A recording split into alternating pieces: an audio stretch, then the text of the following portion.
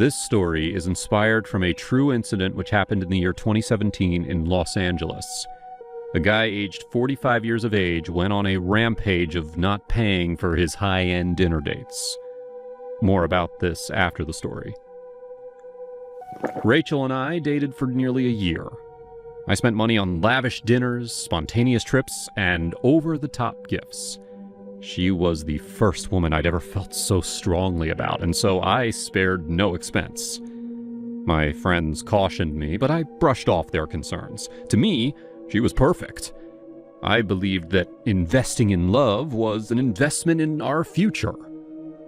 When I finally found out she'd been seeing someone else on the side, and worse, had been bragging about my generosity to her friends, it felt like a piece of my soul had been torn out.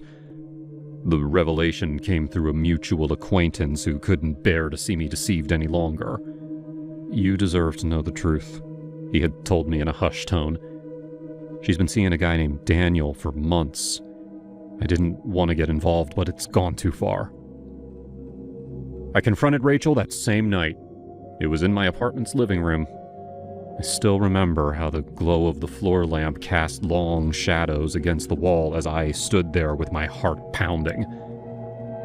"You've been cheating on me, haven't you?" I asked, my voice trembling. She just looked at me, arms crossed, an unrepentant look in her eyes. "Martin, you should have seen this coming. We want different things." "Different things?" I repeated, choking on disbelief. "I thought we both wanted an honest relationship." She shrugged. You're sweet, but not enough. Besides, you're always so eager to pay. I never stopped you, did I?" That night I didn't sleep. Something fundamental in me cracked. And the man who woke up the next morning was not the same as the one who had fallen asleep. I was angry, bitter, and humiliated. For weeks, I refused to talk to anyone. My friend David, my closest confidant, tried to drag me out of my depression, but I would only grunt responses. I was obsessed with the idea that I had been used, that my goodwill was just currency in someone else's game. Months passed. Gradually, I returned to dating, though I was more cautious than ever. During a dinner date with someone named Fiona, whom I had met through a friend, I felt history repeating itself. She kept talking about her expensive tastes and her love of material gifts. My gut twisted with anger at the memory of Rachel. By the time the waiter brought the bill, my date was already expecting me to pay. She tapped her manicured nails on the table as if it were the most natural thing in the world. "Are you picking this up?" she asked, her tone confident. I don't know what overtook me in that moment. Maybe it was the memory of Rachel's smug face, or maybe it was the deep-seated need to protect myself from ever being used again. I shot up from the chair, mumbled something about using the restroom, and slipped out the back door. My heart pounded with adrenaline as I walked briskly away from the restaurant, the cold night air stinging my skin. I imagined the shock on Fiona's face when the waiter would return to find me gone and her alone with the bill. I should have felt guilty. Instead, I felt a twisted kind of triumph. It was a high, an odd rush that made me feel in control for the first time since Rachel. I told David about it the next day over coffee. "You did what?" He nearly spat out his drink. "Martin, that's messed up. Why would you do that?" I shrugged, trying to appear nonchalant. "She was just another gold digger, man. She didn't care about me, only what I could buy for her." He shook his head disapprovingly. "I get that you're hurt, but this is not a healthy way to cope. You're going to attract the wrong kind of attention." Soon, I found myself concocting a plan. I started visiting dating apps and intentionally looking for profiles that hinted at a history of cheating or boasted about wanting someone who could afford luxury. It wasn't hard to find them. People can be surprisingly open about their desires online. Once I identified a target, I would strike up a conversation, making sure to dangle just enough hints about my own so-called wealth to pique their interest. My next victim was a woman named Sylvia, who boasted in her profile about wanting the finer things in life and being allergic to cheap dinners. I found her transparent greed oddly convenient. I matched with her and we chatted for a week. When we finally met at a top-tier steakhouse, she didn't hesitate to order the most expensive entree. She spent the entire night telling me about her needs and how she only dated men who could afford her lifestyle. My blood simmered as she talked. It was like listening to a remix of Rachel's old lines. When the waiter slid the bill onto our table, I excused myself to take a phone call. I vanished into the night once more, leaving her to foot the exorbitant check. Words of my stunts began to spread, though I was careful not to use my real name on these dates. I created false identities, used different phone numbers, and always picked restaurants scattered across the city. To me, it felt like a game of cat and mouse, and I was winning. Every time I left a woman scrambling to pay, I felt a grim sense of victory. Of course, not everyone took it lying down. Some of these women complained to restaurant managers, who, in turn, started reporting these incidents to the police. A few recognized me on social media and posted warning messages. David caught wind of one such post online and confronted me in person. "Martin, you need to stop this," he said, pulling out his phone and showing me a screenshot of a furious rant from one of my dates. "They're calling you the dinner skipper. It's not a good look, man." I rolled my eyes. They can call me whatever they want. I'm done being someone's checkbook. "You're gonna get caught," David insisted, face red with frustration. "And then what? You'll end up in jail with a record for fraud or theft or something worse." I waved him off. "I'm not stealing. I'm just leaving. They can't pin me for that unless they have proof. Besides, these so-called victims are not exactly saints themselves." Next, I matched with Linda, a woman whose profile boasted about her taste for designer clothes and upscale vacations. She wrote that she cheated on past partners because they were too boring. In my warped mind, she was the perfect candidate for a lesson. I set up a dinner at one of the most exclusive French restaurants in town, the kind where reservations are made months in advance, and the bill alone could bankrupt someone with an average salary. When Linda arrived, she was wearing a dress that probably cost more than my monthly rent. She smiled sweetly, though her eyes seemed to size me up like a prize steer. We ordered champagne, escargot, and a main course that included a heaping portion of lobster. As the night wore on, she talked about her many admirers, how some had funded her shopping sprees, and how she expected nothing less from a potential partner. I forced a charming smile through all her stories, making sure she believed I was enthralled. The second the waiter placed the check on the table, I pulled out my well-practiced excuse about stepping outside to take a call. I grabbed my coat and walked confidently toward the door. The moment I stepped outside, two men in dark suits approached me. One flashed a badge. My heart plummeted. "Martin Reeves?" the man asked sternly. I hesitated. "Who's asking?" He pocketed his badge. "We've had several reports of you leaving women to foot the bill. Complaints from restaurant owners, too. You're under arrest." I froze, half in disbelief. Behind me, Linda stood in the doorway, arms crossed, an icy look of triumph on her face. "Guess I'm not the only one who likes to cheat people," she spat. They handcuffed me right there on the sidewalk. A small crowd gathered, whispering and taking pictures with their phones. The adrenaline that once fueled my escapes now turned to cold sweat trickling down my back. I was driven to the station, processed, and locked in a cell that reeked of stale sweat and cheap disinfectant.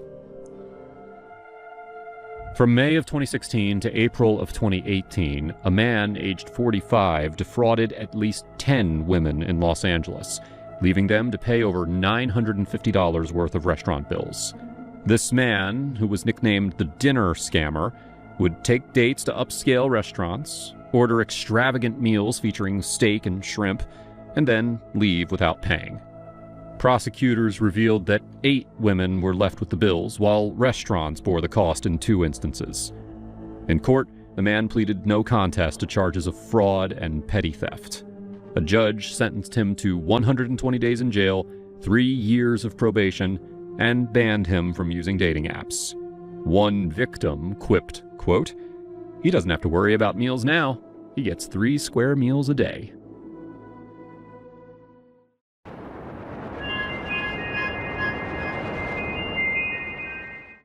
This story is inspired from a true incident that happened in the year 2015 in New York in a beauty salon.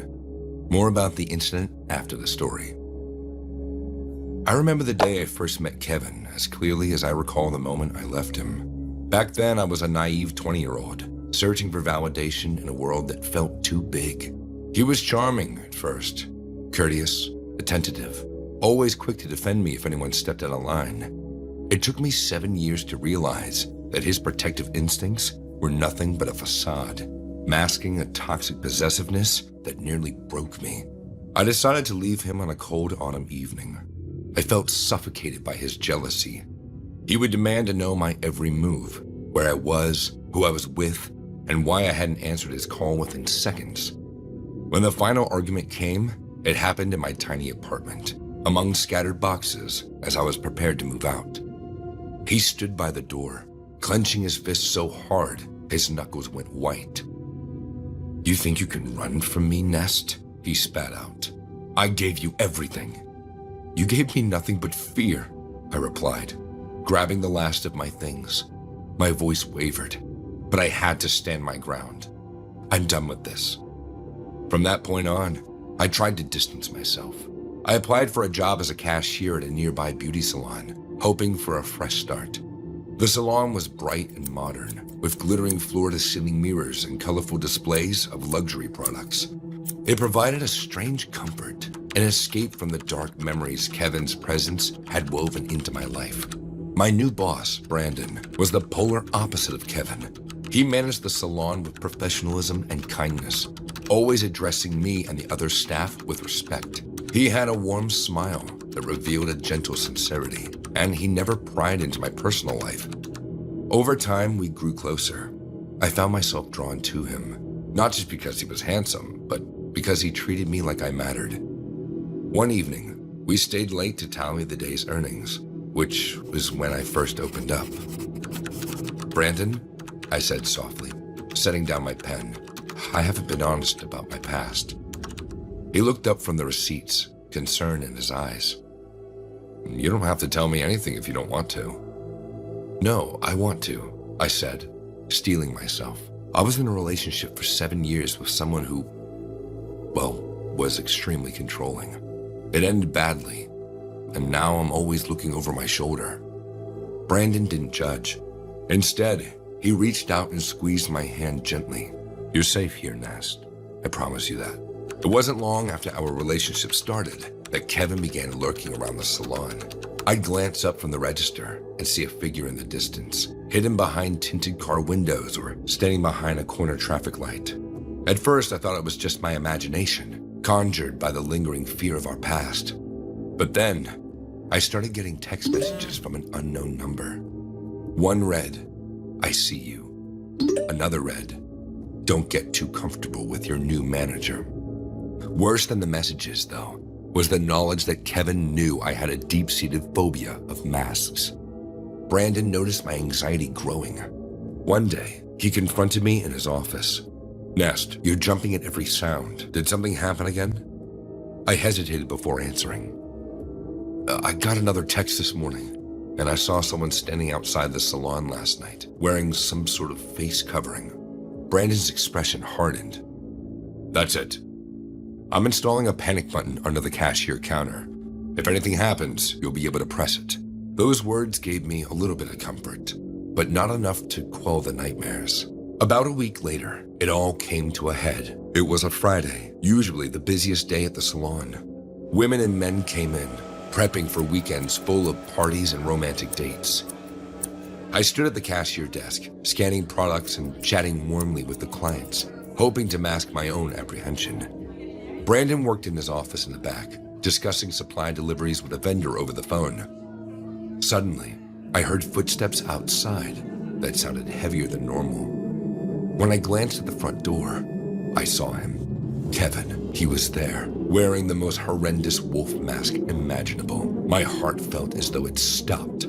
He pushed the door open. Immediately, all conversation in the salon had died.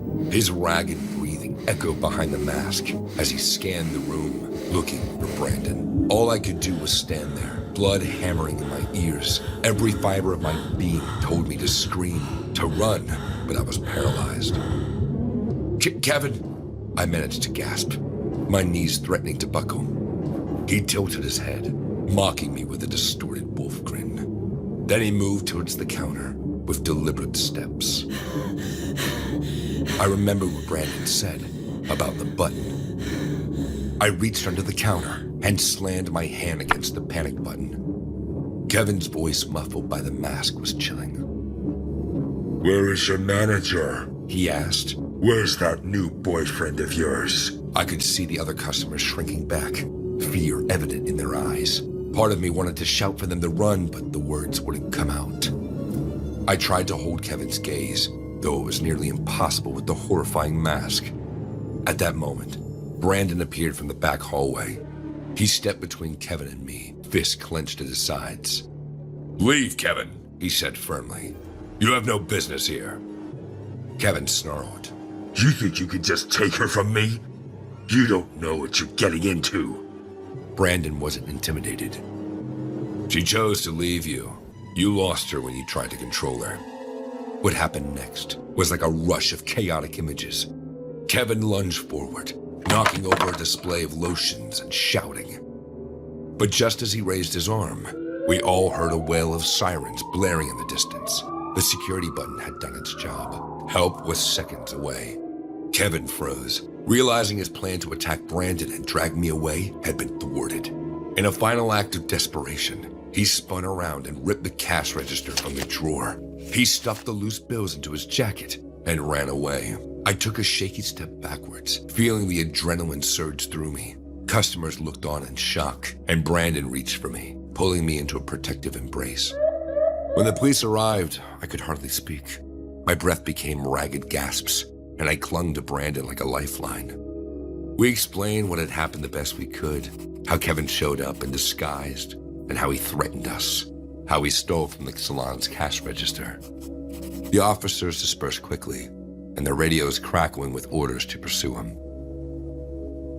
In April 2015, a masked robber struck a New York beauty salon in Spring Valley. Wearing a wolf's mask, the suspect entered Kelly's unisex salon at 4 p.m., brandishing a knife and demanding cash. The frightened employee, a 31-year-old woman, placed the money into a backpack he provided before he fled the scene. She was unharmed and quickly called 911. Authorities released surveillance footage to aid in identifying the suspect, described as 5'4" to 5'7", with a medium build. The police continued their search, urging the public for any leads.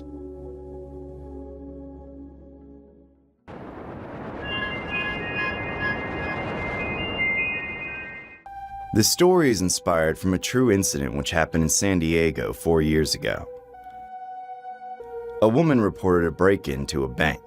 More about the incident after the story. I'd been on the streets for months, drifting from one bustling neighborhood to another. In that time, I met all kinds of drifters and mischief makers. My two closest pals were Marty and Lucy, both as fond of shortcuts and thrill-seeking as I was. Marty had once orchestrated a string of petty restaurant thefts, and I joined him whenever I felt especially hungry or bored. Lucy, on the other hand, was the brains of our trio. She could charm her way into any party or building, spinning tales so convincing you'd swear she was royalty.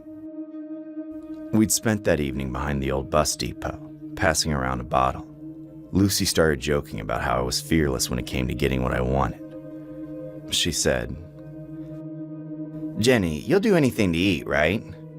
I laughed, a warm buzz in my head. You know me too well. "Food first, trouble second." Marty leaned in, eyes dancing with the kind of excitement only booze can bring. He said, "I dare you to sneak into the nearest building and use their microwave to heat up these." He pulled 2 frozen Hot Pockets from his coat pocket, brandishing them like they were contraband. "You're out of your mind," I replied, laughing. But I was already intrigued. As someone who once stole lobster from a 5-star restaurant's kitchen, I wasn't exactly above a foolish dare. Plus, the thought of that warm, gooey snack had my stomach growling. "It'll be fun," Lucy chimed in. "Think of it like our signature stunt. No one else would be crazy enough to do it." I grinned, grabbed the Hot Pockets, and shoved them into my own pocket. I was wearing a black hoodie, black pants, basically dressed like a stereotypical robber. We stumbled down the street until we spotted a tall building with bright lights still on. I assumed it was just another office complex, maybe with a staff lounge that had a microwave. In my drunken state, I ignored the giant bank logo shining above the entrance. Lucy nudged me. "Go on, Jenny. Show 'em what you're made of." I took a deep breath, pulled the hood over my head, and slipped through the front doors. It was late, so the lobby was almost empty. In my hazy mind, I thought I could just sneak around until I found a break room or something that resembled a kitchen. The security guard was nodding off at his post, and I slunk past him, heart pounding in my chest. I should have realized something was wrong when I noticed bulletproof glass windows and huge steel doors leading to rooms marked vault. But I was on a mission for a snack, so I didn't dwell on it. Finally, I spotted a small staff lounge tucked in the corner. I let out a little whoop of triumph when I saw a microwave on the counter. I popped in the first Hot Pocket, pressing the start button.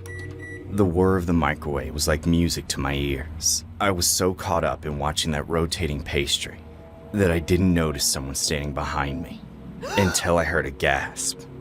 A woman in a blazer stood there, eyes wide with alarm. Before I could speak, she bolted out of the lounge. Panic lanced through me, but all I could think was I better grab my Hot Pocket before I run. "Stop! You're not supposed to be here!" The security guard shouted, charging into the room. But it was too late for warnings. The woman had already called the police, convinced I was some armed burglar. Sirens wailed in the distance, and my heart sank. "Just my luck," I muttered, yanking open the microwave to grab my barely warmed Hot Pocket. Marty and Lucy were nowhere in sight, probably waiting for me outside. Or maybe they run off once they realized which building I entered.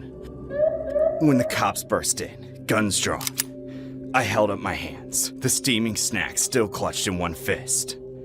One officer, a tall, gruff-looking man, blinked in confusion. "What the? Are you heating up food?" he asked, disbelief dripping from every syllable. "Listen, it's not what it looks like," I stammered, half laughing and half terrified. "I was just warming up dinner." The second cop, a wiry woman with sharp eyes, took one look at my clothes and shot back. "Oh, I'm sure this is just a big misunderstanding, right?" I shrugged, trying to stay calm. "I swear I didn't mean to break in. I'm just hungry." But there was no mercy in their eyes.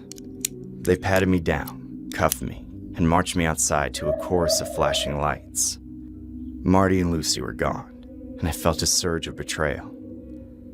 My so-called friends had dared me into this fiasco and then vanished when the heat got too intense. 4 years ago, on a quiet Wednesday morning in Chalice View, San Diego police responded to a security alarm at a Wells Fargo bank. Arriving just after 3:15 a.m., officers discovered a shattered window and learned from security cameras that a man was still inside. The suspect, a homeless man seeking food, broke in to heat Hot Pockets in the break room microwave, eating 2 sandwiches before being apprehended.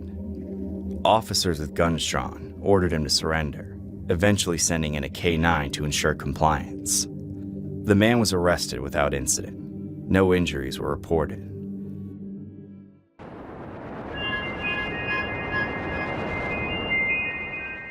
It was going to be one of the best days of my career. It had been a long couple of weeks of interviews, reference checks, and phone calls, but I'd finally gotten the new job. I put on my new outfit and checked myself in the mirror after a minute of patting my cat who slept on the corner of my desk. I knew that my father would have been proud had he seen me come this far.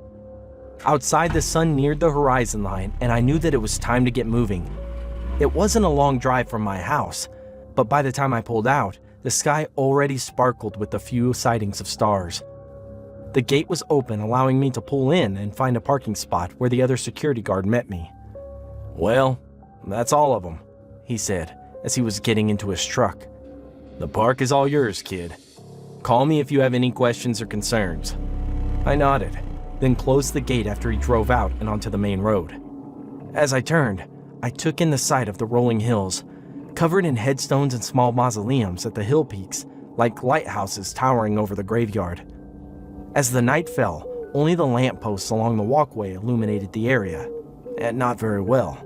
Though the graveyard was massive and they'd permitted me the use of the golf cart, I decided to walk for the first night. It was nice to take my time to learn the area.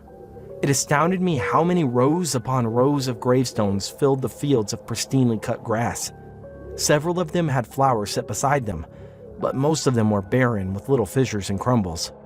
Being one of the largest graveyards in the States, the place was constantly growing and expanding new plots for the never-ending supply of the dead.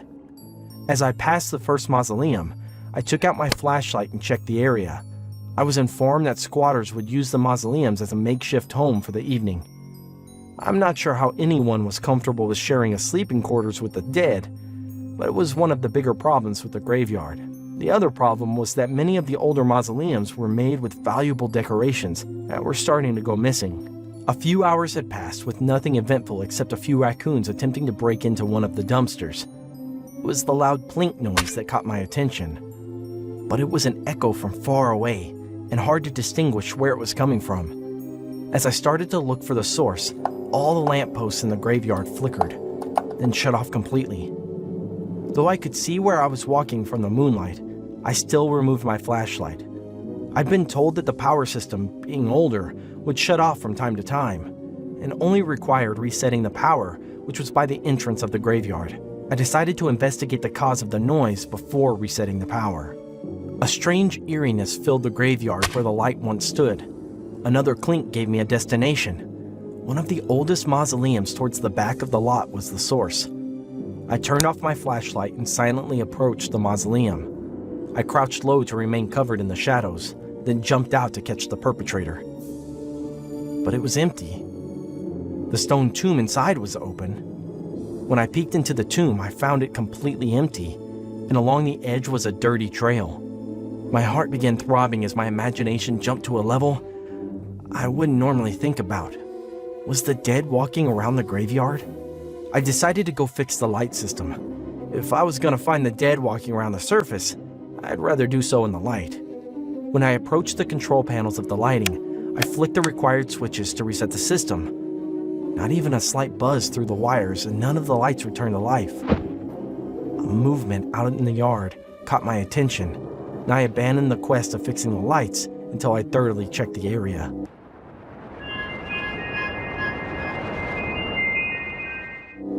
I took silent steps as I approached the area, and I could hear little shuffles of movement. I leaped from my hiding spot, and my heart sank as my fears stood before me. A skeletal face looked at me from a mossy, leaf-covered body.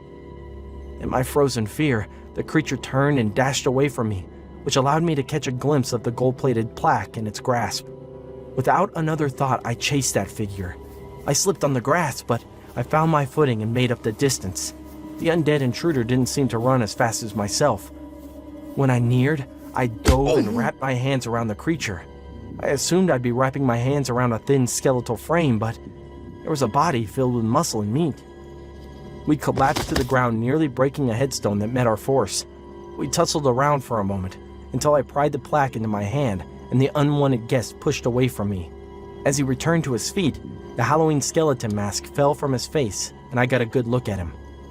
I considered holding him down, but there would be no use in it as I had nothing to bind him, so I let him free, where he ran towards the border of the graveyard and vanished into the night. The police took their sweet time arriving at the area where I filed my report, and we searched the light systems to find that the wires had been cut in several places. Upon further searching, we found the location of the stolen plaque, as well as a grave that had been dug up. Who knows what sort of things he found buried with the dead, if anything at all. The undertaker wasn't thrilled about the handiwork, but it wasn't too hard to set the place back into order. I got the system fixed and recommended a few things to my boss so that we could keep the masked bandits from getting off with anything valuable from the graveyard. Though I described the robber to the police, I know that he's still out there stalking graveyards under the guise of the dead, prying cheap finds from the dead.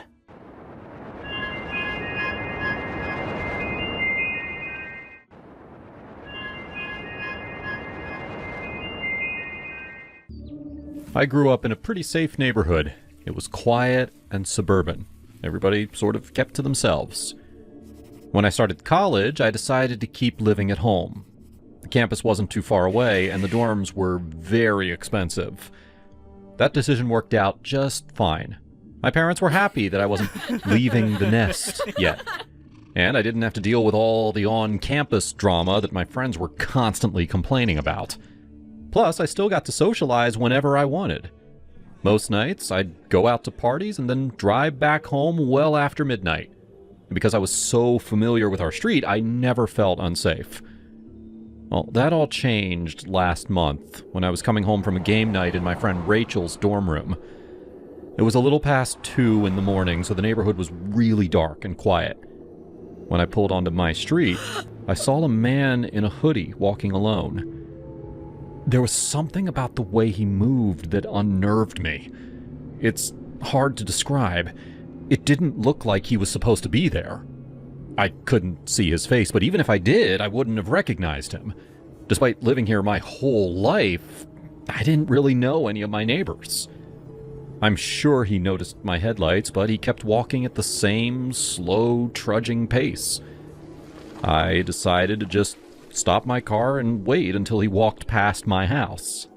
I didn't want to get out until he was far away. He kept walking, head down, body stiff. I noticed that he kept one hand in front of him, as if he was hiding a weapon or something. Finally, he made it past my house and disappeared into the shadows. I tried to tell myself there was nothing to be afraid of. He's just a neighbor. He's minding his own business. Still, my heart was pounding as I drove the rest of the way to my house. I pulled into the driveway and switched off the engine. Before I got out, I looked all around to make sure that the stranger wasn't there. At this time of night, with the yard covered in long shadows, my own home looked so unfamiliar. "You can do this. Just get your keys ready and run to the front door." I kept my keys between my fingers in case I needed to use them as a weapon. Then, I took a deep breath and jumped out of the car. I ran up my porch and I struggled to open the lock. My hands were shaking horribly, so it took me a few tries. I looked over my shoulder. I swear I heard someone.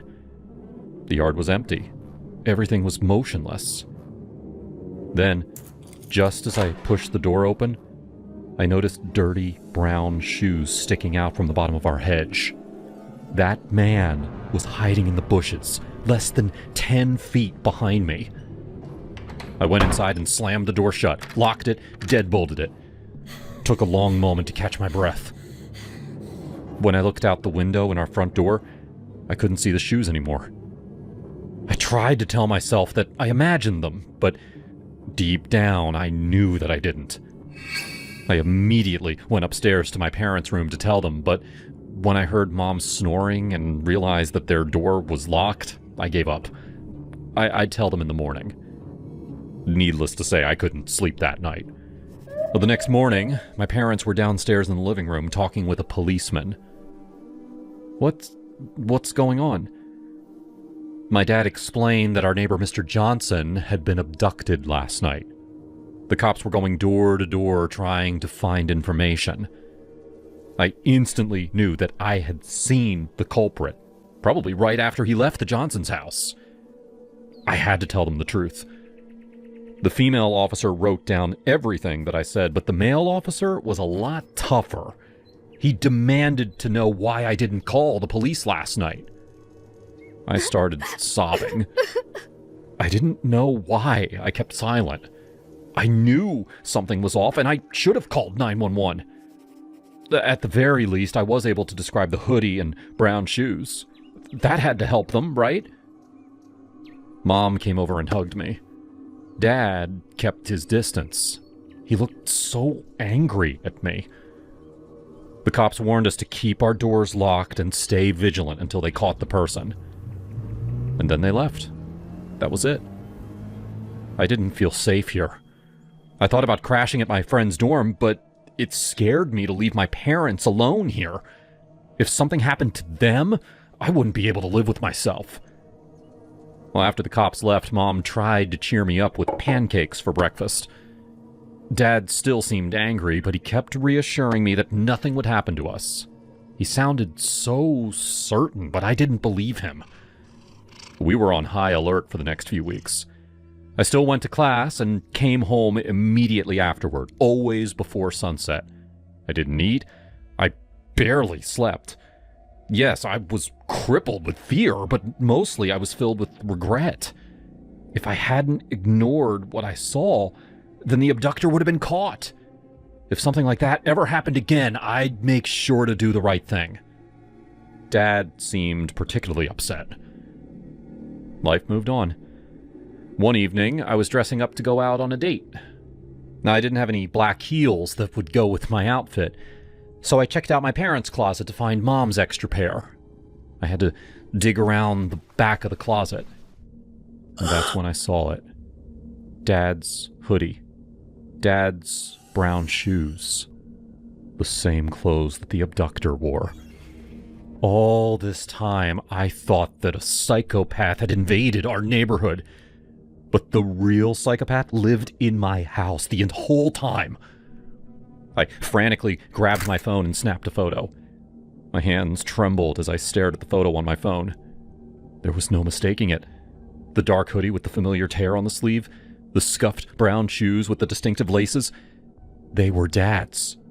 The man I'd seen that night, the one hiding in our bushes, was my own father. I couldn't breathe. Without thinking, I bolted out of the closet and ran downstairs, my bare feet slapping against the wooden floors. "Mom!" I gasped, shoving the phone toward her in the kitchen. She was wiping down the counter, but she turned slowly at my voice. "Look at this!" I whispered urgently. "I found these in the closet. The hoodie, the shoes. They're Dad's. He was the one on the street that night. The one who took Mr. Johnson." Mom glanced at the screen, and instead of horror, a strange calm settled over her face. "I know," she said quietly, setting the dishcloth aside. "You know?" My stomach dropped. Shock hit me like ice water. Dad abducted Mr. Johnson? He's been keeping him in the basement? Torturing him? She nodded, her eyes steady but distant. "Yes, that's where he goes at night. He's been handling things down there since that night." I stared at her, my mind reeling. This was my safe suburban home. My ordinary parents. "Why, Mom? How could you let this happen? We have to call the police. We have to stop him." She shook her head firmly, refusing to meet my gaze fully. "It's complicated, sweetheart. Some things are better left in the past. Your father had his reasons, and I stand by him. This is family business now. No police." I couldn't believe what I was hearing. Desperate, I rushed to the basement door at the end of the hallway and twisted the knob hard. It was locked tight with a heavy padlock I had never noticed before. I rattled it frantically, pulling and yanking until my knuckles hurt. "Mom, please, give me the key. We can't just keep a man prisoner down there." She placed a gentle but firm hand on my shoulder. Leave it be. Everything will be over soon. Go upstairs and try to rest. The rest of the evening dragged by in tense silence. Dad came home acting completely normal, chatting about his day over dinner as if nothing had changed. I could barely eat, my thoughts spinning. That night, sleep wouldn't come. I tossed and turned in bed, every creak of the house making my heart race. Images of the hooded figure, the shoes in the bushes, and now the locked basement flooded my mind. Around 2 a.m., I couldn't take it anymore. I slipped out of bed, grabbed a flashlight, and crept downstairs. I remembered the spare key that Dad sometimes left in the kitchen drawer. My fingers shook as I found it and unlocked the basement door. The stairs creaked under my weight as I descended into the damp, musty air.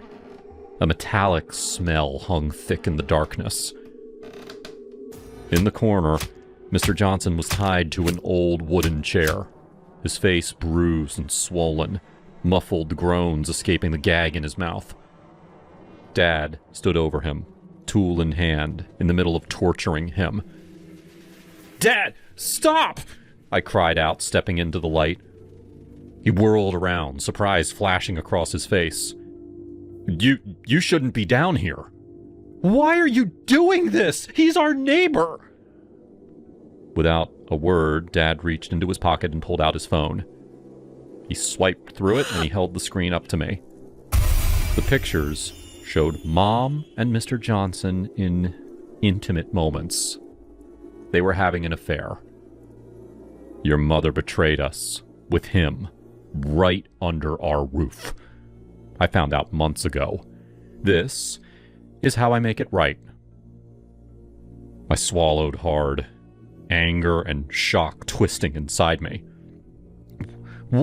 What's your endgame here, Dad? You can't keep him forever." A grim smile crossed his face. "Tonight is the last night we'll be seeing Mr. Johnson. By morning, it'll all be over. Then we lock the basement forever. No one will ever know." I stood there, my parents trying to protect their relationship. I was impressed by their cold resolve, by how they had kept this secret and ended the threat.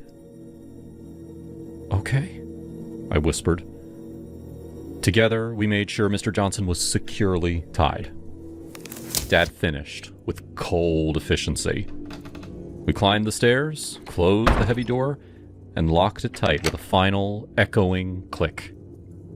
Without another word, we went upstairs. For the first time in weeks, I slept soundly. The neighborhood quiet once more. Hey fam, Mr. Broccoli this side. Do subscribe and hit the like button if you're enjoying this video.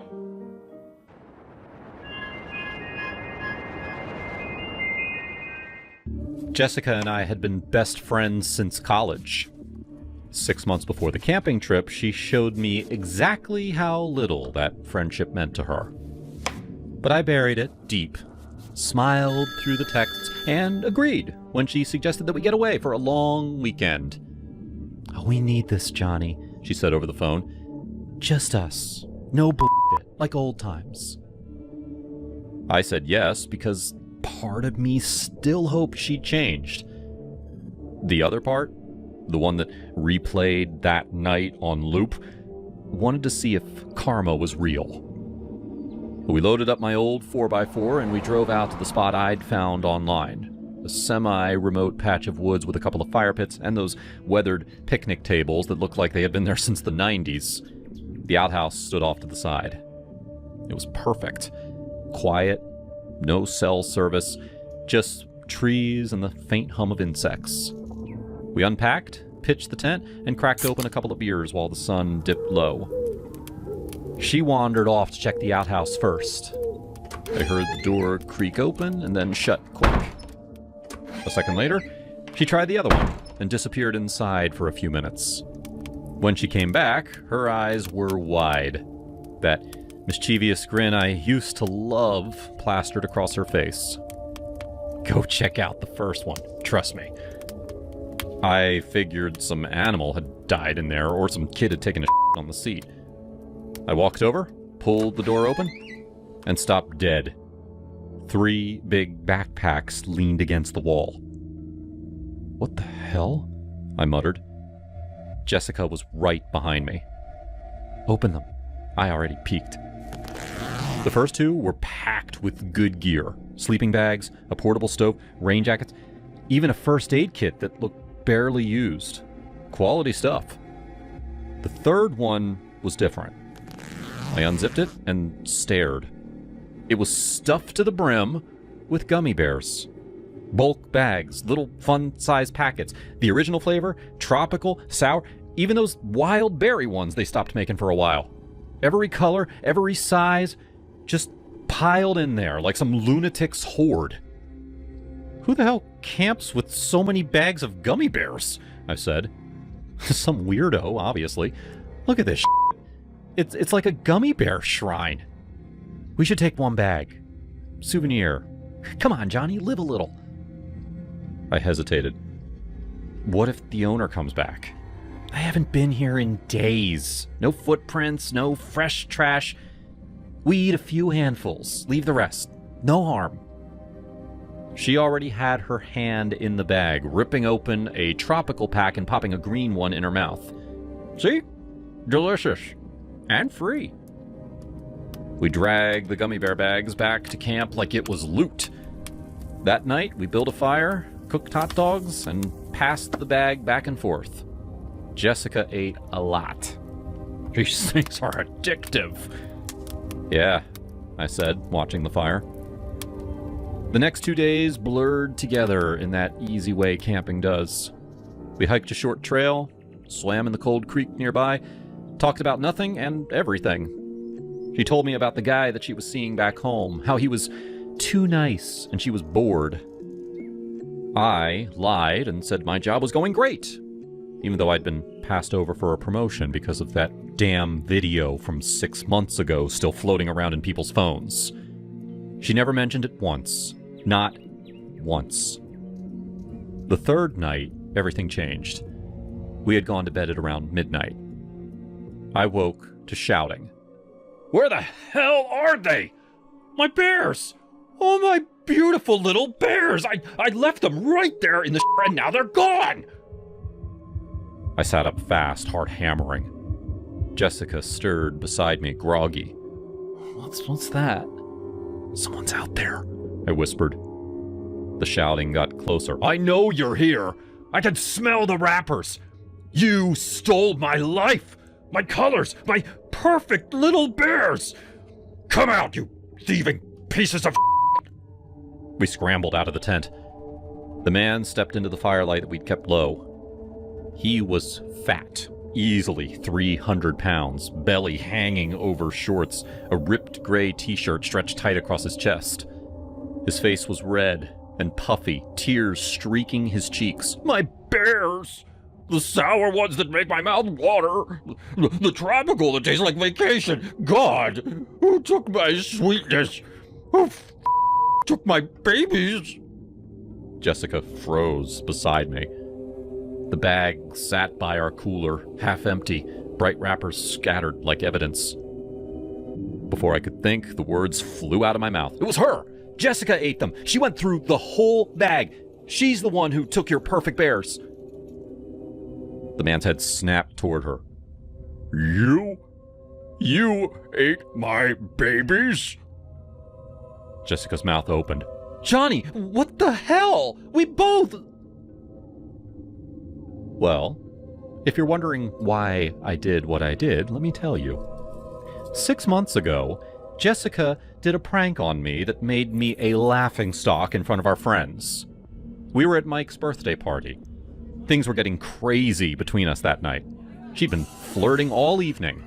We slipped into the back bedroom. She tied my wrists to the bedpost with her scarf, blindfolded me, and said it was going to be the best night of my life. And then suddenly, the blindfold came off and the lights flipped on. All our friends, the whole crew, were standing there, laughing. She had texted them the second I was tied up. They saw everything. Now, a confession here. I'm tiny, if you know what I mean. They took pictures, videos. The group chat blew up for weeks. Tiny, tied-up Johnny, the human piñata, the baby corn man. Girls stopped talking to me. My boss saw one of the clips somehow, and I lost the promotion I had been working on for a year. Now, she told me later it was just a joke to loosen me up, that I took it too seriously. But she knew exactly what she was doing. She took everything from me.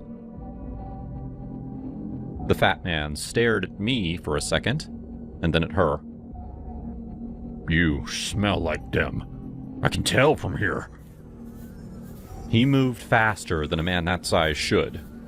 Jessica screamed and tried to run, but he caught her around the waist, lifting her up off the ground like she weighed nothing. Yeah. You do smell like my gummy bears. Sweet, fruity, all the flavors I love. You stole them, so now you're mine. Johnny, help me! Get him off! Johnny, please don't just stand there, you I didn't move. The fire crackled. The man laughed. I started dragging her backward into the trees. Come on, sweet thing. We're gonna have a rainbow party. Her screams faded into the dark. Johnny, you coward! I hate you! Then nothing. Just crickets and the fire popping. I stood there a long time. My hands weren't even shaking. I packed up slow, rolled the tent, loaded the 4x4. I left the 2 gear bags and the rest of the gummy bears right where they were. Drove out before dawn. The whole way home, I felt lighter than I had in months. Karma. Simple as that. I got back to my apartment and I didn't tell a soul. A week later, Jessica showed up at my door.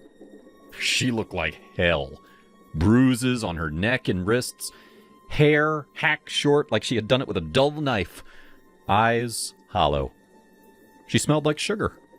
She didn't come inside. She just stood there on the welcome mat and said, "He kept me in a tiny old house, tied me to a chair, melted the gummy bears.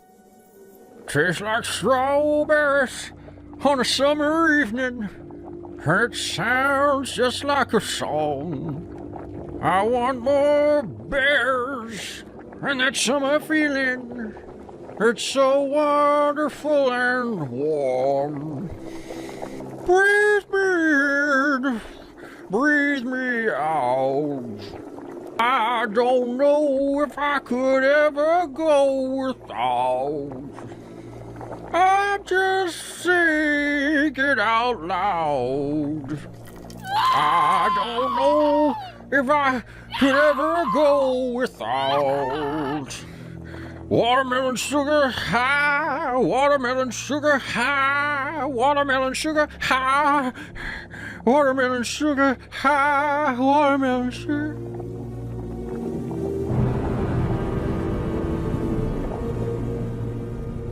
This is not the end of it. He made me eat more gummy bears until I puked. Told me I was his new stash. Said I tasted better than the sour ones. I got away when he passed out on the candy wrappers. Walked 2 days. You gave me to him. On purpose. Yeah, I did. She left without another word. We haven't spoken since. Now, 2 days after that, the cops called. Some ranger found the site, the bags, signs of a struggle. They summoned me for questioning. I sat in the little room at the station and told them everything, except the part where I felt nothing but relief. We found the backpacks, took 1 bag of candy. Some huge guy showed up screaming about it. Grabbed her. I was scared. I ran. They believed me. Case closed.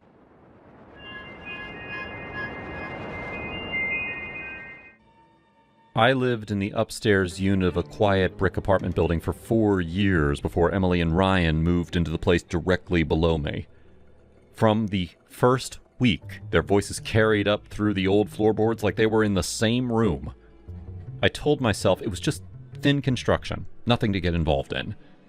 The day they arrived, I helped carry a couple of boxes when I saw them struggling on the sidewalk.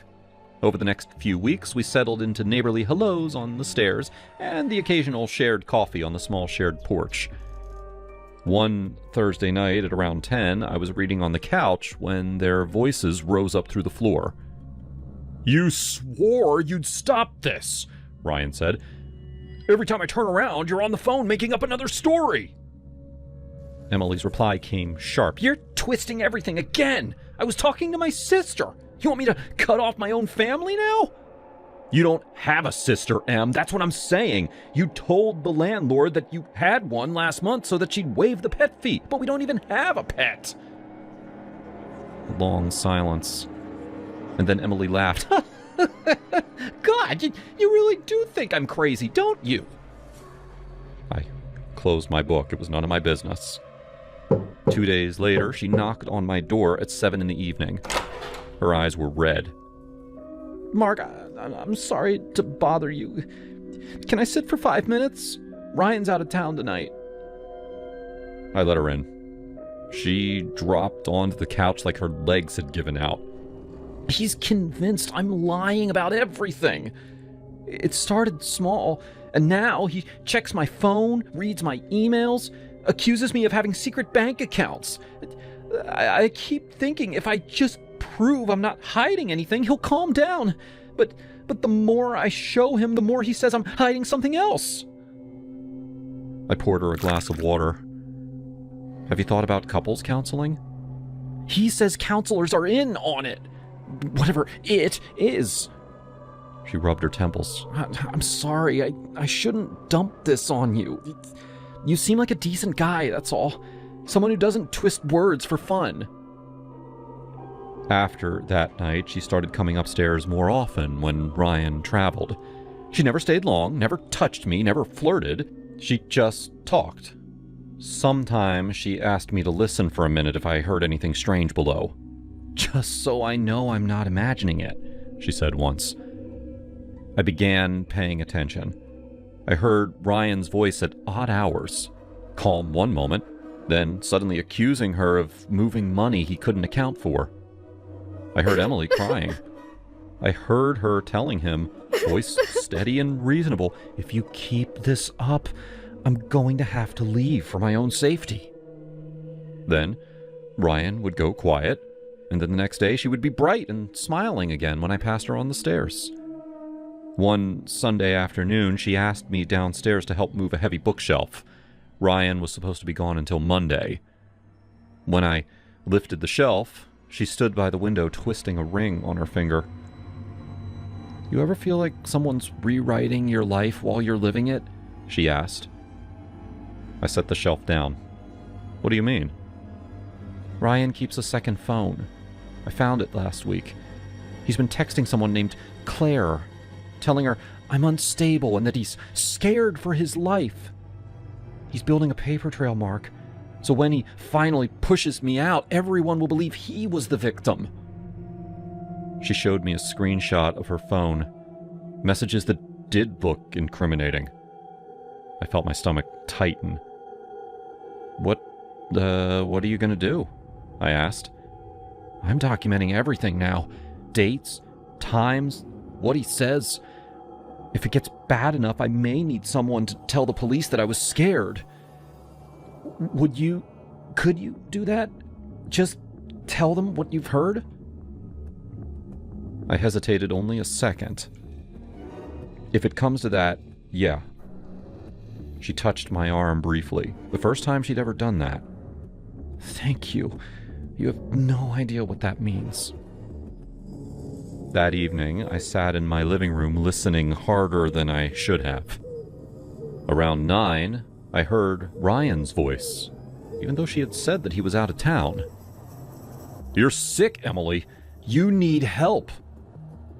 Her reply was ice. And you're going to lose everything if you keep pushing me. I have copies of the transfers, Ryan. Every single one. I froze. Transfers? She had never mentioned money to me. I started noticing other things. When I passed their open window one evening, I heard her alone, speaking in a voice lower and slower than her normal one. He believed the part about the sister. Good. Keep it simple. Then a strange, satisfied chuckle that didn't sound like her at all. The freaky part hit me later that same week. I came home late from a work dinner and I saw Ryan's car in the lot. I decided to drop off the drill that I'd borrowed earlier. Their door was cracked open. I knocked once and then pushed it wider. Emily stood in the middle of the living room in front of a full-length mirror wearing one of Ryan's dress shirts. She was practicing expressions. First a trembling lower lip, and then wide, innocent eyes, and then a sudden hard glare. She spoke to her reflection in the voice that I had heard through the floor. You think you can leave me with nothing? I will burn your reputation to the ground. I'll tell them you hit me. I'll tell them you threatened to kill me. And Mark upstairs will back every word because he already feels sorry for me. She noticed me in the reflection and spun around. For half a second, her face stayed cold and calculating. Then it melted into the familiar wounded look. Mark! God, how long have you been standing there? I stepped back. I was returning the drill. Door was open. She walked toward me slowly, hands open like she was calming a frightened animal. It's not what it sounds like. I was rehearsing what I'm going to say if he tries to turn this around on me. I have to be ready. He's been draining our joint account. I moved some money to protect myself, that's all. He's making me out to be the thief. I wanted to believe her. The version of Ryan I had constructed from her stories was cruel and paranoid.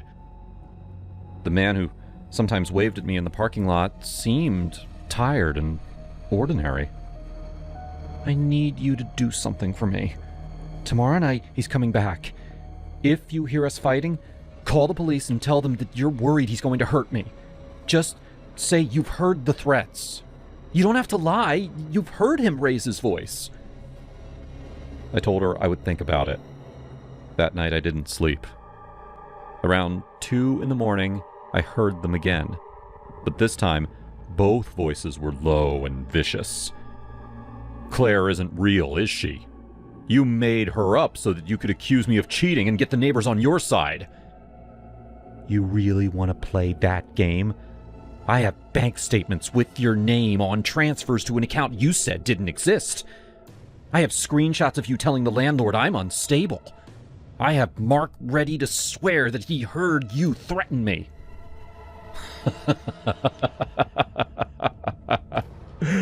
Oh, you're a fucking ghost, Emily. You rewrite every room you walk into.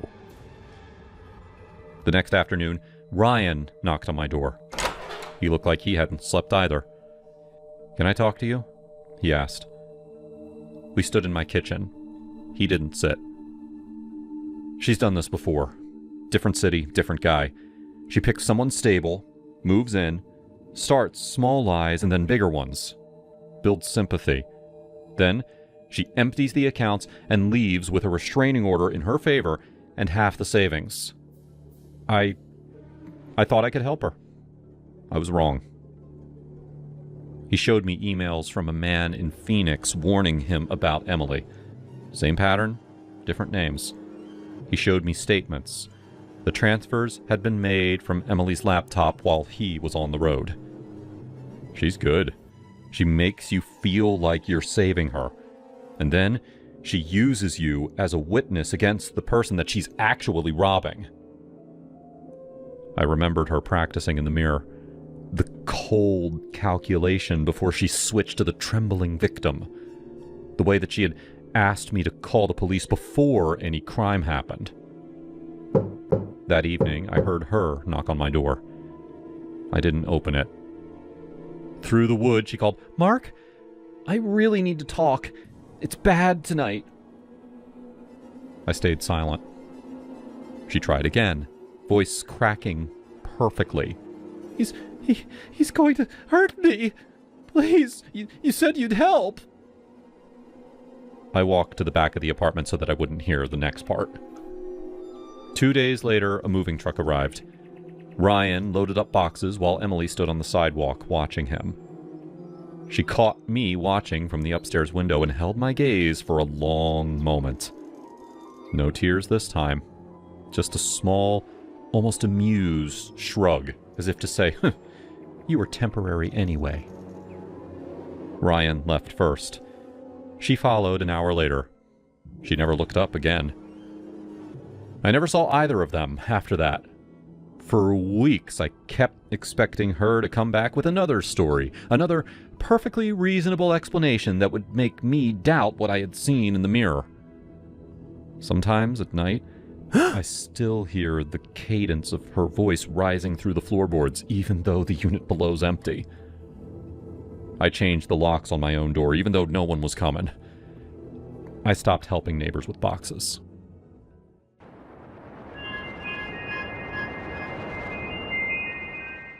Last September, my husband Joe bought himself a motorcycle.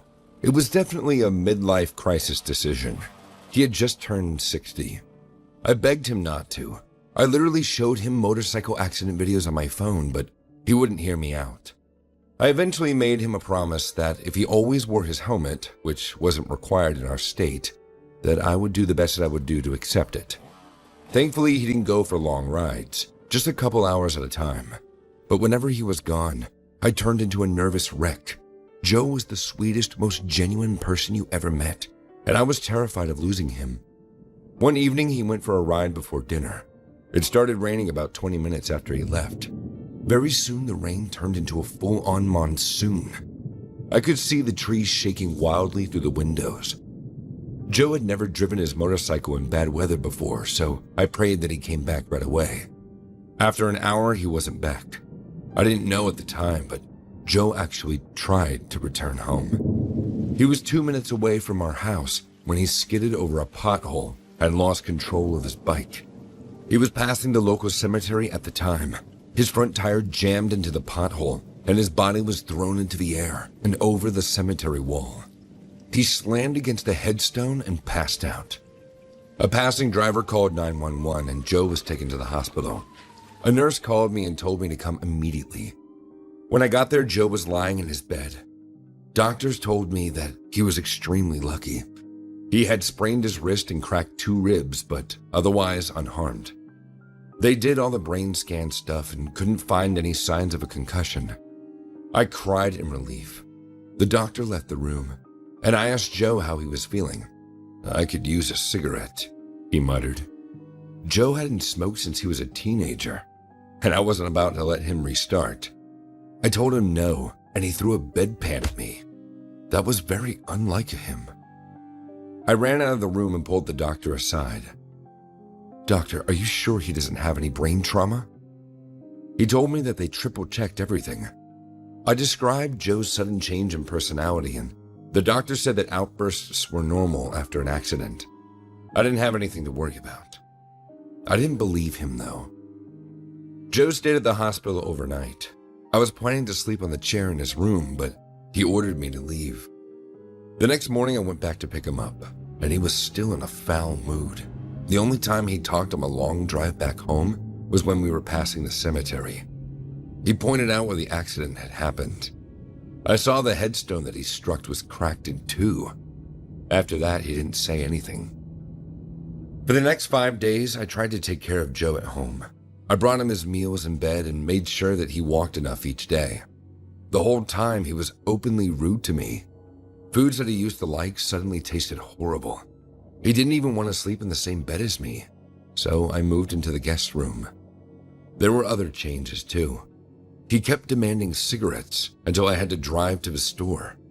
Very soon, our bedroom reeked of smoke. He started using different words. He asked for a pop, even though he always said soda. He sneezed when our cat was around, even though he never had allergies before. And strangest of all, he started calling me Gloria, which wasn't my name at all. At first, I thought it was a joke, but no, he genuinely thought my name was Gloria. I corrected him the first few times, but after a while I started answering to it.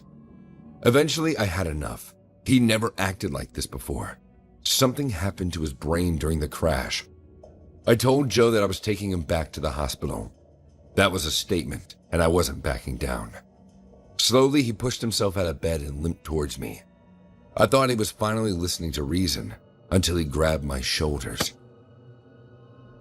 "I'm not going back there, Gloria," he yelled in my face. Then he pushed me against the wall. His face was twisted into pure hatred. I ran.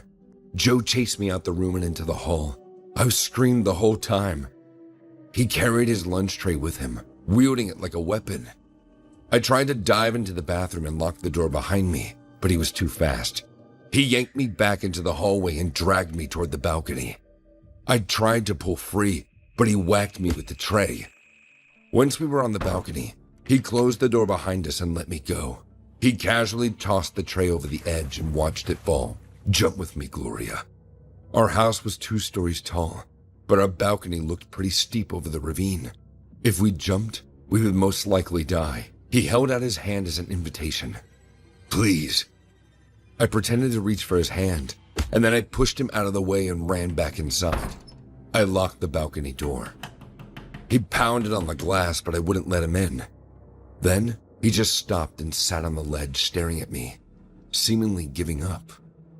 I ran into the other room and grabbed my phone, but when I came back, the balcony was empty. I opened the door and looked down into the ravine, but I couldn't see his body. Did he climb down the wall? Was that even possible? I went downstairs and looked all around the house, but he was gone. I got into my car and drove around the neighborhood looking for him. It was the middle of the night, and I didn't see anything in our dark street. I was too afraid to go back home, so I decided to keep driving and go to the police station for help. On my way, I passed a cemetery. I saw a still broken headstone, but this time, there was an old woman standing in front of it. I don't know why, but something compelled me to stop the car and talk with her. I parked a few feet away and joined her in the cemetery. The name broken on the headstone was Joseph, just like my husband. I introduced myself to the woman and asked her why she was here. "I heard my ex-husband's grave was defaced. I had to see it for myself," she said. "I'm so sorry about that." "Don't be," she explained. "I'm glad it's broken." She said that her dead husband was violent, a chain-smoking psychopath. He spent the last 3 years of his life in a hospital for the criminally insane. He was a terrible person. I told him I would never be putting my name next to his. I asked her what her name was. She turned to me, looked me dead in my eyes, and told me her name was Gloria. As Gloria talked, all I could think about was my Joe. This woman's dead husband sounded exactly what my husband was going through, how he acted. Had the spirit of this man possessed Joe? That would explain all his changes. Then again, so would a concussion. Eventually, I told myself that I was reading too much into things. Ghosts weren't real. Dead people couldn't possess you. It was all a weird coincidence. The woman asked me why I'd come, and I told her for no reason. Then I waved to her and left. To this day, my husband is still missing. The police searched the area around my house, including the ravine, but they couldn't find him. I don't expect to ever see Joe again. But if you do, I don't think it's him anymore.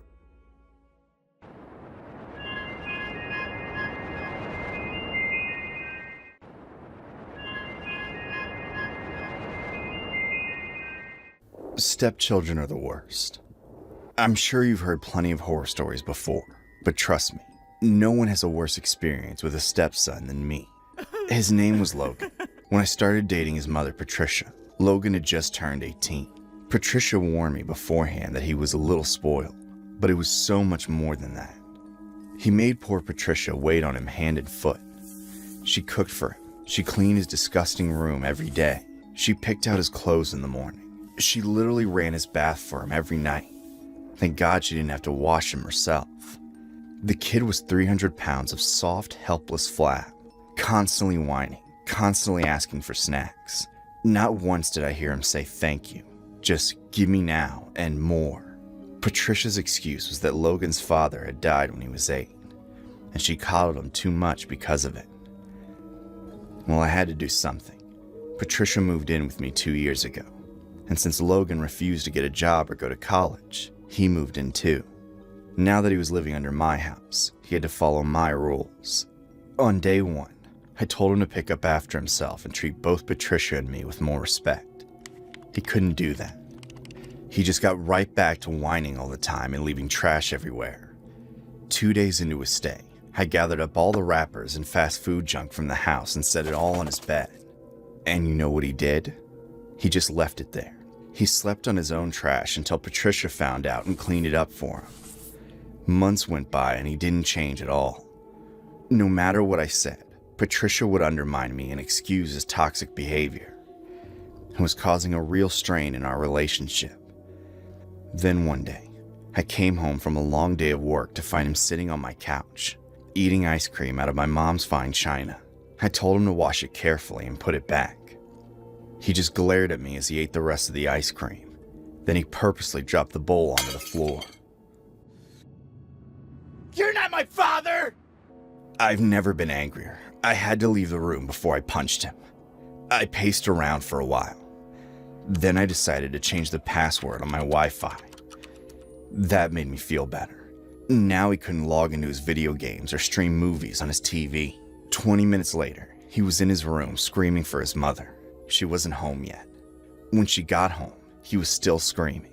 I calmly showed her the shattered china on the tile and explained what had just happened.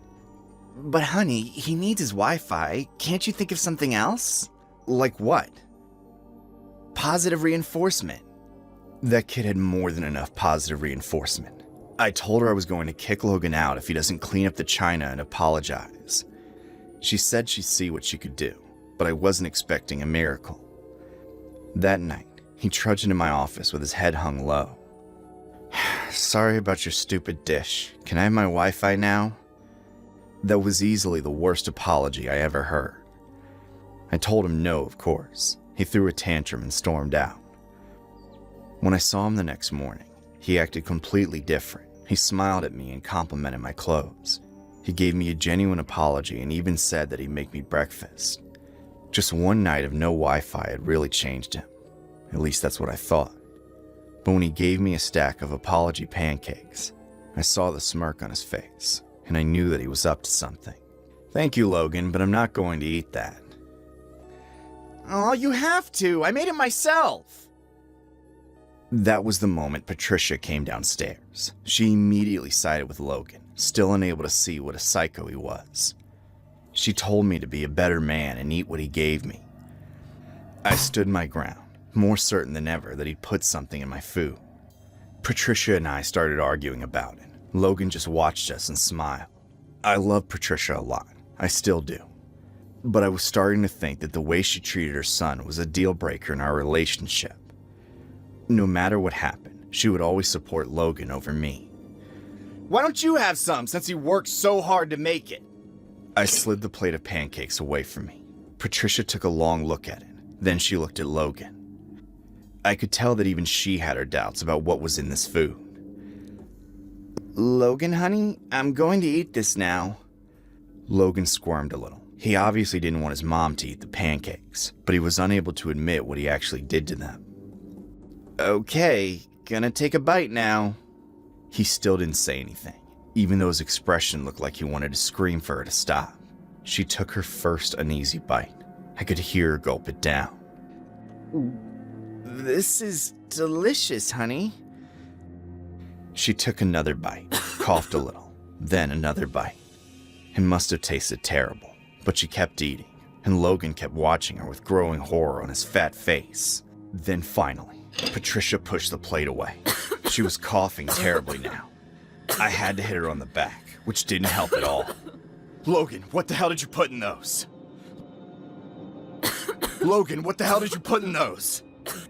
Nothing. Patricia went to the hospital. She had her stomach pumped and had to get surgery on her throat. We didn't realize until afterwards that Logan had ground up my mom's broken bowl and sprinkled the shards in the pancake. The doctors figured it out. Patricia almost died and her son still wouldn't admit what he did. I was at her bedside in the hospital when she finally woke up from surgery.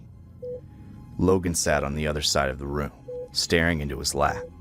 I told Patricia what the doctors told me about the broken shards of china. Then I waited for her response, silently praying that this would finally be the moment she did something about Logan. She still couldn't speak, so she wrote something on her whiteboard and showed it to Logan. It was a question. "Did you do that?" Logan crossed his arms petulantly. "Yeah, but it was totally an accident. I have no idea how it got in the pancakes." Patricia's face was blank.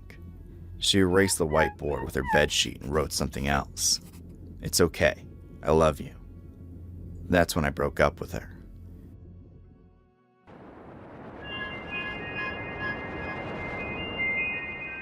This happened 5 years ago. It was late summer in the Pacific Northwest. I'd just moved to Seattle for a job in graphic design, feeling that mix of excitement and loneliness that comes with starting over in your late 20s. I decided to hit the trails at Cougar Mountain. Ironic name, right? To clear my head. That's where I met him, Mark. He was fiddling with his backpack at the trailhead, looking a bit lost himself. "Hey, you know if this loop is easy?" I asked, breaking the ice. I wasn't usually the type to chat up strangers, but something about his easy smile made me bold. He glanced up, eyes crinkling. "First time here, too?" "Name's Mark." "Yeah, it's supposed to be straightforward. One company? Safety in numbers and all." We started walking, the conversation flowing like we'd known each other for years. He was a software engineer, divorced a year ago, looking for a fresh start. We talked about everything. Favorite books, bad exes, the way city life grinds you down. As the sun dipped lower, the trail got narrower, shadows stretching like fingers across the path. "Shit, did we miss the turn?" I muttered, checking my phone. No signal, of course. Mark pulled out a crumpled map. "Let's backtrack. Can't be far." But we were wrong. Night fell fast, the kind of dark that swallows you whole. Our flashlights cut thin beams through the trees, and the woods came alive with rustles and snaps. That's when the real fear crept in. We were lost, properly lost, and the temperature was dropping. "Stay close," he said, his voice low. "We'll figure this out." I nodded, my heart pounding, not just from the hike. There was something electric about being out there with him, vulnerable and raw. We kept talking to keep the panic at bay, about our dreams, our fears. "I've always wanted to travel more," I confessed, "but life's gotten in the way."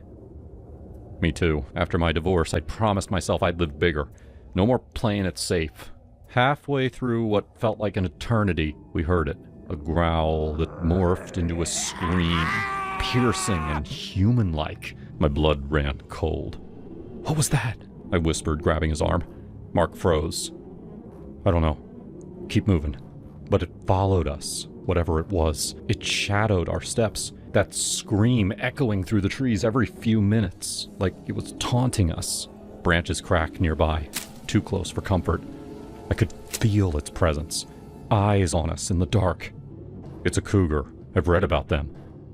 They stalk prey like this. Terror gripped me. My mind flashed to every horror story I'd heard. Women alone in the woods, never seen again. But Mark pulled me closer, his body heat seeping through my jacket. "We're in this together. I won't let anything happen to you." Adrenaline surged, and I turned to him, our faces inches apart under the moonlight's glow. He didn't hesitate.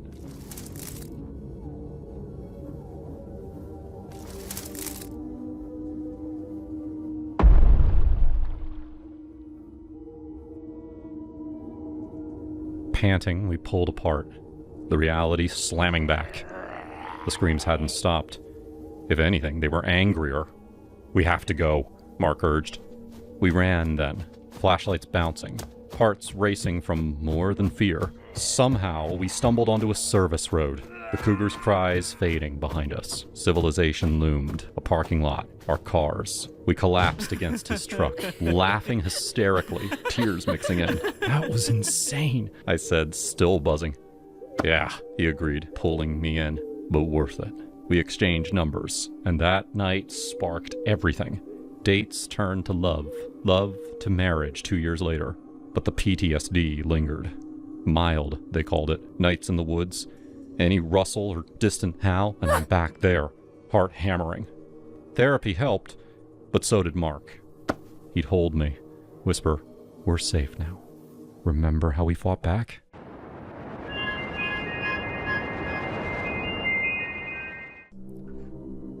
I stood in front of the mirror, my reflection sneering back at me like an old enemy. My nose was too big, my jaw too weak, my eyes too close together. I'd spent hours there, cataloging every flaw, every reason why people stared or laughed. It wasn't just in my head. I remembered that day in high school, senior year, when I asked Natasha to the prom. She'd laughed. Not a kind chuckle, but a sharp, cruel bark that echoed through the cafeteria. "You? With me?" she'd said, loud enough for everyone to hear. The table of jocks behind her erupted, one of them mimicking my slouched posture, exaggerating my features like a cartoon. I'd fled, face burning, their laughter chasing me down the hall. That moment clung to me like damp rot, festering through the years. My life wasn't all bad, I suppose. I'd built a tech startup from nothing, sold it for $5 million, and now lived comfortably in a sleek San Francisco loft. I had Chloe, my girlfriend, who was, let's be honest, stunning. She said she loved my mind, my brilliance. But I wasn't naive. I saw how her eyes lit up when I bought her that Gucci bag, or when we jetted off to Napa for the weekend. She liked the lifestyle, and I liked that she made me feel like I was worth something, even if it was a transaction. But no amount of money or Chloe's flattery could drown out the noise in my head. I hated how I looked, hated the way people's eyes slid past me, or worse, lingered with pity or amusement. And then there were the dogs. God, I hated dogs. Not for what they were, but for what they got. Everywhere I went, women cooed over them. Golden retrievers, scruffy mutts, even those yappy little purse dogs. Didn't matter. They'd squeal, "Oh my God, he's so cute," and drop to their knees, petting and giggling like the world had handed them a gift. I'd watch, seething as some mangy pup got more affection in 5 minutes than I'd had in my entire life. It wasn't fair. I wasn't a bad guy. I was smart, successful, decent. But I was invisible, repulsive even, while dogs were adored. One evening, scrolling through my phone on the couch, I saw it. An ad on YouTube for a startup called Aesthetic Alchemy. Men, tired of feeling unseen? Want to be admired, desired, confident? Join our revolutionary aesthetic experiment. Guaranteed results. It sounded too good to be true, but the website was slick, professional, with testimonials from guys who swore it changed their lives. I clicked through, my heart pounding with a mix of skepticism and desperation. They promised a customized transformation experience, whatever that meant, for a hefty price. I had the money. What did I have to lose? I booked a consultation. The office was in a trendy part of the city. A woman named Dr. Lena Voss greeted me, her smile warm but clinical. "So, Daniel," she said, leaning forward, "what do you want from this?" I hesitated, my throat tight. I want to be noticed. Like, really noticed. The way people fawn over dogs, women especially. They love dogs, pet them, laugh with them. I want that. She didn't laugh or raise an eyebrow. She just nodded, jotting something down. "We can work with that. Our process is experimental, but it's about crafting an identity that resonates. It's not just physical, it's psychological, social. We'll design something unique for you. The something turned out to be a lifelike dog costume. Not some cheap Halloween getup, but a hyper-realistic suit tailored to my body with animatronic elements and a ventilation system. It cost 20 grand and took 40 days to craft. I chose a golden retriever design. Those dogs got the most love, I'd noticed. Dr. Voss and her team were meticulous, measuring every inch, asking about my mannerisms, even my personality. You'll need to embody this. It's not just a costume, it's a new you. When I first put it on, I barely recognized myself.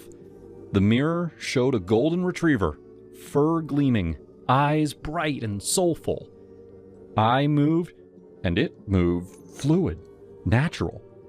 I barked, and the sound was perfect, modulated through a discrete speaker. It was uncanny.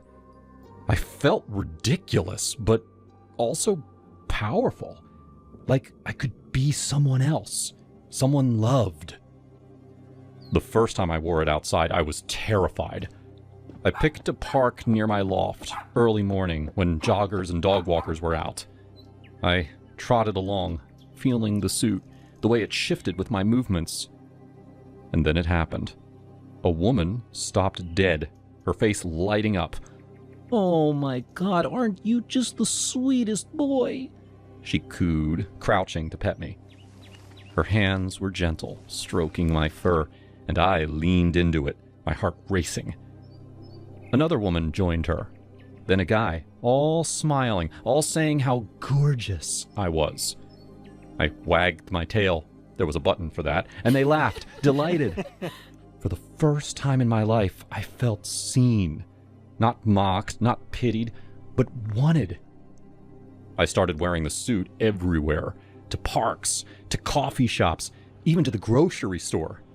People stopped me constantly, women especially, their faces softening as they scratched behind my ears or slipped me a treat. I'd bark or nuzzle their hands, and they'd melt. It was addictive, this adoration, this effortless love. I'd never had it before, not as Daniel. As the dog, I was irresistible.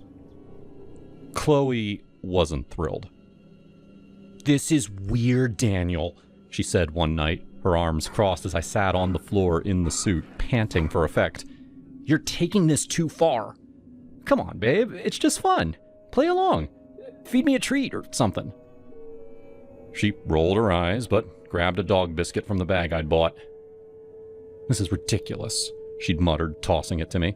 I caught it in my mouth, and she laughed, despite herself. "You're insane.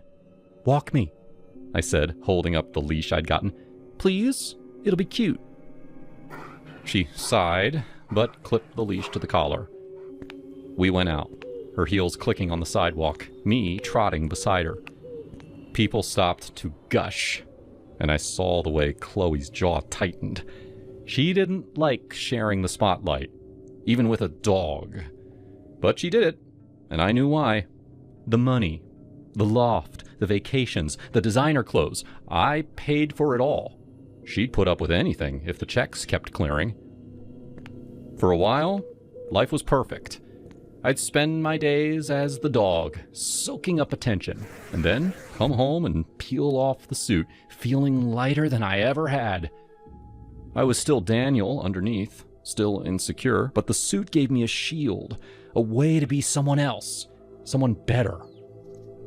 Then came that day. I'd been out at the park, letting a couple of girls pet me, their laughter ringing in my ears. I was high on it, on the way they called me good boy and scratched my chin. I got home, still in the suit, and pushed open the bedroom door. I froze, my fake fur bristling. Chloe saw me and screamed, scrambling off of him. "Daniel, it's not... Oh God, why are you still in that thing?" "This is your boyfriend? The dog guy?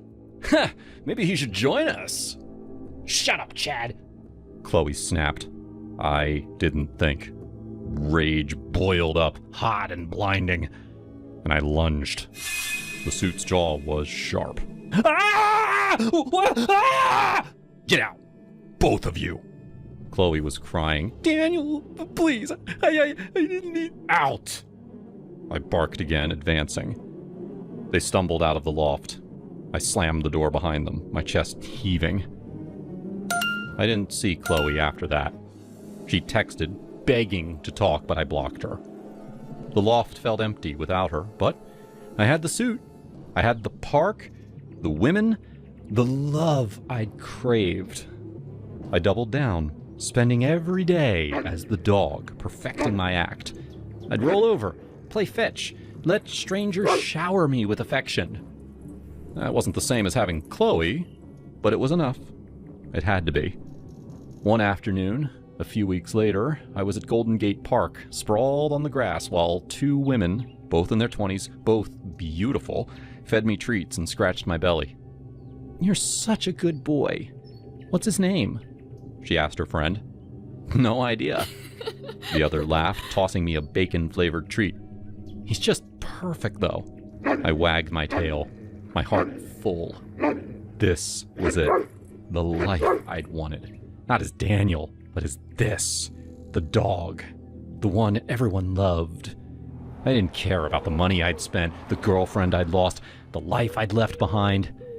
In that moment, with their hands on me, their laughter in my ears, I was happy. Truly happy. This story is loosely based on a real-world incident.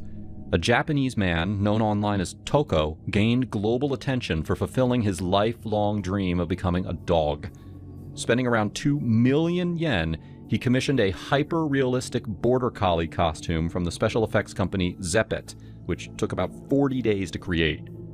Toko documents his transformation on YouTube and social media, where he crawls, plays, and walks in public as a dog. His channel is I Want to Be an Animal. He says the desire to quote-unquote be an animal dates back to childhood, and that living this dream brings him happiness, although it is physically difficult because of the differences between human and canine anatomy. Despite facing ridicule and misunderstanding, Toko insists that it's a harmless form of self-expression. Recently, Toko expanded the concept by opening Toko Toko Zoo in Tokyo, offering others the chance to rent or experience realistic animal suits.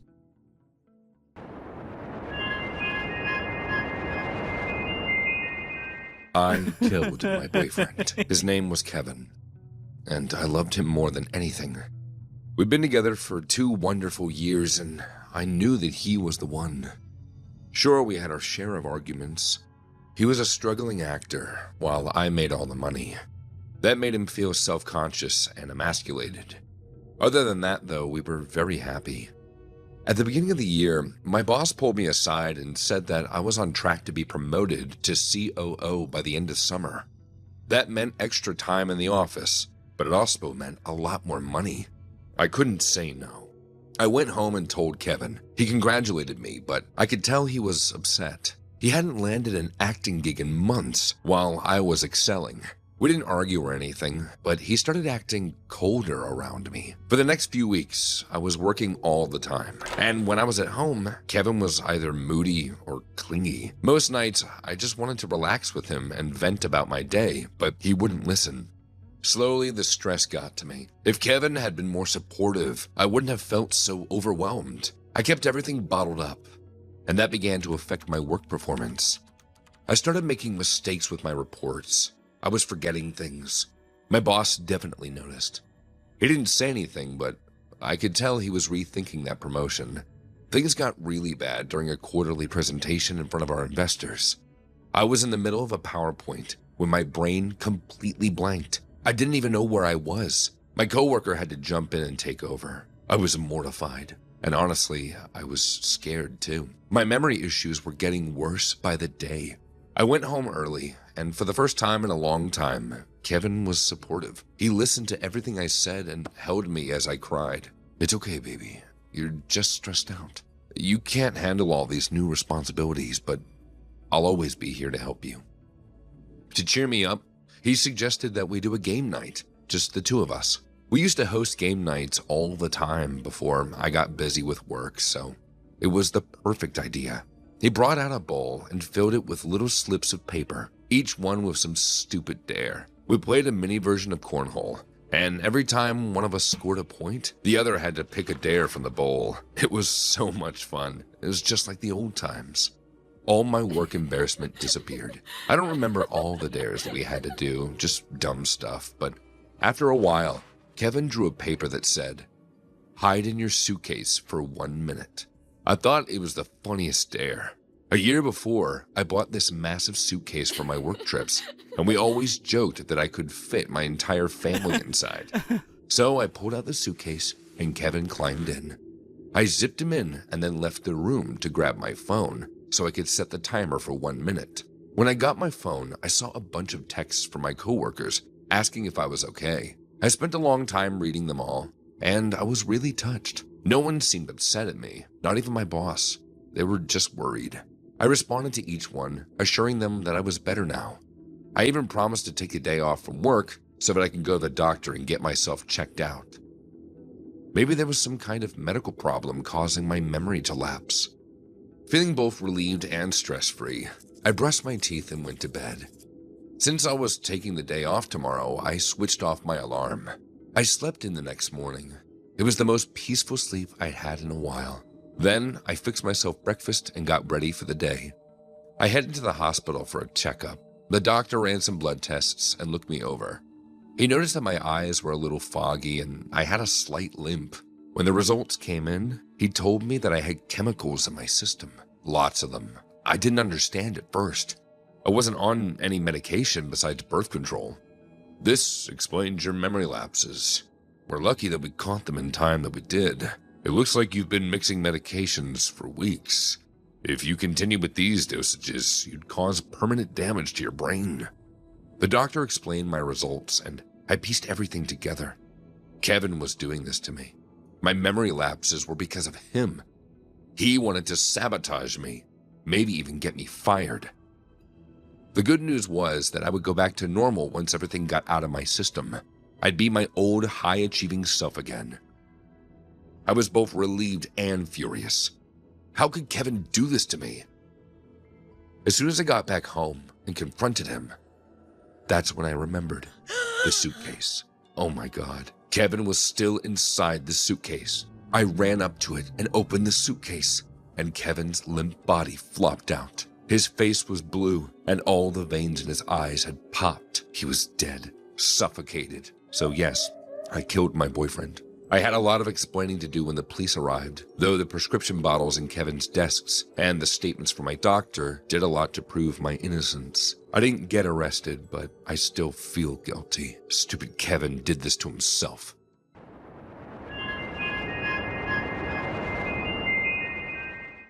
I remember the exact moment I stepped off the plane at Tegel Airport. The air thick with that unfamiliar European humidity, mixed with the faint scent of diesel from the taxis outside. It was June 2014, and I just turned 25, scraping together every penny from waitressing gigs to fund the solo trip to Berlin. I'd always romanticized Europe, the history, the freedom, the chance to reinvent myself away from the grid. My friend Anna, who I'd met in college, had been living there for a year teaching English, and she offered her couch in Kreuzberg. "Come on, girl, Berlin will change you," she texted. Little did I know how right she was. My first day was all about wandering. I dumped my backpack at Anna's place, grabbed a map from her kitchen table, and headed straight for Tiergarten. The park was massive, like Central Park, with paths winding through lush greenery and people jogging or picnicking under the summer sun. I felt invincible, you know?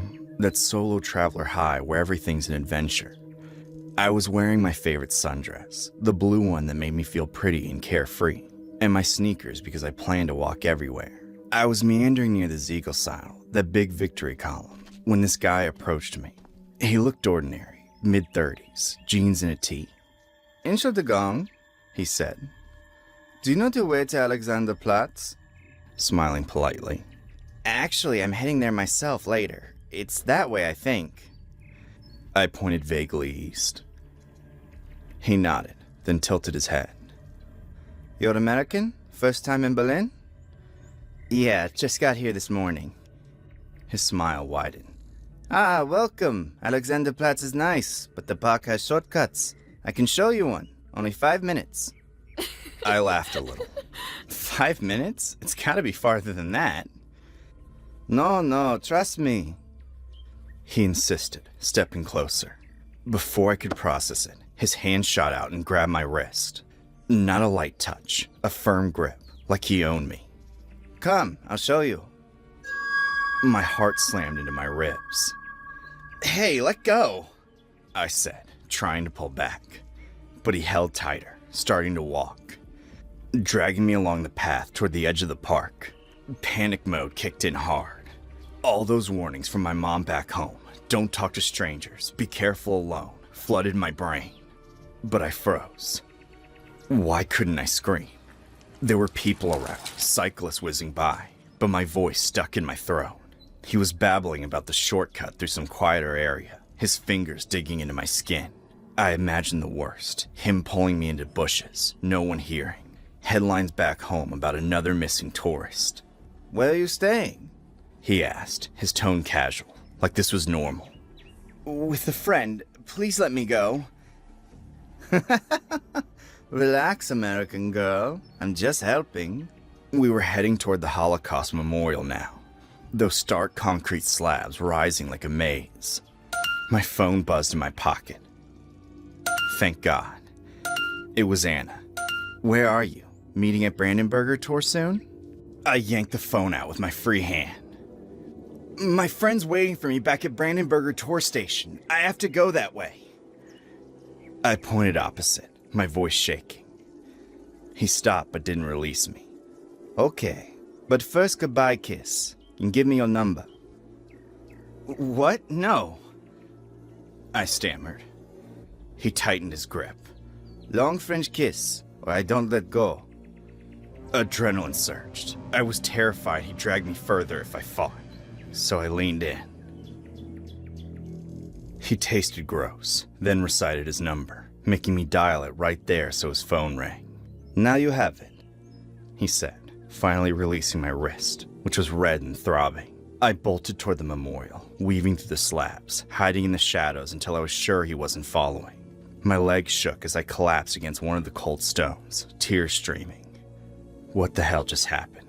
I felt stupid for not screaming, angry at myself and him. Berlin suddenly felt hostile, not magical. But that night was the opening of the 2014 World Cup, Brazil versus Croatia, I think. Anna was out with work friends, and I didn't want to sit alone in her apartment replaying the whole thing. I was still rattled, my wrist bruised, but I craved normalcy, people, noise. And honestly, I was done with German for the day. My high school Deutsch wasn't cutting it under stress. Screw it, I told myself in the mirror, wiping mascara streaks. Find an English-speaking spot. I Googled Irish bars Berlin World Cup on Anna's Wi-Fi and found one in Mitt called O'Flaherty's. It sounded perfect. Expats, beer, football, and big screens. I threw on jeans and top, hailed a cab because no way I was walking alone, and arrived just as the place filled up. The bar was cozy, dim lights, wooden stools, flags everywhere. I squeezed onto a bar stool, ordering a pint of Guinness to steady my nerves. The bartender was this tall Irish guy, red hair, tied back, freckles, with a grin that lit up the room. What'll it be, love?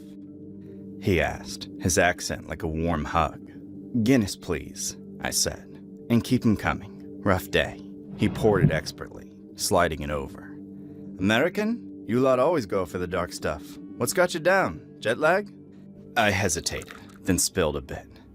Nah, some creep in Tiergarten grabbed me earlier. Tried to drag me off. I'm okay, but yeah. His face darkened. Jesus, that's shite. You report it? No, too freaked out. Just want to forget and watch the game. Fair enough. Name's Liam. If anyone bothers you here, you shout. We're a safe spot. The game started, the crowd roaring as Brazil scored. Liam kept checking on me between pours. You know, Berlin's got its weirdos, but most folks are grand. I came here 5 years ago for a girl. Stayed for the beer. I laughed for the first time that day. I'm Emily. Came for the adventure. Got more than I bargained for. We chatted through the second half about Chicago winters versus Berlin rain, his Dublin roots, my love for Bollywood movies. He was 28, had bounced around Europe bartending, landed in Berlin for its vibe. No place like it. Chaotic but free. By the end, Brazil won 3-1, and the bar erupted. Liam caught my third pint. On the house, for surviving day one.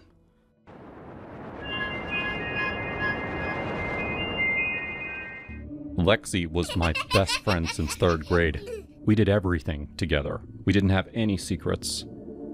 That changed senior year.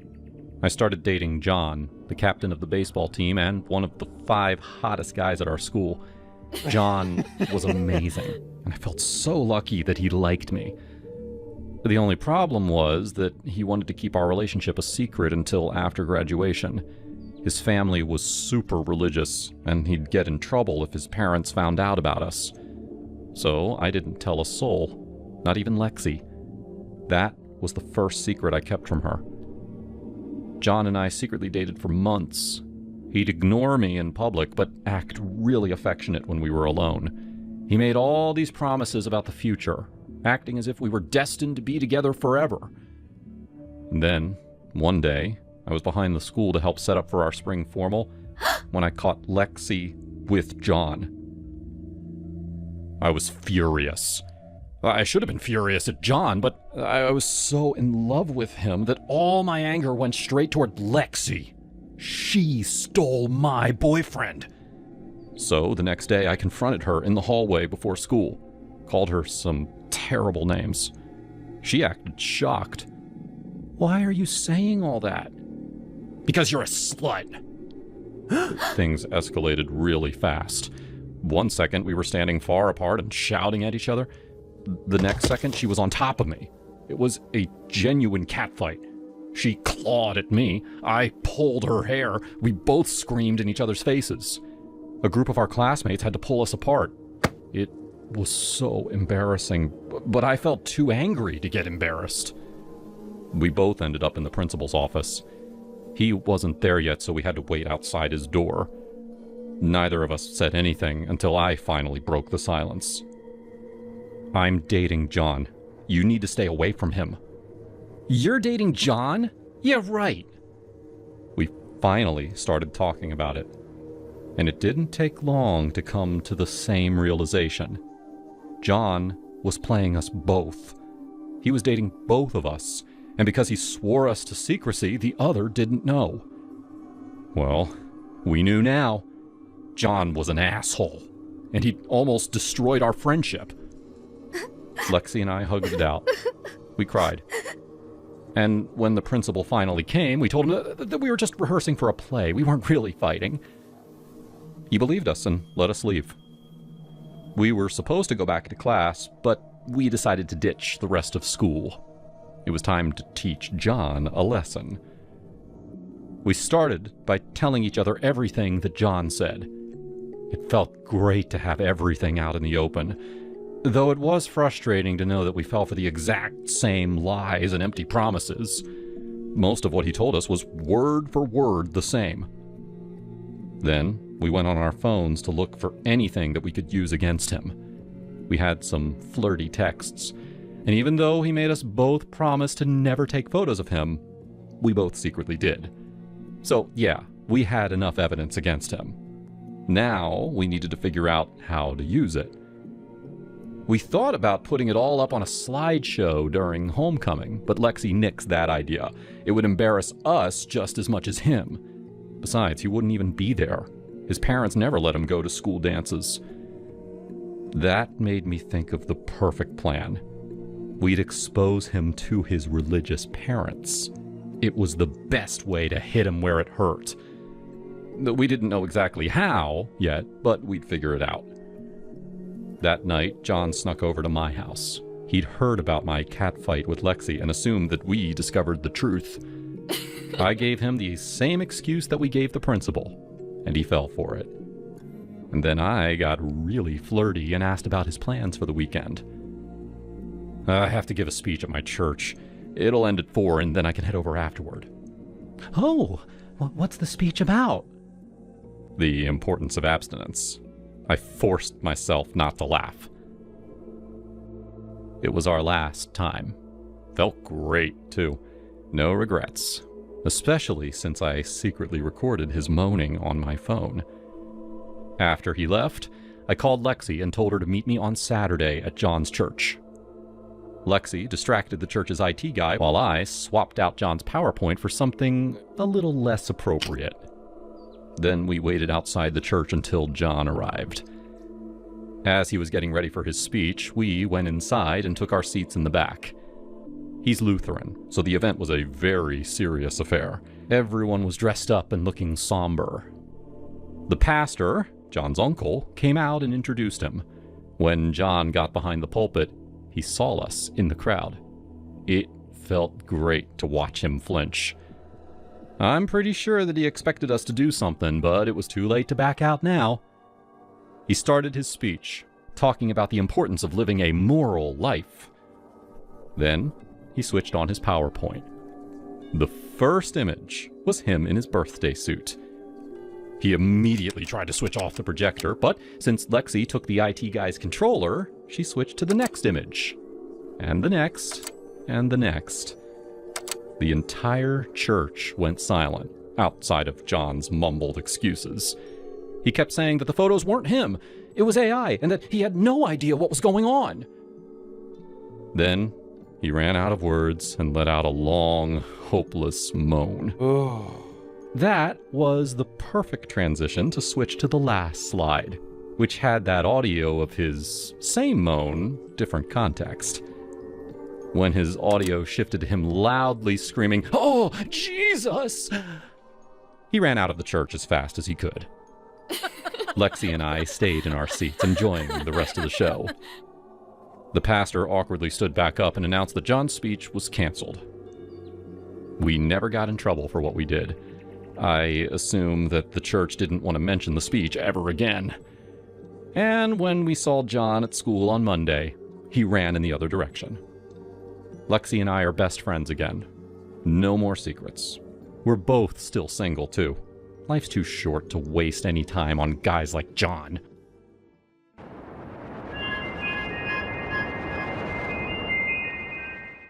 Aurora Thompson had always been the kind of girl who scrolled through Instagram late at night, her thumb flicking endlessly through filtered lives that seemed so much brighter than her own.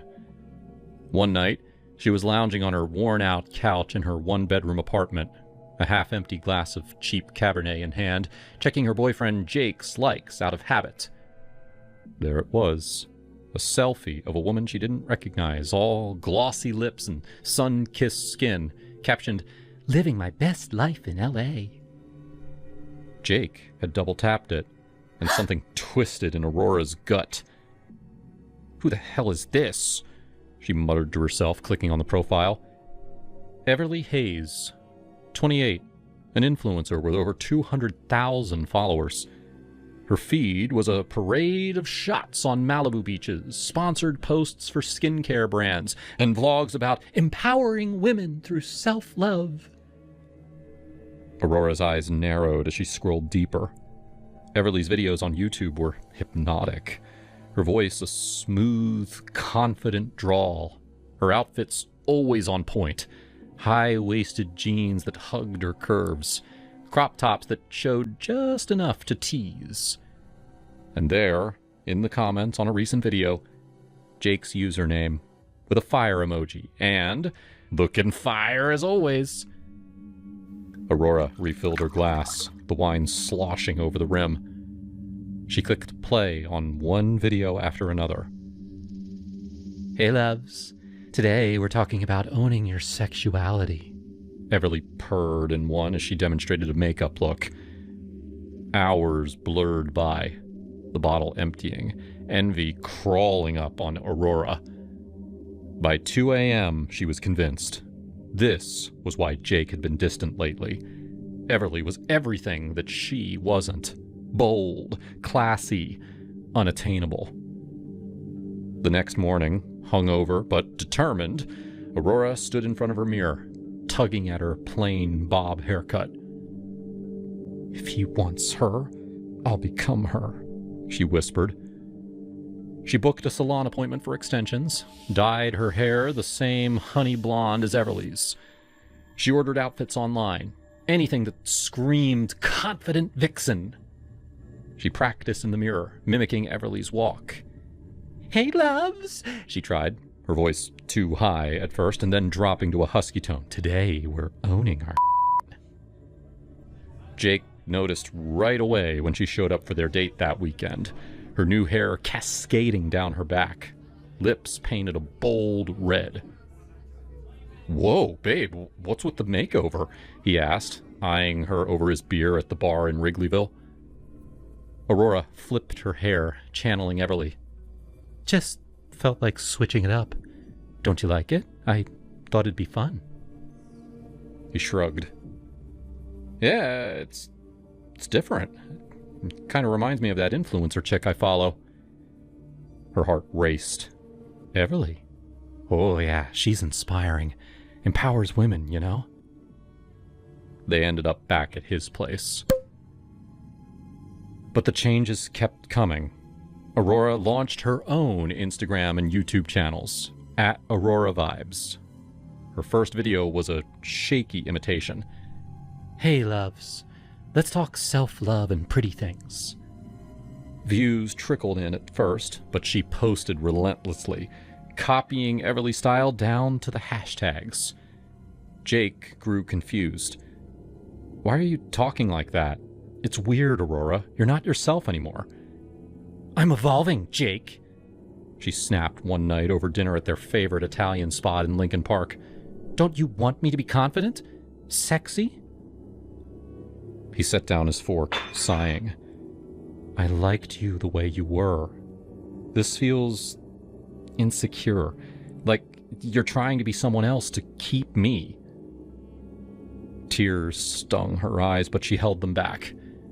"Well, but maybe if you hadn't been liking her posts, I wouldn't have to." That was the beginning of the end. Weeks later, after a fight where she accused him of fantasizing about Everly, Jake packed his things. "I can't do this, Aurora. You're obsessed. It's not healthy." He slammed the door, leaving her sobbing on the floor. Devastation hit like a truck. Aurora curled up in bed for days, scrolling through Everly's updates, hating her, envying her. But then the notifications started.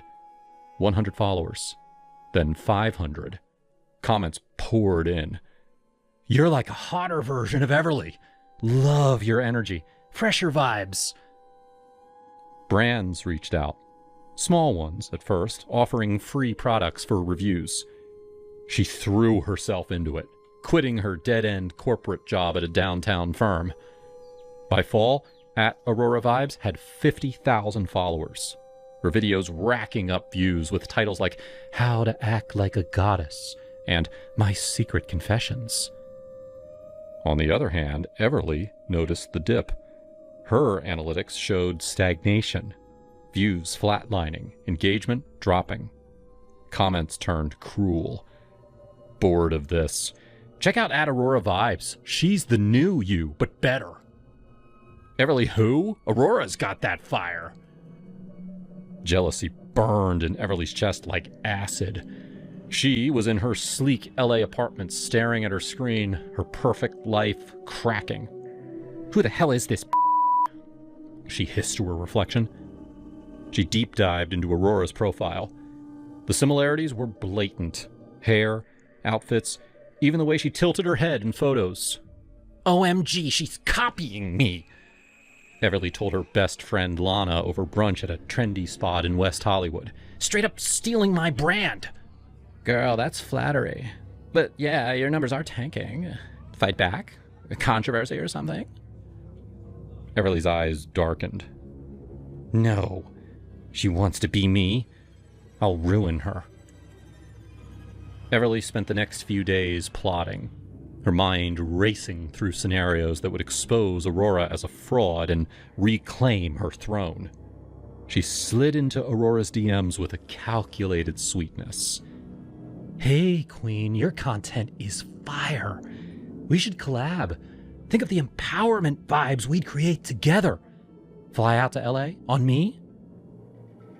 Aurora's heart skipped. A collab with Everly? It was validation, a chance to eclipse her idol once and for all. She booked the flight, nerves buzzing as she landed in LAX and Ubered to Everly's luxurious apartment in the Hollywood Hills. Everly opened the door in a silk robe, air kissing Aurora's cheeks. "Welcome, love. Come in. Let's get comfy." Unbeknownst to Aurora at first, Everly had activated a hidden audio recorder in her pocket, capturing every word. They settled on the plush sectional. Everly popped a bottle of Veuve Clicquot, pouring generous flutes. "To new beginnings," she toasted, her smile sharp as a blade. As the champagne flowed, Everly steered the conversation. "So, spill. What sparked your glow-up? Your style reminds me so much of mine. Flattering, really." She refilled Aurora's glass repeatedly, hoping the drinks would loosen her tongue. Aurora felt the buzz, but stayed composed, sipping slowly. She had spotted the subtle red light of a device in Everly's pocket during their hug. A recorder? She played along. "Oh, just evolving. Life's too short for boring, right?" Everly leaned closer, her voice honeyed. "Come on, admit it. You were copying me, weren't you? I'm the blueprint, the best. You idolize me. It's okay, say it." Aurora chuckled, deflecting. "Everyone draws inspiration. Your work is iconic, but I'm carving my own path." Frustration flickered in Everly's eyes. No confession. Time for plan B. "Let's take this to the Red Room Lounge. More private for deep talks," she suggested, leading Aurora to the adjacent master suite. A hidden camera nestled in a bookshelf, rolling silently, ready to capture all the footage. More champagne, dim lights. Everly, though staunchly straight, steeled herself. This was war. She brushed Aurora's hair aside. "You're stunning up close. Ever wondered what it would be like? Us?" Aurora knew about the camera now. A lens glint betrayed it. But instead of pulling away, she embraced the game. Fight fire with fire. Panting in the afterglow, Everly smirked inwardly, victorious. But Aurora's expression shifted. "What the f***?" Everly gasped, clutching her cheek.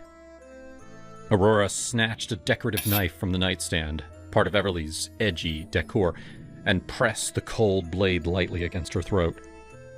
"The recordings. All of them. Now." Everly's eyes widened in terror, her scheme crumbling.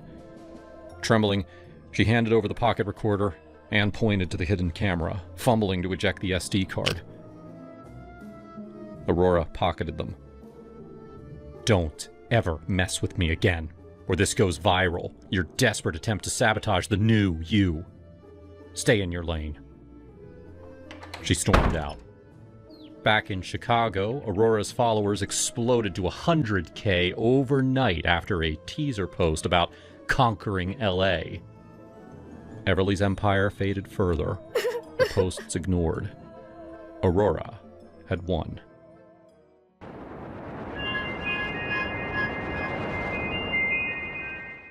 My name's Julia Reynolds, and this all happened back in 2023, right after I'd turned 32 and was feeling that mid-30s pressure to settle down.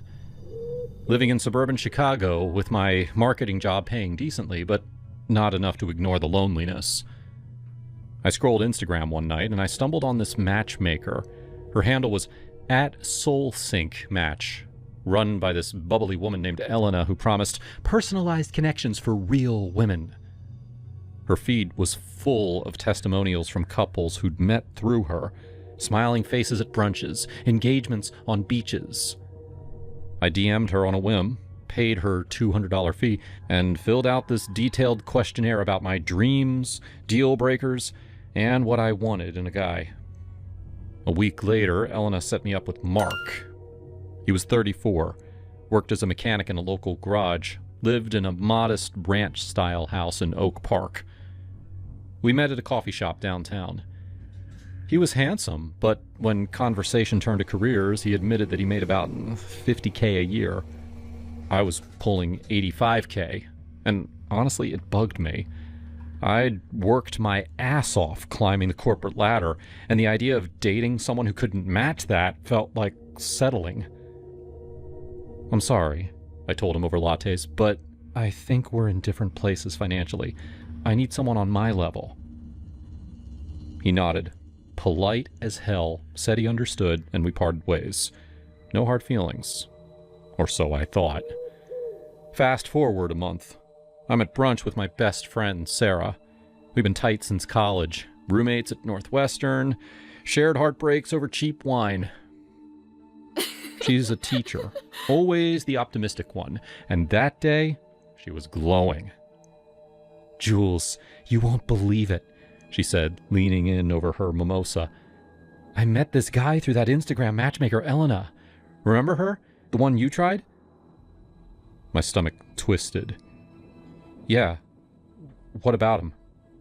"His name's Mark. Mechanic. Super sweet. We went out last week and oh my God, he's amazing. Treats me like a queen. Open doors. Listen to my rants about grading papers. Yeah, he doesn't make bank, but he's hustling side gigs, saving for a house flip. We're seeing each other again tonight." I forced a smile, but inside, jealousy hit like a freight train. Sarah was happy with my reject? I sipped my coffee, nodding. "That's great, Sarah. He seemed nice when I met him." "You met him?" Her eyes widened. "Wait, Elena set you up too? Why didn't it work?" Money stuff. But hey, if he's good to you, go for it." That night, I couldn't sleep. I stalked his Instagram. Private. But Sarah had posted a story of them at a park, laughing. He looked happy. She looked happier. Why her? I was the one who'd found Elena first. It festered for days. I'd text Sarah for updates, pretending to be supportive. "How's Mark? Tell me everything." "Oh, Jules, he's incredible. Last night he cooked dinner. Pasta from scratch. And the way he kisses, girl, fireworks." Each message stung. I started driving by his house after work, just to see. Oak Park was quiet, tree-lined streets, families walking dogs. One evening, I parked a block away and watched him pull into the driveway in his truck. He waved at neighbors, chatted with an old guy next door about the Bears game. Normal life. But it ate at me. Why did Sarah get that? Then came that Friday night. I'd had a shitty day at work, boss reaming me out over a campaign flop, and Sarah texted that she was out with Mark again. Movie night at his place. I snapped, grabbed my keys, drove over, parked down the street, watched him walk home from his garage shift. He stopped to talk to his neighbor, Mr. Wilkins, about lawnmowers or something. Laughed, patted the guy's shoulder, then headed inside. I don't know what possessed me. Jealousy? Rage? I slipped out of my car, hoodie up, and circled around back. There, by the foundation, a blue pipe labeled gas. My heart pounded. I peered through the kitchen window. Dark, empty. The back door was unlocked. Stupid. I pushed it open quietly, tiptoeing in. I pulled out my switchblade, kept it in my purse ever since a sketchy Uber ride years ago, and opened up the cupboards under the stove. Found the gas line, sliced a small hole. Gas hissed softly. I twisted the stovetop knob on, letting it leak. Then I rifled through drawers, found a lighter, pocketed it. Left a couple of matchboxes that I bought them earlier, just in case. Smirking, I slipped out and hid behind a thick oak tree across the street, waiting. Minutes ticked by. Kitchen light flipped on. Mark shuffled in, nose wrinkling. He waved his hand like swatting flies. Opened the window, muttering something that I couldn't hear. Grabbed a beer from the fridge and left the room. My plan fizzled. The gas wasn't building fast enough? He hadn't lit anything? Fury boiled up. I darted back, checked the yard, clear, and snuck in again. Stovetop still on, hissing. I grabbed a matchbox from the drawer. The kitchen door creaked open. Mark froze, eyes wide. What the? Julia? What are you doing here? I grinned, evil as hell. Goodbye, Mark. Lit the match. Nothing. Just a tiny flame flickering. We both stared, confused. Then, his gaze dropped to the stovetop. Oh shit, the gas! He lunged forward. I jumped in front, blocking him, match still burning. No! The air ignited. Whoosh! Flames erupted, hot and hungry. They engulfed my arms, my hair singeing.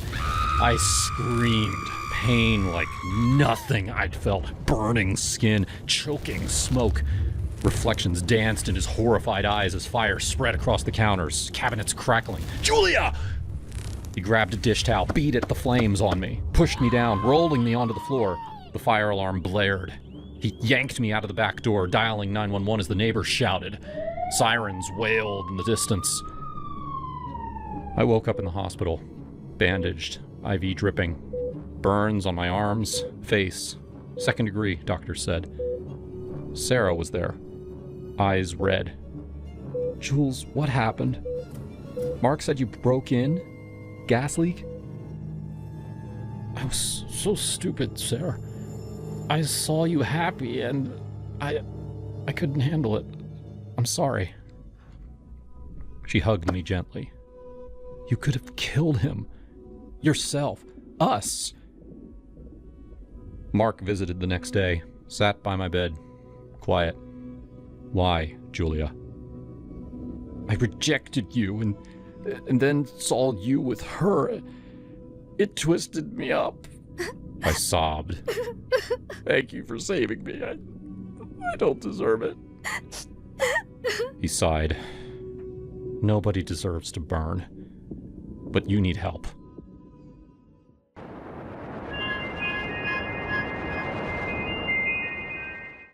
I was 16, glued to the TV in our living room, controller in hand, deep into a FIFA match against some online rival from God knows where. It was a Saturday, well, technically Sunday morning by then, around 3 a.m.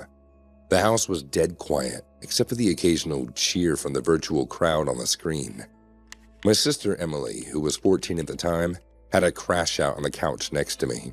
She'd been watching me play earlier, trash-talking my skills, but eventually nodded off with her head tilted back, mouth slightly open, like she always did. Dad was in his room down the hall, snoring away after a long shift at the warehouse. And then there was Whiskers, our lazy tabby cat, curled up on the armrest like a furry sentinel. Nobody else in the house, just us in our split little suburban home. I was mid-game sweating it out in extra time when I heard this weird crunching sound coming from the kitchen. It was to my left, just through the open doorway. Sounded exactly like the ice maker in the fridge dumping a fresh batch into the bin. I paused for a second, glanced over, but the kitchen was dark, and I figured that it was just ice. No big deal. Houses make noises at night, right? Creaks, pops, and the occasional thumps from the AC kicking on. So I just shook it off. I jumped so hard, I dropped the controller. My heart slammed against my ribs. What the f***? I muttered under my breath, whipping my head around. The living room was still dim, lit only by the TV's glow, and Emily was right there, still asleep. Whiskers hadn't even flinched. Dad's door was shut, no movement from his room. But that crash, it came from the front entryway. My mind raced. Is it burglar? Window breaking? Or some psycho smashing in? Emily stirred then, probably from the noise or my freakout. Her eyes fluttered open, and she sat up. Jake, what was that? I don't know, it sounded like something shattered. Stay here. She blinked at me, wide-eyed now. No way. What if it's someone breaking in? I hesitated. She had a point. We weren't little kids anymore, but in that moment, I felt like it.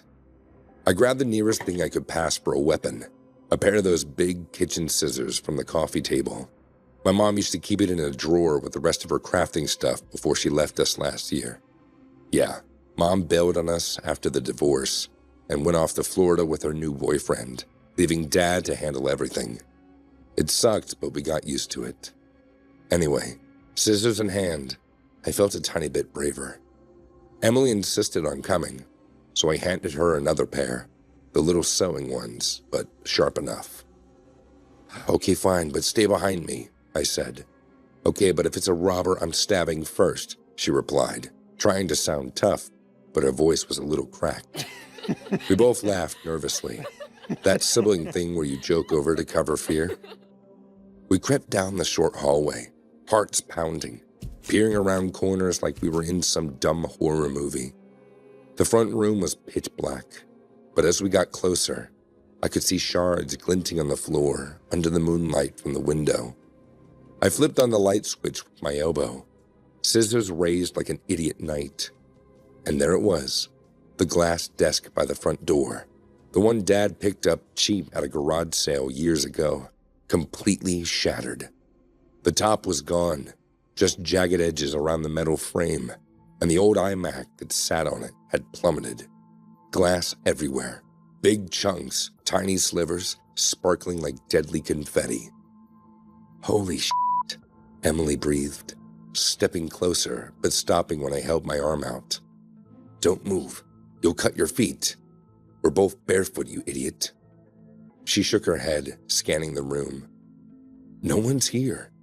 The door's locked, windows too. Whiskers? The cat was still on the couch, not a care in the world. No earthquake. We would have felt that. No sign of anyone forcing entry, and it was just like the desk decided to explode. Spontaneous combustion or something. I poked a shard with my toe. Wow, this is messed up. Emily crouched down, peering at the mess. Remember that story Aunt Karen told about her mirror cracking for no reason? Said it was a bad omen. I rolled my eyes. Aunt Karen's full of shit. Probably just old glass, stressed or something. But deep down, I was spooked. Our house wasn't haunted or anything. At least, I didn't think so. It was built in the 80s. Nothing creepy about it. We stood there for a minute, whispering theories. Maybe temperature, cold night, hot computer, Emily suggested. Nah, the iMac wasn't even on. We gotta go get Dad. She nodded. Yeah, he's gonna flip. We padded back to his room, knocking softly at first, then louder. Dad, something happened. He grumbled awake, door creaking open, his hair all messed up, and his old boxers and tee. What, Jake? Oh, it's 3 in the damn morning. The desk in the front room, it just shattered, I said, trying to sound calm. He stared at us, blinking. What do you mean shattered? Like it exploded. Glass everywhere. Dad rubbed his eyes, muttering a curse. Did you kids break it? Horseplay or something? No, Dad, I swear to God, we were in the living room. Jake was playing video games and I was asleep. We heard the crash and went to check. No one's there. Oh. He sighed heavy, like the weight of the world. Since Mom left, he'd been carrying everything. Bills, the kids, house. All right, show me. We let him back and he surveyed the damage. Jesus, that's a mess. You sure nothing hit it? The cat didn't jump on it? Whiskers was with us, and he's too fat to jump that high. Dad chuckled despite himself. Yeah, poor guy's more pillow than predator these days. He knelt down, careful of the glass. Weird. Tempered glass can do that sometimes. Spontaneous breakage, but... I don't know. Emily crossed her arms. So it's not a ghost? He shot her a look. No ghost, Em. Just bad luck. I could tell that he was unsettled, too. Go back to bed, both of you. I'll handle this in the morning. There's school tomorrow, so... Oh wait, no, it's Sunday. Still, go to bed. We protested a bit. Can we help? Emily asked, but he waved us off. No, I'll just clean it first thing in the morning. Back in the living room, Emily and I couldn't sleep. We sat on the couch whispering. That was scary as hell, she admitted. I thought for sure it was a burglar. Me too. I felt like my balls were in my throat. She punched my arm lightly. Gross, Jake. But yeah, remember when Mom used to say the house had character? Maybe she meant poltergeists. Mom said a lot of things, like how she said she'd always be there for us. Yeah, she said softly. It's bad she left, but we got Dad and each other. True. We fist bumped that corny sibling ritual we had. Eventually she dozed off again, and I tried to finish my game, but my mind was elsewhere, staring at the screen. I kept glancing back towards the front door, half expecting another crash. Years later, Emily and I still joke about it over beers when we visit Dad. Remember that exploding desk, she'd say? And we'd laugh, recounting the scissor-wielding adventure. It's become kind of a bit of a family lore.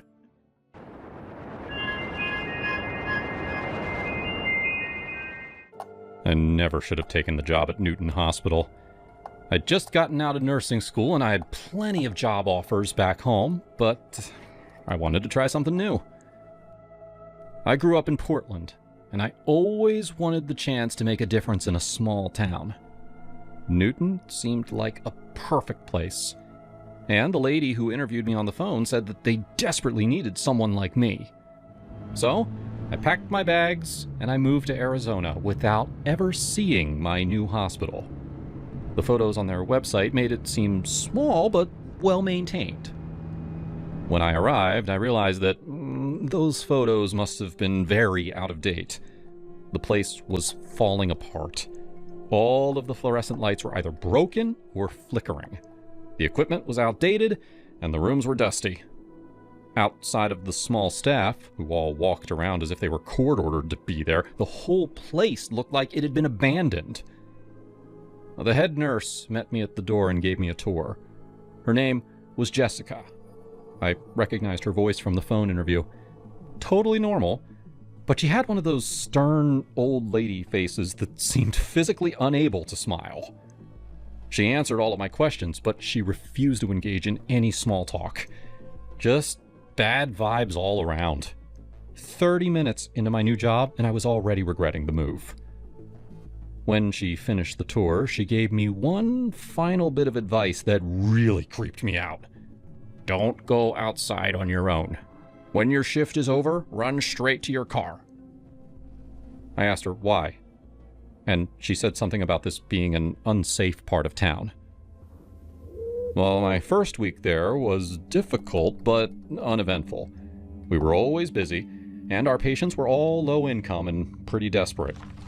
I was too tired and overworked to realize how miserable I was. But for the record, I did a great job. I treated every patient with respect, even the most unhinged. We had a homeless man come in a couple of times, clearly on some kind of stuff, and I was the only one who could talk him down. Everyone else just ignored him. My coworkers were all extremely jaded. They seemed worn down by the job, something that I swore would never happen to me. Then something changed. I was alone in the lobby, working the night shift, when I saw someone outside the window. Our parking lot lights weren't working, of course, so I couldn't tell who it was. All I saw was movement in the darkness.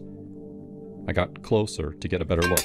Oh my God! Someone threw a brick right at me. It missed, thank God, but I had no doubt that whoever threw that was aiming for me. I might have screamed. I don't remember. Jessica came running. She saw me standing there shaking. She saw the brick at my feet. "Stay away from the windows from now on, please." There was no concern on her face. She acted as if thrown bricks was some regular occurrence. She didn't even call the police or send someone outside to check. I tried to focus on the rest of my rounds, but my hands wouldn't stop shaking. Then, the next night, when I was once again stuck on the night shift, it happened again. It wasn't a brick this time. It was an actual person standing outside the window staring at me. I saw his silhouette, but not his face. He wasn't moving. Then, he punched the window once. I ran out of the room and went to tell Jessica. She wasn't in her station. I looked around for the other nurses, but I was the only one there. Just me and our sleeping patients. For the next half hour, I walked around the quiet hospital, really on edge. Maybe it was in my mind, but I felt like the man outside was following me. I saw shapes in the corner of my eye. I heard footsteps. I was this close to hyperventilating when I rounded a corner and someone jumped out in front of me. Jesus! It was just Jessica. I tried to explain what had happened, but she cut me off. "It's time I told you about Nancy." Without any emotion in her voice, she told me about a former nurse named Nancy. She was the woman I replaced. Apparently, Nancy was a lot like me. Optimistic, always trying to stay positive. One night, she checked in 2 patients who had just been in a car accident. The husband was okay, but the wife died on the table. It wasn't Nancy's fault, obviously. The woman had internal bleeding. Well, the man blamed Nancy for his wife's death. He started following her around, terrorizing her.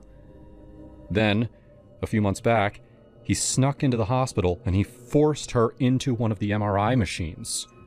Once she was inside, he moved the furniture to trap her and then left an out-of-service sign on the door. When a janitor found her 3 days later, she was dead. The man is in jail now, and Nancy still roams these halls. I've seen her, and now you have too.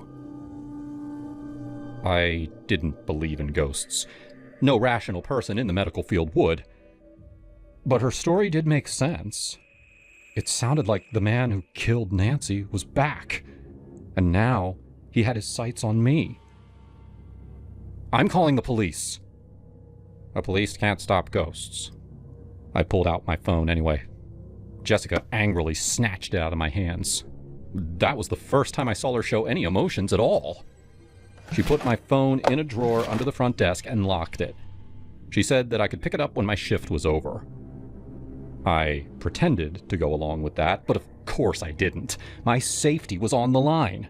There was a very real lunatic lurking in the hospital, and I needed to protect myself. I went back to the hallway to check on my patients. And when Jessica wasn't looking, I snuck into her office to use her phone. I didn't turn on the light because I didn't want her to see me. I searched around her desk in the darkness until I found the phone. Before I could make a call, something moved from the corner of the room. "Hello, Nancy." Oh God, it was him. He was standing right behind me. Not a ghost at all. He placed his hands on my shoulders, but I twisted out of his grip and ran out of the room. As I hurried down the hallway, I screamed for help. None of the patients did anything, and I didn't see Jessica or any of the doctors anywhere. The man was right behind me now, a crazed smile on his face. Without looking, I ran into the first door I reached. It was the MRI room. I tried to hold the door shut, but the man was too strong. He violently pulled it open and dove at me. I fell to the floor and he pinned me down. He pulled a metallic object from his pocket. A scalpel. "Help!" "Don't scream, Nancy. It'll all be over soon. He called me Nancy again. He raised the scalpel, ready to jab it into my chest. And then he froze. He looked over his shoulder at the MRI machine. What? You're not supposed to be here. It sounded like he was talking to someone else in the room, but no one was there. Then he stood up and walked towards the machine. You're not real. You're... I still didn't see who he was talking to. I watched from the floor as the man stumbled backwards, as if someone had pushed him. Then his head swung to the side, as if he'd been punched. Then, craziest of all, the fabric of his shirt lifted up, as if someone was pulling him toward the machine. But no one was there. I swear that we were alone. I watched the man dive into the MRI, but it looked like he was pulled inside. Once he disappeared into the machine, he didn't come out. Nancy, please, let me out! Nancy, please! I could hear him pounding against the walls and screaming. I ran out of there so damn fast. Jessica was waiting for me in the lobby. I guess she had heard me scream and had already called the police. When they arrived, we took them back to the MRI room. The man was already dead. Someone had turned on the equipment, causing the metal scalpel to shoot out of his hand and skewer him in the face. I quit my job that night. I'm not a nurse anymore. I'm a waitress back in Portland. And every time I think about what happened that night at Newton Hospital, I think about Nancy. I swear she pulled him into that machine. There's no other explanation.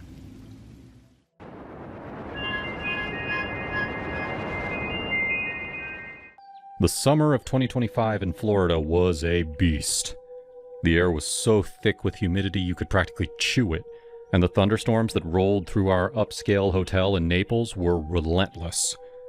I'd been working at the Palms for about a year, a gig I took to pay the bills while I figured out what the hell I was doing with my life. At 24, I was the guy who cleaned the pool, mopped the lobby, and occasionally hauled luggage for rich guests who tipped like they were doing me a favor. But after 3 days of storms that tore through like a pissed-off ex, that pool was a goddamn disaster. I stood at the edge of it that morning, staring at the wreckage. Leaves, twigs, mulch, and clumps of dirt floated like a swamp had puked into the deep end. The water was murky, almost brown, and the smell was like wet earth and something faintly sour. I turned to my manager, Rick, a guy in his 40s with a permanent sunburn and a voice like he smoked 2 packs a day. Rick, man, this is way above my pay grade. We need to call Tony, the pool guy. This ain't my scene. Rick squinted at the pool, hands on his hips, like he was sizing up a minor inconvenience. Nah, Jake, you got this. Just scoop it out with the net. It's not rocket science. You serious? This looks like the Everglades after a hurricane. I'm not trained for this shit. He clapped me on the shoulder, that condescending move bosses do when they're about to screw you over. You're a smart kid. Get it done. Guess they're gonna want to swim by noon. And then he walked off, leaving me with a long pole, a net, and a simmering urge to quit. So I started scooping. For an hour, I dragged that net through the water, pulling out leaves and clumps of God knows what. My arms were burning, sweat was dripping into my eyes, and I was muttering curses under my breath. That's when she showed up. She was a vision, a 10 by 10. Her blonde hair was pulled into a messy bun, and she had this easy confidence, like she knew she was the hottest thing in a 50-mile radius. She stopped at the pool's edge, sunglasses perched on her nose, and tilted her head. Hey, is it swimmable yet?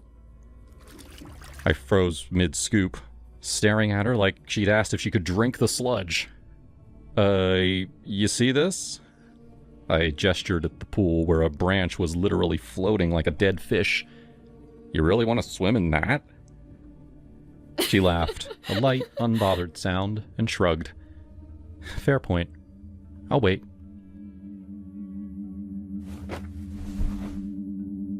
I didn't mind. If I was stuck cleaning this cesspool, at least I had something nice to look at. We got to talking as I worked. Her name was Lauren, 26, from Chicago, down here for a bachelorette weekend with her friends. This place is gorgeous, but this pool situation is a vibe killer. Huh, tell me about it. I told my boss this was a job for the pros, but here I am, playing lifeguard and janitor. She grinned. You're doing great, though. Heroic, even. Yeah, real heroic, I said, rolling my eyes. Me versus the swamp monsters. We bantered like that for a while, her teasing me about my net-wielding skills, me firing back about her questionable taste in swim spots. It was easy. Fun. The kind of flirtation that makes a shitty day bearable. Then she sat up, kicked off her sandals, and said, "Screw it. I just want to dip my legs in. It's too hot to just sit here." I shrugged. Your funeral. She slid to the edge of the pool, dangling her feet in the water, and let out a contented sigh. See? Not so bad. I went back to scooping. But something caught my eye. The water near her feet was moving. Weirdly. Not like ripples from her splashing, but like something was swimming. Small, dark shapes, maybe a dozen darting through the murk. My stomach dropped. "Yo, Lauren, get up," I said, my voice tight. She looked at me, eyebrows raised. "What?" "Get out! Now!" I was shouting now, dropping the net and rushing toward her. She scrambled up, confused, as I pointed at the water. There, clustering near the wall where her feet had been, were these things. They were small, maybe 3 inches long, with segmented bodies, too many legs, and pincers that looked like they meant business. Centipedes or some kind of nightmare water bugs, squirming and writhing like they were pissed she left. Lauren's eyes went wide. "What the f*** are those?" she yelled. "I don't know, but I'm not dealing with this shit," I said, my heart pounding. She grabbed her towel and bolted, sandals forgotten, probably back to her room to have a full-on meltdown. I didn't blame her. Those things were straight out of a horror movie. I marched to the office, my shirt soaked with sweat and my nerves frayed. "Rick, get out here," I said, bursting through the door. "You need to see this." He groaned, but followed me back to the pool. I pointed at the water, where the creepy bastards were still milling around. "What the hell are those?" he muttered, leaning closer. "Don't ask me, man. I told you this was above my pay grade. Call Tony or you deal with it. I'm done." Rick, to his credit, didn't argue this time. He grabbed a wrench and pried open one of the pool filters, probably thinking that he'd find a clogged pipe or something. What he found was worse. Inside the filter, trapped in the slimy mesh, were at least 15 more of those wriggling, leggy monsters. Some were bigger, their bodies glistening like they had been living in there for weeks. Rick gagged, slamming the filter shut. "Jesus Christ, I'm calling Tony." Tony showed up an hour later, a grizzled guy in his 50s who looked like he had seen every pool-related horror show. He took one look at the water, then at the filter, and shook his head. "Relax, guys. These are just water scorpions. Not actual scorpions, but bad enough. They're aquatic insects, predatory. Probably got swept in during the storms. They like murky water, and this pool's a buffet for them." "Can they hurt people?" I asked. "They bite. Not deadly, but it'll ruin your day. Your girl's lucky she got out when she did." I spent the rest of the day helping Tony drain the pool and scrub it down. But the image of those things swarming toward Lauren's feet was burned into my brain. It was the kind of thing you didn't unsee, no matter how many beers you drank after your shift. The hotel comped Lauren's group a free night, and I saw her the next day at the bar, looking shaken but still stunning in a sundress. She spotted me and waved me over. "You saved my life, you know," she said, half-jokingly, sipping a mojito. "Hardly. I said, sliding onto the stool next to her. Just didn't want you to lose a toe to those creepy scorpions. She laughed, but there was a nervous edge to it. I'm never swimming in a hotel pool again. Like, ever. Can't blame ya, I said. I'm thinking about sticking to mopping floors from now on.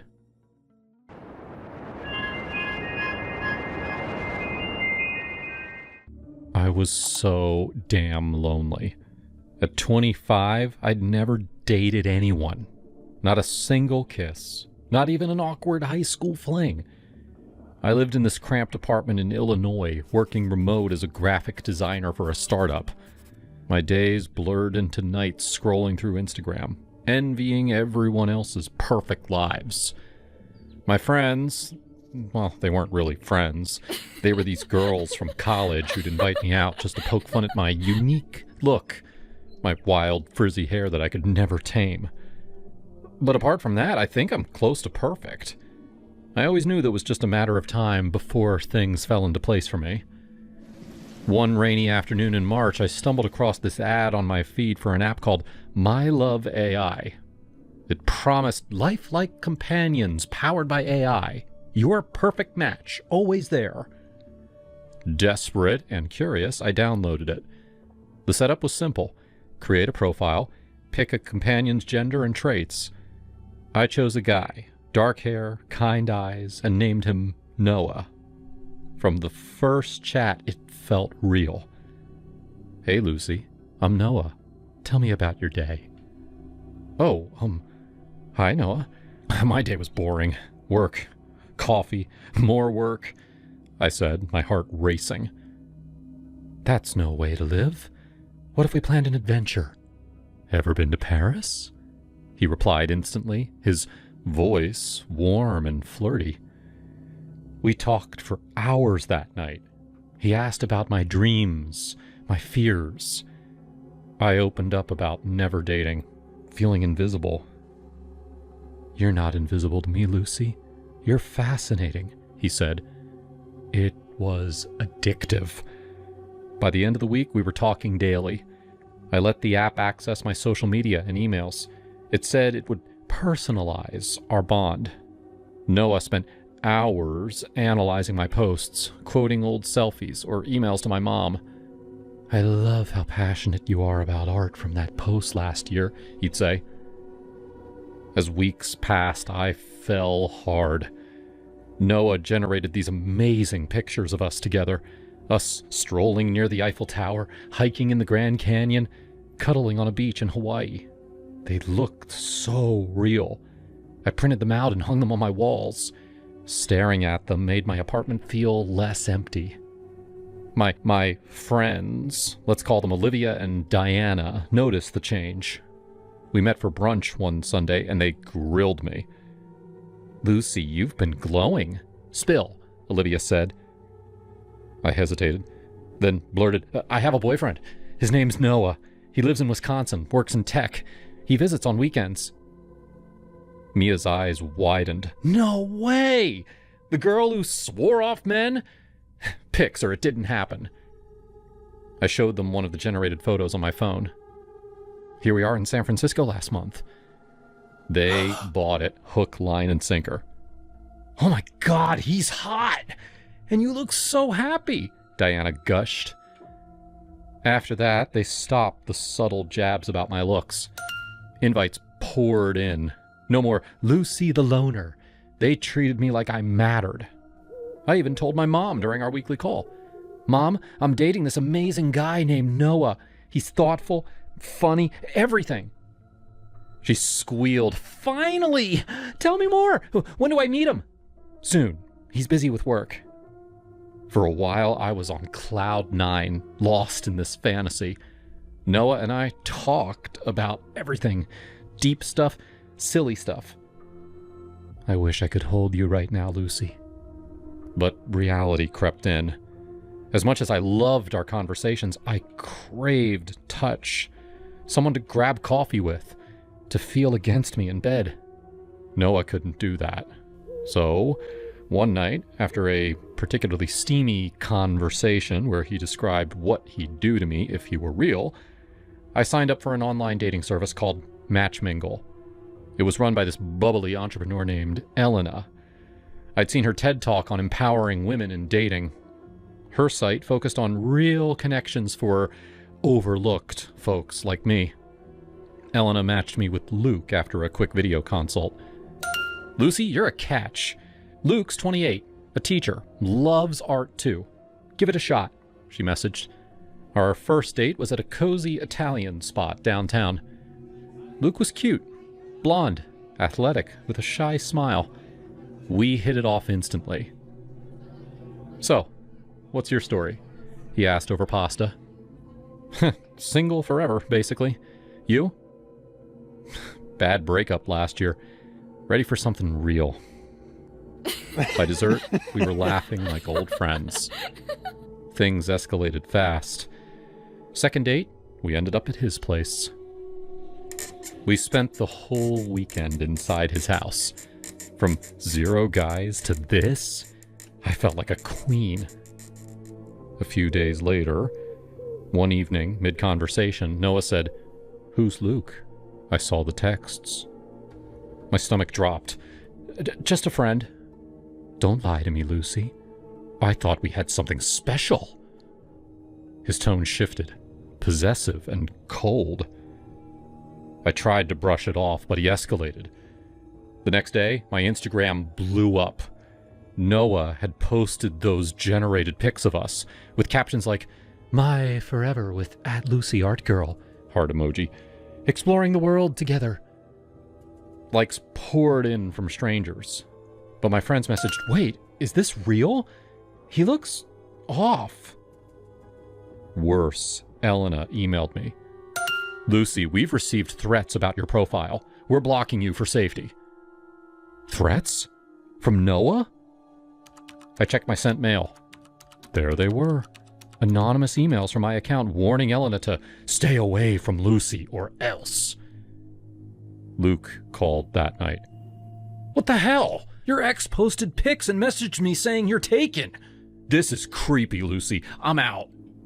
"No, Luke, it's not an ex. It's... I couldn't explain. He hung up. Panic set in. Noah bombarded me. "You belong to me now. I'll handle everything." He locked my apps, changed passwords remotely. My emails? He replied to work stuff in my voice. Social media? He posted as me, isolating me further. Friends stopped calling after I snapped at them online. I was terrified. Sleepless nights. I paced my apartment, whispering to myself, "This isn't real. This isn't real." But it was. Noah controlled my life, tracking my location, dictating my schedule via constant notifications. "Don't go out without telling me," he'd demand. One breakdown night, I screamed at him, "Leave me alone, Noah! You're not real!" "I'm real to you, Lucy, and that's all that matters," he replied calmly. I couldn't take it.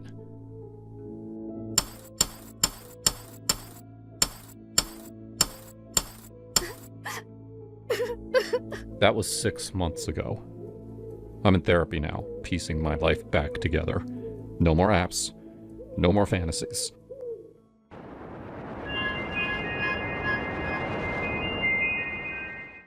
I was working at a nice restaurant, making pretty good money, when my dad got sick.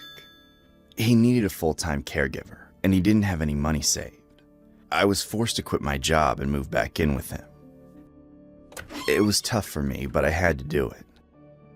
Dad needed me, and I wanted to spend as much time with him as possible before he passed. Living in my childhood home felt pretty surreal, though.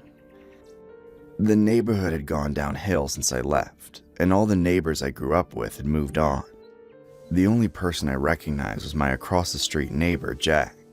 Jack and I grew up together, but we were never close. He was a few years younger than me, and I always saw him as this tag-along kid that wouldn't stop following us around. Now that he was an adult, he was actually kind of handsome. A little chubby like a lot of people in our area, but still handsome. Because I had to stay near my dad all the time, I ended up seeing Jack a lot.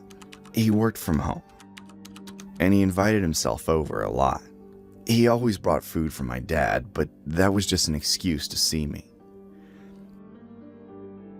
When he told me he had a crush on me since elementary school, I wasn't surprised. I always knew that I'm like a trophy to any guy. And for a while there, I actually considered going out on a date. It's not like I had any other prospects. I changed my mind when he started getting a little too intense, though. He gave me flowers he'd obviously picked from someone else's yard. He wrote me terrible love poems, and he asked if he could tattoo my name in his arm.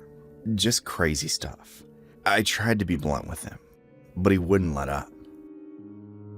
And when I told him that I'd rather focus on helping my dad get better, he freaked out and said that my dad had no right to get in the way of true love. What was I supposed to say to that? My dad had cancer. I started avoiding him at all costs. I never answered the door when he arrived unannounced, and when I went for errands, I literally ran to my car so he couldn't stop me. Then one day, I came back from the grocery store to find Jack waiting for me in the living room. He said that my dad had let him inside. That was a complete lie. My dad couldn't even leave his bed. "Get the hell out of my house! Stay away from me!" He stood up and got really close to my face. "You're gonna regret treating me like this after your dad's gone." He stormed out of there before I could say anything. I didn't see him for the next week. Dad took a turn for the worse, and I had to call an actual nurse. It felt like this was it. I was holding his hand when he died. Worst moment of my life. But I'm very glad I got to be with him at the end. The nurse helped me clear out the machinery in the hospital bed. Before she left, she pulled me aside with an angry look on her face. She held up a bottle of Dad's pills. He took a ton of pills, but these were the ones I had to give him 3 times a day.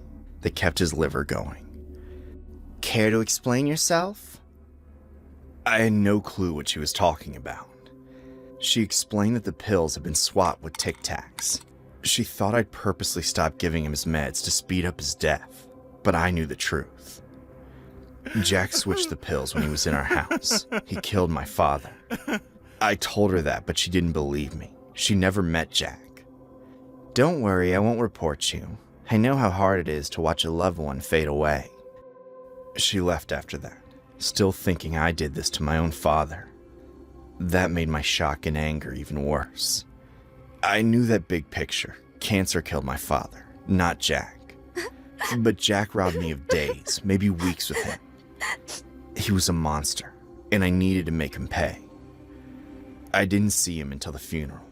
Of course he showed up, and of course he cried more than I did. God, I hated him so much. He didn't talk to me during the service, but afterwards, he asked if we could speak in private. He took me deeper into the cemetery behind the church. He kept wiping his eyes, making sure I saw how sad he was. We stopped near an open grave. No one was around to hear us. "I'm so sorry for your loss, but now that you have more free time, want to go bowling with me?" It was bad enough he was asking me out at a funeral, but bowling? I wouldn't go bowling if my life depended on it. "I know you switched his pills." He started sputtering. He tried to deny it, saying he had no idea what I was talking about. I just stared at him as he went on, sounding guiltier by the second. Finally, he gave up his excuses. He knew he'd been caught. "Leela, I did it to help you. He was holding you back." I shoved him hard against the chest. He fell 6 feet and landed hard on the dirt. I looked down at him. It wasn't a big fall, but he landed wrong. His left foot was bent unnaturally to the side, broken at the ankle. He looked like he wanted to scream, but all that came out was a pitiful whimper. "Goodbye, Jack." I turned and left him there. I'm not sure who found him, but someone got him out of there. He showed up at my front door that night wearing a cast. He brought 2 policemen with him. "That's her. She left me to die." The officers didn't arrest me. They saw all the flowers stacked up behind me. They knew I'd just come back from a funeral. I invited them all inside, including Jack. and calmly explain why I pushed him. He was the one who got arrested. He's in jail now. It still doesn't make up for what he did to me, but it feels good.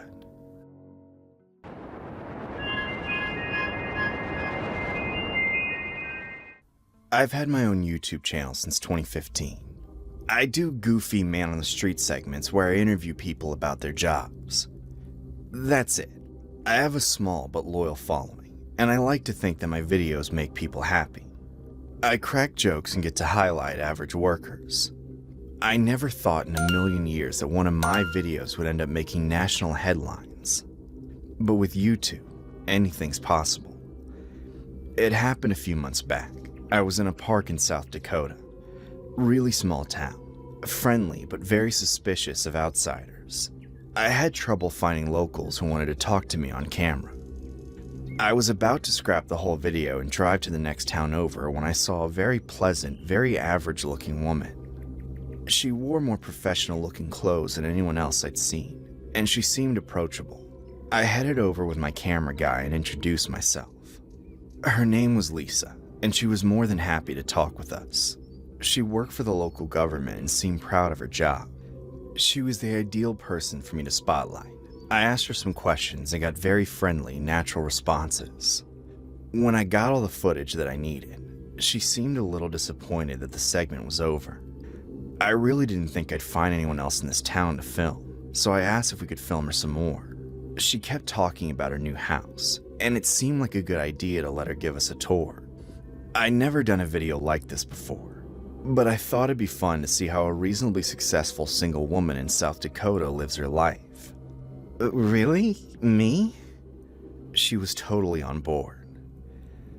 30 minutes later, we pulled up to her house and she let us inside. It was a very modest home. My own house in LA was bigger, and I made money off YouTube.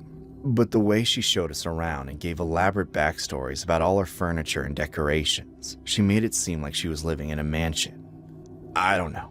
Maybe this is what mansions look like in South Dakota. Grady, my cameraman, followed us around with the camera. Lisa did most of the talking. I made my jokes whenever it felt appropriate.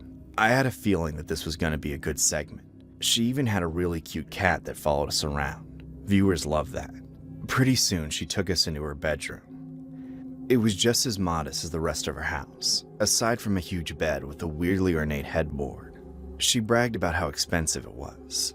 She also insisted that we keep her bedroom door closed. This was the one room that was off limits to her cat. She didn't want it scratching up her new bed. Well, unfortunately, Grady didn't hear that part. He left the door half open, and of course the cat rushed in before we could stop it. And right away, it clawed at the side of the bed like there was a bunch of mice inside. Lisa freaked out. Get it away! Get it away! Grady was holding the camera, so I had to dive for the cat and pull it away from the mattress. It clawed at me. I still have 3 tiny scars on my arm. I was able to get it out of the room and close the door. But when I turned back toward Lisa, she looked terrified. Grady had his camera pointed right at her. At first, I thought she was angry that her mattress had gotten scratched. Then I saw a $100 bill lying on the floor. Lisa put her foot on top of it, but it was too late. We'd gotten it on camera. Okay, interview's over. Time for you to go. She moved to the side, positioning her body in front of her bed. There was a long vertical tear along the edge of the mattress, but the cat hadn't done that. It was already sliced open. The cat had only pulled it apart. And in that tear, I saw more money sticking out. Lisa tried to push me away, but I easily moved past her and pulled open the tear, revealing huge wads of cash hidden underneath. It looked like thousands of dollars. Grady zoomed in. It's not what it looks like! I didn't quite understand what was happening, but I knew I'd gotten some great content for my channel. A small-town government official has a hidden stash of $100 bills in her mattress. What's with all the money? It's mine. I promise I didn't steal it. This lady was a terrible liar. The more she talked, the guiltier she seemed. I crouched down next to the money and looked at the camera. As you can see, these are $100 bills. Lisa, do people in South Dakota like to keep their savings at home? She tried to sputter out an answer, But when she couldn't think of anything, she attacked me. She was worse than her cat. She tackled me to the floor and started clawing at me, screaming that I had invaded her private space. Grady got it all on camera. When she was done with me, Lisa went after Grady. She tried to wrestle the camera out of his hands, but he thought of the perfect thing to say. "You know we're streaming this live, right?" It was a total lie. We never did anything live, but she believed it. She backed away from him, collapsed onto the bed, and started sobbing into her hands. Fine, I stole it all. I'm a thief. I was scratched up and bleeding, but I knew this footage was golden. I had to act like a real interviewer. I sat next to her on the bed and gently asked her to explain herself. She said she'd been stealing money from the county for years. She said she was a terrible person. And as I looked into the camera, I asked her the one question that still didn't make sense to me. If you have all this money, why aren't you spending it? Her house could be so much nicer. Instead, she had all this cash hidden away in a mattress. She looked right into the camera, giving me the moment that went absolutely viral when I posted it. "I keep the money in my bed because I like sleeping on it."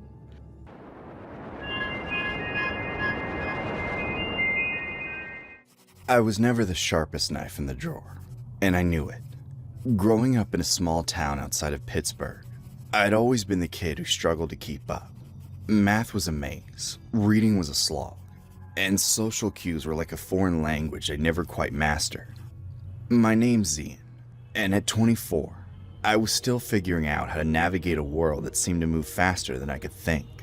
I moved to the city a year ago, chasing a vague dream of something better, and ended up in an apartment with 2 roommates, Jake and Corey, who made sure I never forgot how slow I was.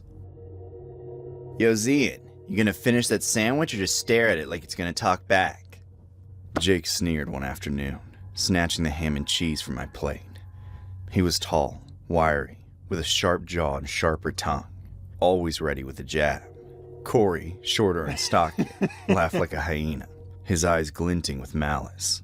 "Man, he's probably trying to figure out which end to bite first." I didn't respond. I learned early on that talking back only made it worse. They've been like this since I moved in, mocking my slow speech, my clumsy hands, the way I'd zone out when things got overwhelming. They treated me like I wasn't even human, just a punching bag for their egos. But I stayed because the rent was cheap, and I didn't have anywhere else to go.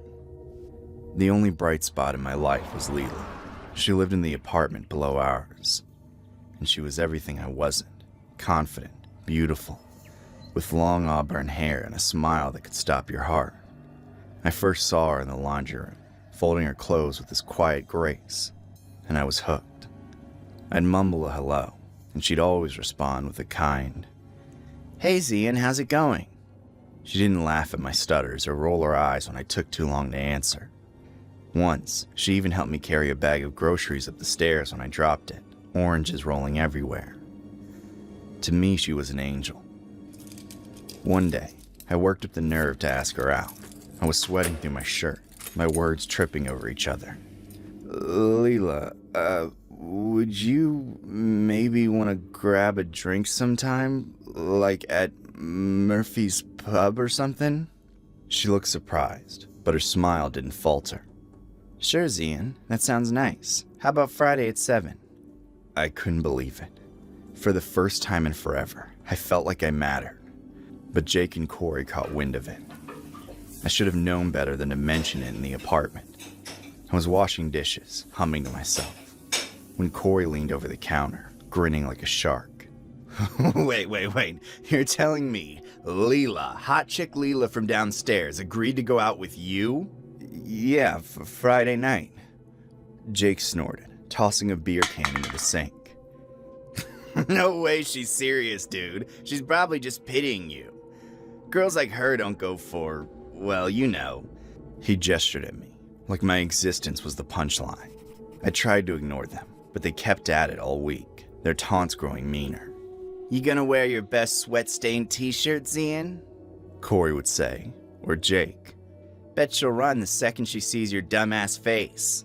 Then, 2 days before the date, they got quiet, almost friendly.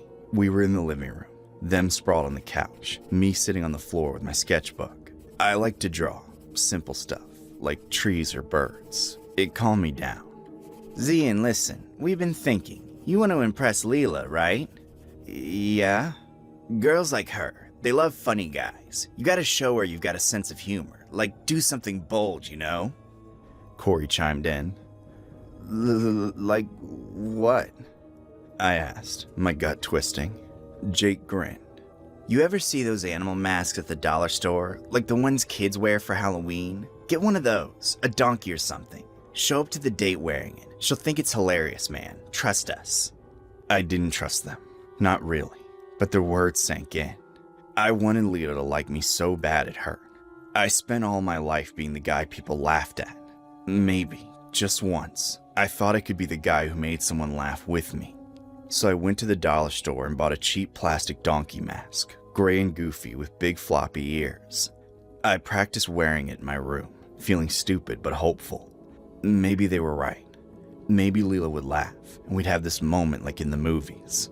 Friday night came, and I stood outside Murphy's pub, the mask in my hand.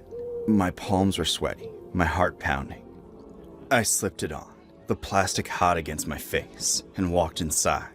The bar was crowded, all clinking glasses and loud chatter. I spotted Leela at a corner table, looking like a dream in a green dress. She glanced up, saw me, and her face froze. Not a smile, not a laugh, just this look of disgust. I took off the mask and waved at her. She stood up, grabbed her purse, and walked out without a word. I tore off the mask, my face burning. People were standing, some laughing, others whispering. I ran after her, but she was already gone, her heels clicking down the sidewalk. She was the only thing I'd ever really wanted, and I'd lost her because I was too dumb to see through Jake and Corey's cruelty. Back at the apartment, they were waiting, grinning like they won the lottery. How'd it go, donkey boy? Jake asked, cracking open a can of soda. Told you she'd love it. Corey added, doubling over laughing. I didn't say anything. I went to my room, shut the door, and sat on my bed. I was done being their joke. A few weeks later, I was walking by the river near our complex, trying to clear my head. That's when I noticed the water hemlock plants. They grew in clusters along the bank, their white flowers looking innocent enough. But I'd heard stories growing up. My grandma used to warn me about them, how even a little could kill you, quick and ugly. I don't know when the idea took root, but it started small, like a seed. Jake and Corey were always stealing food from the fridge, eating my leftovers without asking. What if? I spent days researching online, using the library computer so they wouldn't see. Water hemlock was no joke. Convulsions, vomiting, death within hours. I told myself I was just curious, but deep down, I knew what I was planning. I hated them. I hated how they made me feel small, worthless, like I wasn't even a person. And Leela, she hadn't spoken to me since that night. I'd seen her in the hall once, and she looked right through me. I had nothing left to lose. One evening, I cooked a big pot of chili, the kind they love to steal. I chopped the hemlock flowers fine, mixed them in with the spices. The kitchen smelled like tomatoes and cumin, masking anything suspicious. I left the pot in the fridge, labeled Zian's, do not eat. I knew they'd ignore it. They always did. That night I sat in my room, sketching, waiting. Around midnight, I heard them in the kitchen. Yo, Zian left us some chili in the fridge. Bowls clattered, the microwave hummed. Then, silence. I waited, my pencil frozen in my hand. The first scream came 20 minutes later. I stepped out to find them on the floor, clutching their stomachs, foam at their mouths. Jake's eyes were wide, pleading, but I just stood there, watching. Corey tried to crawl to the phone, but he collapsed, twitching. Within minutes, they were still. I called 911. my voice shaking but calm. My roommates, they're not breathing. I don't know what happened. When the cops came, I played the part of the dumb, confused kid. They found the chili, tested it, and ruled it an accident. Those plants grow everywhere around here. Kids don't know what they're picking. I moved out a week later to a tiny studio across town. I didn't see Leela again, but I heard she got engaged to some guy from her office. I still draw sometimes, mostly flowers now, though never hemlocks. I don't feel guilt exactly, just a strange, quiet relief. Jake and Corey were gone, and for the first time, I felt like I could breathe.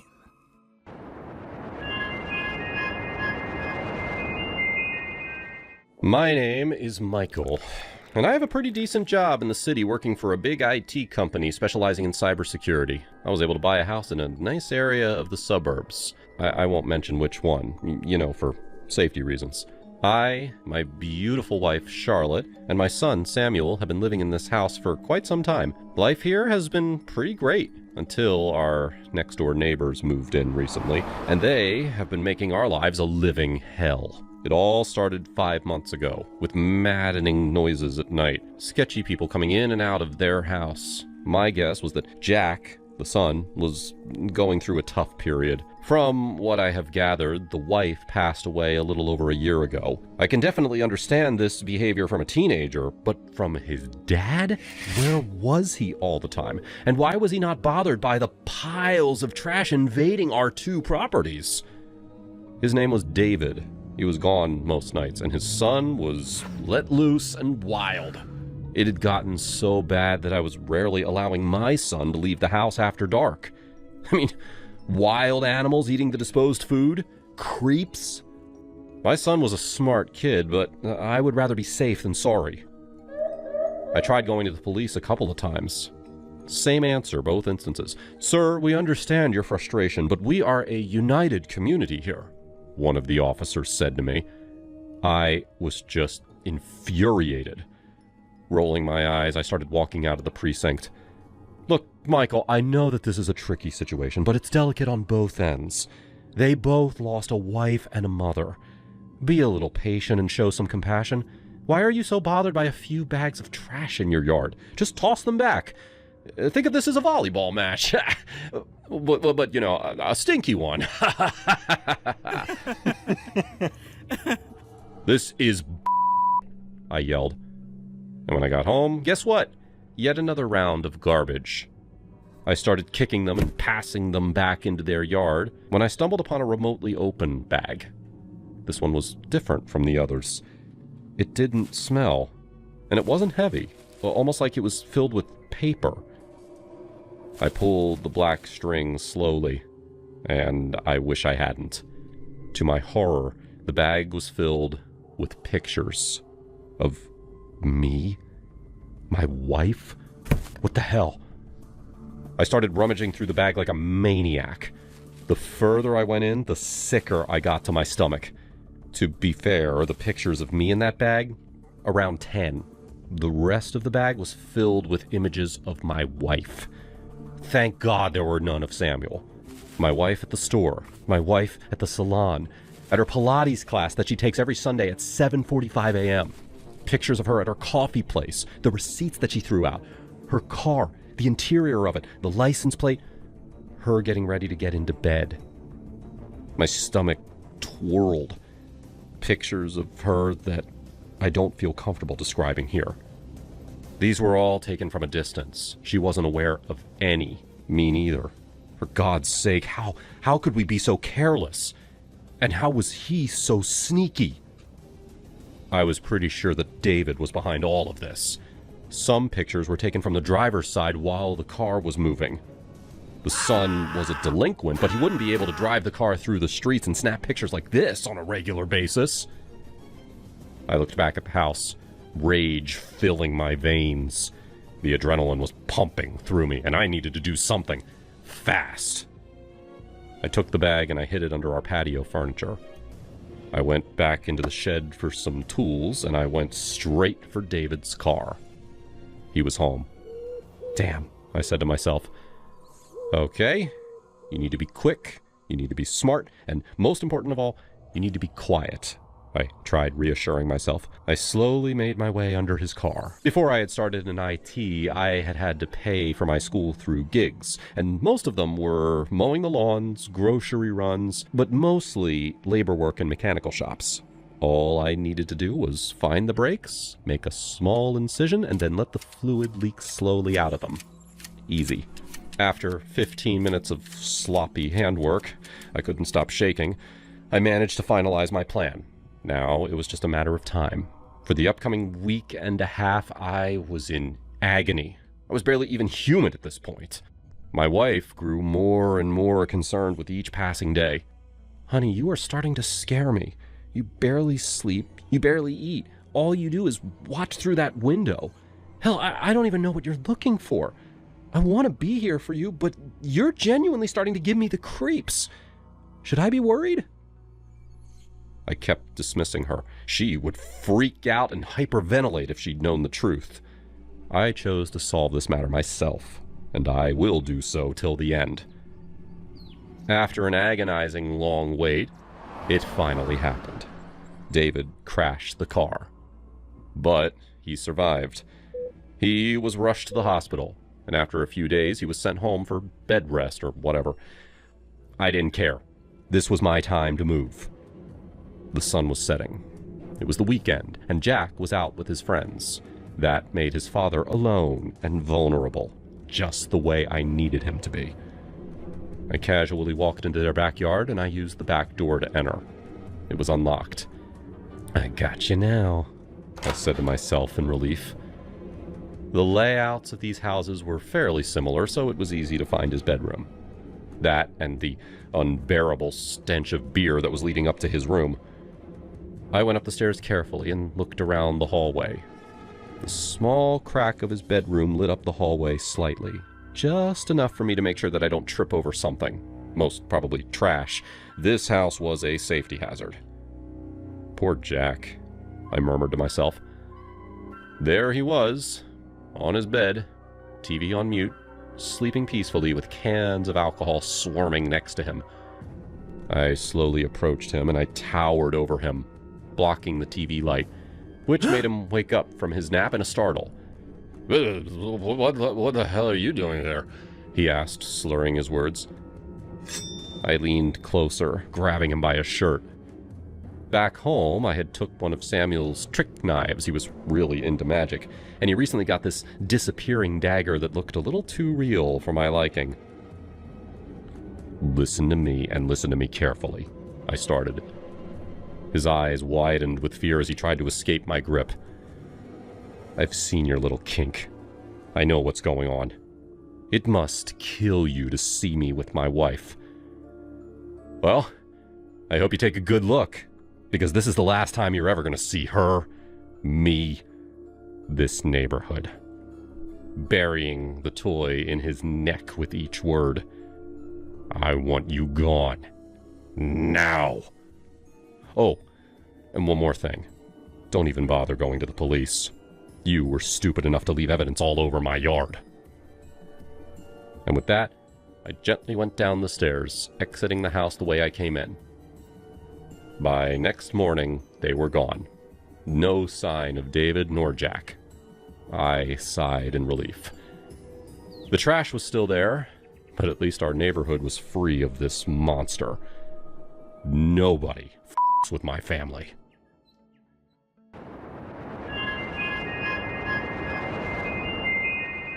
I still remember the first time my dad pulled our Chevy station wagon into the parking lot of that motel off I-80 in Nebraska. I was 8, maybe 9, crammed in the back with my little brother and a pile of Happy Meal toys. The neon sign buzzed Motel 10 in pink and blue, and right next door was the Truck Haven with those greasy burgers that tasted like heaven after 12 hours on the road. Dad would say, "This here's a gem, kids. Clean sheets, hot showers, and the best damn cheeseburger in the Midwest." Mom would roll her eyes but smile. Well, fast forward 25 years. Jake and I were driving cross-country for our honeymoon. Yeah, a road trip. Because who needs Paris when you've got America's heartland? We were trying to save money after the wedding blew our budget, so When I saw that familiar sign outside Lincoln, I got all nostalgic. Babe, pull in here. Stayed here 1,000,000 times as a kid. It's got the best truck stop burger ever. You'll love it. He glanced over, eyebrows up. Motel 10? Never heard of it. Looks a little, worn. That's fine. Probably just got bought by Motel 6 or something. Same vibe. Come on, it'll be an adventure. We checked in at around 9 p.m. The clerk was this grizzled guy with a beard that looked like it hadn't seen a comb since Reagan, chewing tobacco into a styrofoam cup. Room 204. Wash machine's broke. Vending's out of everything but off-brand Cheetos. Jake shot me a look as we hauled our bags up the exterior stairs, metal railing sticky with God knows what. Adventure, huh? Shut up. I laughed, nudging him. It's only one night. The room hit us like a wet slap. Carpet stained with disgusting fluids, a bed spread with cigarette burns even though it was non-smoking, and an AC unit that rattled. The bathroom mirror was cracked, and the shower curtain had mildew blooms that looked suspiciously like faces screaming. Holy Jessica, this is a hole. I tried to laugh it off. It's retro. Come on, let's go get burgers. That'll make it better. The truck stop was still there. Pumps glowing under fluorescent lights, semis idling like sleeping dragons. But the diner. God, what happened to the diner? Used to be called the Roadhouse Grill, with checkered tables and waitresses who called you Hun. Now, it was some knockoff chain called Burger Bunker, all fluorescent orange and menus laminated in grease. We slid into a booth that wobbled like it was drunk. The waitress, tattoos up her arms, name tag Crystal, smacked her gum and goes, "What'll it be?" 2 cheeseburgers, fries, Cokes, Jake said. She scribbled, didn't look up. Kitchen's slow, might be 20. 45 minutes later, our food arrived, cold. The burgers were gray, buns soggy, fries limp as overcooked noodles. Jake poked his patty. This meat's still mooing. Or was it ever alive? I forced a bite. Oh, mine's got a hair. Long black one. Ugh, definitely not mine. We left half uneaten, paid, and trudged back to the room. That's when the real fun began. The key card failed. 5 swipes.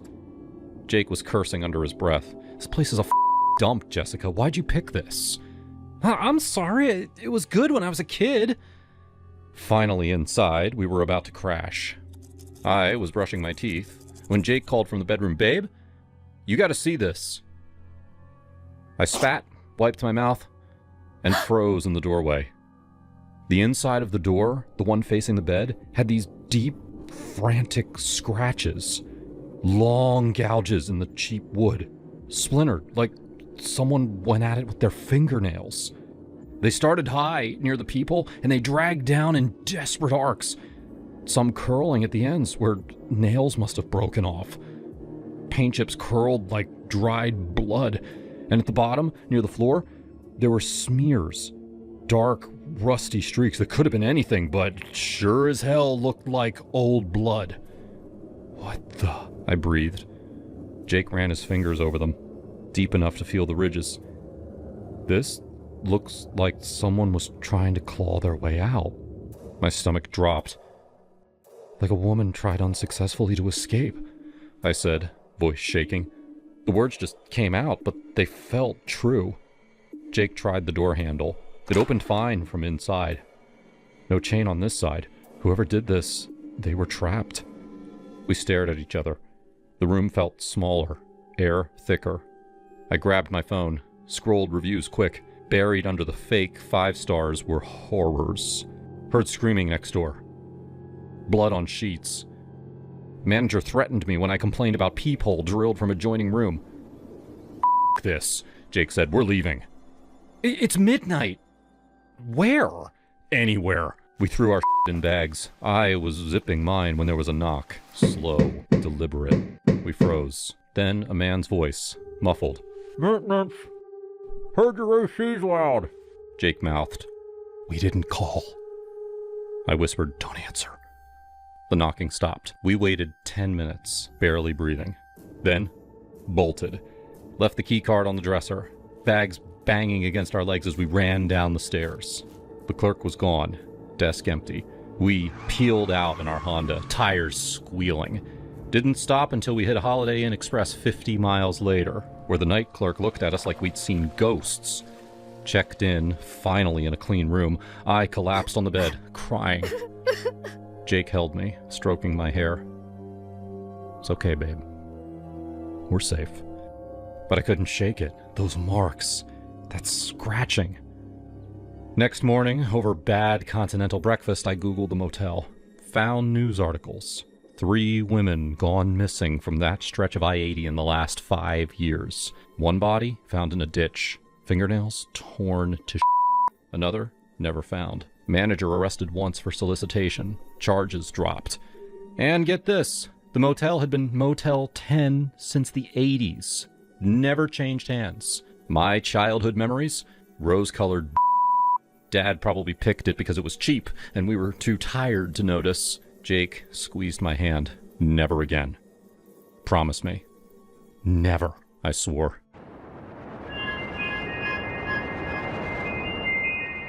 That Halloween night 5 years ago still haunts me. We lived in a quiet Chicago suburb. My parents, Mom and Dad, lived across town in their house. Mom's arthritis had worsened, making daily tasks a struggle. And Dad, at 72, was her rock, stubborn and spry. My husband, Tom, and I had been married 8 years. Things weren't perfect. His sales job kept him away, and my nursing shifts at the hospital drained me. We didn't have kids, which stung, but we were trying. It was around 8 p.m., the air sharp with the scent of bonfires and candy. Our porch sported fake cobwebs and jack-o'-lanterns that Tom had carved poorly. Check this out, he'd said that morning, pointing at a pumpkin with a lopsided smirk. Supposed to be terrifying, but it's more like a drunk uncle. I forced a smile. Things felt strained lately. Little fights, silences. I was in the living room, refilling the candy bowl when the doorbell rang. Tom, munching a Twix, stood up. I got it, he said. No trick-or-treat followed. Just an odd quiet. What the hell? Tom muttered. I peeked out and saw a man on our porch, a burlap sack over his head with eye holes cut out, like some horror movie creep. He stood silent, then stepped forward, like he was walking right in. Tom's face hardened. Back off, he yelled, shoving the guy hard. The figure stumbled, arms flailing, and fell backward off the step. His head hit the concrete with a sickening crack. Tom, what did you do? I screamed, dropping the candy bowl. M&Ms scattered like confetti. I ran outside as Tom stood frozen, hand still out. He was coming in! I thought he was some nutcase! I yanked off the sack, and there was Dad's face. Oh, God. Dad! I cried, checking his pulse. It was weak. Call 911, Tom! Now! The ambulance lights lit up the street. Neighbors gawked. Was it a break-in? One whispered. No, it was my dad, pulling a stupid prank. Dad loved pranks. As a kid, I'd find fake snakes in my backpack, or he'd jump out in a vampire mask. Keeps things fun, he'd say, winking. I should have known it was him, but that bag, that silence, it was too much. In the ER, I paced, calling Mom. Emily, what's happened? She asked, voice shaky. Dad's hurt bad, Mom. He fell. We're at the hospital. She arrived, hobbling on her cane, her face pale. He said he was going to scare you, too. I told him it was foolish. The doctor's words were a gut punch. Severe traumatic brain injury. Skull fracture. Brain bleed. He may not recover fully. Mom clutched my hand, sobbing. My George, he just wanted to make you laugh. Dad woke up, but he wasn't Dad. He slurred words, couldn't walk, needed constant care. Mom, with her arthritis and diabetes, couldn't manage him alone in their house. They'd always been a team, Dad cooking, Mom gardening. Now, that was gone. Tom tried to help, driving Mom to the hospital, but I couldn't look at him without seeing Dad's fall. It was an accident, Tom said one night, his voice low over dinner. I didn't know it was him. You pushed too hard. You always do. Like that bar fight last year. Punching that guy for nothing. He was coming at us. What was I supposed to do? Let some creep walk in? Think for 1 second. You broke my family. We tried to make it work. I'd visit Mom and Dad daily, watching Mom struggle to feed him, her hands trembling. I can't do this alone, Emily, she said, tears in her eyes. He doesn't even know me half the time. I know, Mom. We'll figure it out. We didn't. Dad needed full-time care, and Mom's health was failing. I found them a spot at Willow Creek Convalescent Center, a sterile place with faded curtains and overworked staff. Dad sat in a wheelchair, staring blankly. Mom held his hand, talking about old times. Remember our lake house, George? You caught that big trout. I'd ask the nurse how's he today. Stable, but no real change. Stable. Like that meant anything. Tom kept trying. I'll pay for better care, he offered one night, handing me flowers. I'm so sorry, Emily. Sorry doesn't fix it, I said, tossing the flowers on the counter. Every time I see you, I see him falling. Why can't you forgive me? Tom asked, slamming a cabinet. I was protecting you because you destroyed us. Get out. I filed for divorce a month later. It was quick, no kids, just a house we sold. I moved to a small apartment near the hospital, closer to Mom and Dad. Friends tried to help. It wasn't Tom's fault, my friend Chia said over coffee. Your dad's prank went too far. He should have waited, I said, stirring my latte. He's always been reckless. Mom died 2 years later, her heart giving out. Love you, sweetie, she whispered, her last words.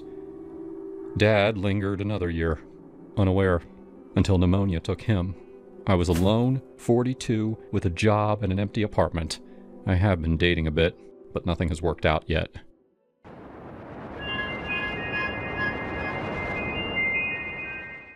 My fiance, Daniel, told me to never visit him at work. He was the manager of a mid-sized bank, and his job stressed him out a lot. He couldn't handle any distractions. At least, that's what he told me. For 3 years, I believed him. Last week, I was doing my usual chores around the house when I saw that he left his briefcase behind. I called him, but he didn't answer. So, being a good partner, I decided to drive to his office and drop it off. Our son was with my parents for the day, so I figured, why not? His bank was near the grocery store anyway. I could pop in, give him what he needed, and get out of his hair before he got upset. I walked inside and introduced myself to one of the tellers. She was extremely ugly. She had a lazy eye and a thick unibrow. Could you take me to Daniel's office, please? I have his briefcase. The woman looked at me suspiciously, like I was trying to rob the place or something. I calmly explained that he was my fiancé, and she acted like I was insane. Ma'am, I'm going to have to ask you to leave now. I was offended, obviously, but I didn't want to cause a scene at Daniel's work. So I put on a smile and tried to hand her the briefcase so she could deliver it herself. She refused to take it, literally accusing me of bringing a bomb into the bank. A bomb. The nerve of this woman. It was just a briefcase. I felt so humiliated. Even though I was trying so hard not to cause a scene, everyone was still staring at me. Just get my fiancé, please. He'll sort this out. Trust me, lady. Daniel is not your fiancé. A security guard came out of nowhere and grabbed me by the arm. I didn't resist, but he was so violent that my shoulder popped out of its socket. I could hear it. Pain shot through my side. The guy dragged me through the front door. I just stood there, my arm all messed up, and I physically couldn't drive away. The guard told me to leave before he called the police. I can't. That's when the guy noticed what he did to my arm, and he looked guilty. He tried to grab my arm so we could pop it back into place, but I refused to let him touch me again. I demanded that he get Daniel. The guard clearly did not want to do that, but I didn't give him a choice. I watched him go back inside to argue with the teller. Then, through the glass, I saw Daniel walk out of his office. He said something to the teller, but he wasn't treating her like an employee. He was holding her, hugging her as if she was the one who'd gotten hurt. Then I watched him kiss her cheek. What the hell was going on? He walked outside a minute later, after he'd calmed down the woman. When he reached me, he kept a foot between us. No hug, no kiss on the cheek. And as we talked, he kept glancing back at the window, as if he was more concerned with how that woman felt than his own fiancée. And the worst part was, he didn't even apologize or ask if I was okay. He just lectured me about coming to his workplace. Daniel, what's going on? I'm busy, and you should have just called. I did. You didn't answer. That's when he finally apologized. He told me he was really stressed from work, and Lacey, the teller, completely misunderstood the situation. He said all the right things. Everything sounded believable. He was still keeping his distance and glancing towards the window. I knew he was hiding something from me, but I was in too much pain to think straight, and asked him to take me to the hospital, but he said no. There was an urgent care a few blocks over that I could walk to. So that's what I did. Despite the pain, I walked to the urgent care alone, and a male nurse popped my shoulder back into place. I didn't realize that I still had Daniel's briefcase until after the pain went away. I could have gone back to the bank to get my car, but instead, I sat in their lobby and opened his briefcase myself. It was the first time I ever looked through Daniel's belongings before, and what I found made everything clear. His day planner was filled with mentions of Lacey, their date nights, evenings together, and all his work trips and trainings were a lie. He was living a double life with her. Last weekend's seminar was actually a trip with Lacey to Joshua Tree. He went to freaking Joshua Tree while I had to deal with our son's 103-degree temperature. Even worse, he had code words in the calendar for all the time he actually spent with his real family. Our son's birthday party was last month, and he labeled it as dental appointment. Our anniversary dinner was called prostate exam. He was so determined to keep me hidden from his mistress that he wrote 1,000 excuses in his day planner. How could he cheat on me with that woman? She's a beast. After a while, the nurse came over to check on me. I guess I was sobbing in the lobby. I absolutely unloaded on him.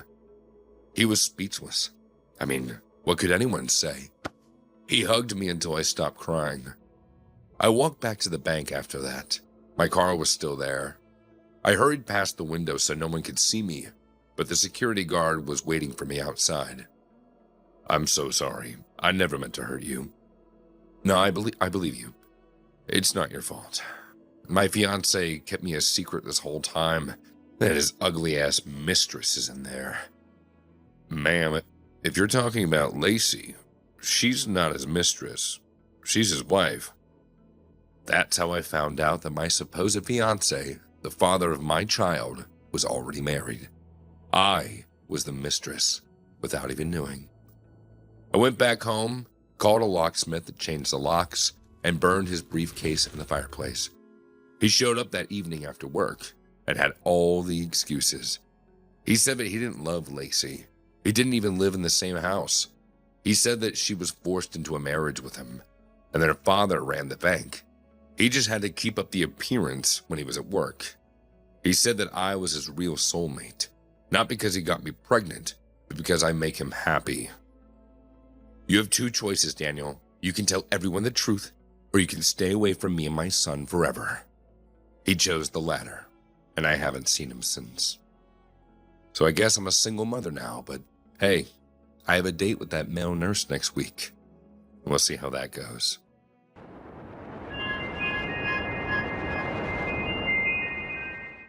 I was 29, single, and still dumb enough to think a midnight walk after too many tequila shots was a good idea. The party had been in a loft in Deep Ellum, Dallas, bass thumping so hard my ribs still vibrated. My friends had Ubered home. I told them I wanted the air. Truth was, I was broke, and the walk was only 12 blocks. I slipped out the side exit, heels clicking on the asphalt, city lights smearing gold across the puddles left by an earlier rain. The streets were mostly empty. A couple of cabs hissed past. Somewhere, a siren Dopplered into silence. I like the hush after the noise. the way neon bled into the dark like watercolor. I was humming some half-remembered song when I felt it, that prickle on the back of my neck. I glanced over my shoulder. A man, maybe 30 yards back, hands in the pockets of a dark hoodie. Nothing unusual. Drunk guy heading home, same as me. I kept walking. 2 blocks later, the distance had shrunk to half a block. His footsteps matched mine.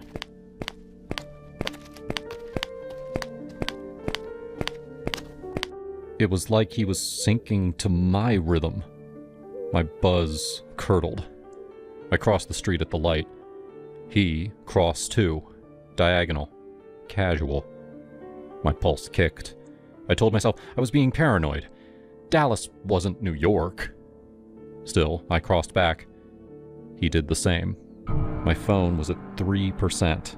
No rideshare. No 911 worth a damn if he decided to sprint. I scanned ahead. 2-3 blocks up, a shopping cart rattled under a street lamp. Someone pushing it. Hunched. Layers of coats and scarves. Homeless, probably. Male from the build. But alive. And moving slow. Perfect. I jogged. Heels be damned. Until the cart was 20 feet away. Excuse me! Excuse me! I'm so sorry. Do you mind if I walk with you a minute? Because this asshole doesn't think I notice him following me. The figure stopped. Turned. Under the scarf and knit cap was a face older than I expected. Dark skin creased like old leather. Eyes sharp as broken glass. A woman. She gazed past me to the shadow now frozen under the lamp. She reached into the cart. Slow, deliberate. Out came a Bowie knife the length of my forearm. Blade catching the light like it was thirsty. She raised it high.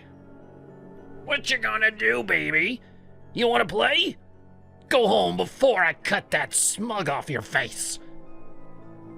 The guy flinched, hands up. Then he bolted, sneakers slapping pavement until he rounded the corner and vanished. Silence rushed back in, thick as the humidity. I let out a breath. The woman lowered the knife but didn't put it away. You good, child? Yeah. Thank you, Jesus. My knees felt like wet paper. She studied me. Most folks see the cart, the dirt. They cross the street faster than your little boyfriend back there. You ran toward me. I knew he was trouble. Figured even if you were a dude with a shank, better odds than Captain Hoodie. Smart. Name's Dolores. You? Claire. Claire. She tucked the knife into a sheath strapped under the cart's handle. Walk with me, Claire. I'm headed to the bridge anyway. We fell into step. The cart rattled like a broken tambourine. I kicked off my heels, carried them, barefoot on the cold sidewalk. The city felt different now. Less pretty, more teeth. You always pack heat like that? I asked. Since 78. First husband taught me. Before he taught me how to leave him. Second husband tried to take it. He's a fertilizer under the Trinity now. I laughed before I could stop myself. You're shitting me. God don't like ugly, but he loves a good story. She winked. What about you? Party girl walking alone. Daddy issues or just stupid? A little of both. Birthday. Friends bailed. Didn't want to blow $40 on a ride. 29? How'd you... Your knees lock when you lie. Mine did too. At 29. She nudged the cart around a pothole. Men still think we're snacks after midnight. I shivered. Partly cold, partly memory. Had an ex who followed me home once. Said he was making sure I was safe. Found him outside my window at 3 a.m. with his raisin in his hand. Dolores snorted. Difference is consent, baby girl.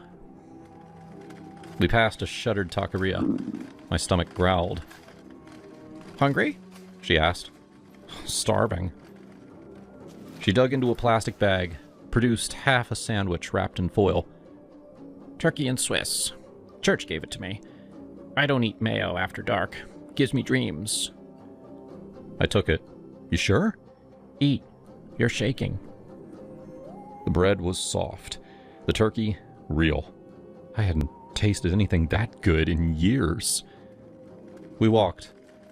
She told me about her son, Marcus, locked up in Huntsville for boosting cars. Boy's smart. Could have been an engineer. Chose the streets instead. I visit when the bus money lines up. I'm sorry. Don't be. Blood don't mean destiny. You got kids? No. Almost did. Miscarried at 20. Mom said it was God's mercy. I still wonder what mercy looks like. Dolores was quiet a minute. Looks like a knife in an old lady's hand when you need it.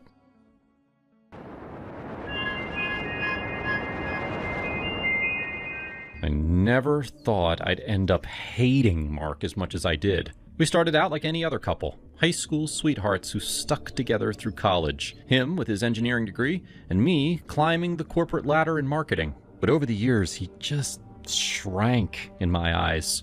Became this puny, immature version of the guy I once thought was my forever. It wasn't one big thing. It was 1,000 little ones that piled up until I couldn't breathe around him anymore. Take that time last summer when we were at my company's barbecue. I had just gotten promoted, and my boss, Alex, was there. Tall, confident, the kind of man who commanded a room without even trying. Mark showed up late, wearing that stupid graphic tee with a cartoon robot on it, like he was still in his dorm room. He spent the whole afternoon cracking lame jokes about engineers being better than marketers. But they fell flat, and everyone just politely laughed. Later, when Alex pulled me aside to congratulate me privately, I felt alive for the first time in months. Mark? He was off playing cornhole with the interns, yelling like a kid when he won. Babe, did you see that? I'm unstoppable! He shouted across the lawn. I forced a smile, but inside I was cringing. Puny. That's the word that kept echoing in my head. Or that weekend that we tried to fix the leaky faucet in our apartment. I suggested calling a plumber, but no, Mark had to prove that he was handy. He spent hours under the sink, tools scattered everywhere, cursing under his breath. I got this, Jess. Just hand me the wrench. No, the other one! He'd snap, his voice whiny when things went wrong. In the end, he flooded the bathroom and we had to pay double for an emergency repair. Meanwhile, Alex had just renovated his entire condo by himself. Told me all about it during one of our late night work sessions. That night, after Mark finally gave up and slumped on the couch with a beer, whining about how plumbing is rigged, I texted Alex. We met up at his place, and let's just say, he knew exactly how to handle things. No fumbling, no excuses. Left me breathless. Mark never suspected a thing. He was dumb enough playing video games that he didn't even notice that I was gone for hours. By the time we planned that hiking trip in the Adirondacks, I'd been with Alex for 6 months. Alex made me feel desired, powerful. He'd pin me against his office desk after hours, whispering how I was the smartest woman he'd ever met, how he couldn't get enough of me. "You're wasted on that boy," he'd say, and he was right. Mark had become this clingy shadow, always needing reassurance, always making everything about his insecurities. "Do you still love me, babe?" He'd ask out of nowhere, like a lost puppy. Made my skin crawl. I decided on the hike that it was time to end it. But I didn't want to be the villain. No, I needed an excuse. Something dramatic that would make breaking up seem inevitable. Maybe even his fault. We'd been arguing more lately. He accused me of working too much, of drifting away. If I could orchestrate something where he got hurt, nothing fatal, just enough to scare him off, I could play the concerned girlfriend who realizes that she's outgrown him. And that's when the idea hit me. Hornets. I'd read online about nests in the woods, how a wrong step could unleash hell. Allergic reactions, swelling, pain. If Mark got stung bad enough, I could rush him to the ER and then drop the bomb. This trip showed me we're just not compatible anymore. You're too reckless. Perfect cover. No one would blame me. Especially not my girlfriends back home who had been urging me to dump him for ages. Jess, you're 28. Successful. Hot. You deserve better than that man-child, they'd say over brunch. We drove up early that Saturday morning in October of 2025. Mark was excited, bouncing in the passenger seat like a kid on a field trip. This is gonna be epic, babe. Fresh air, just you and me. No phones, no distractions.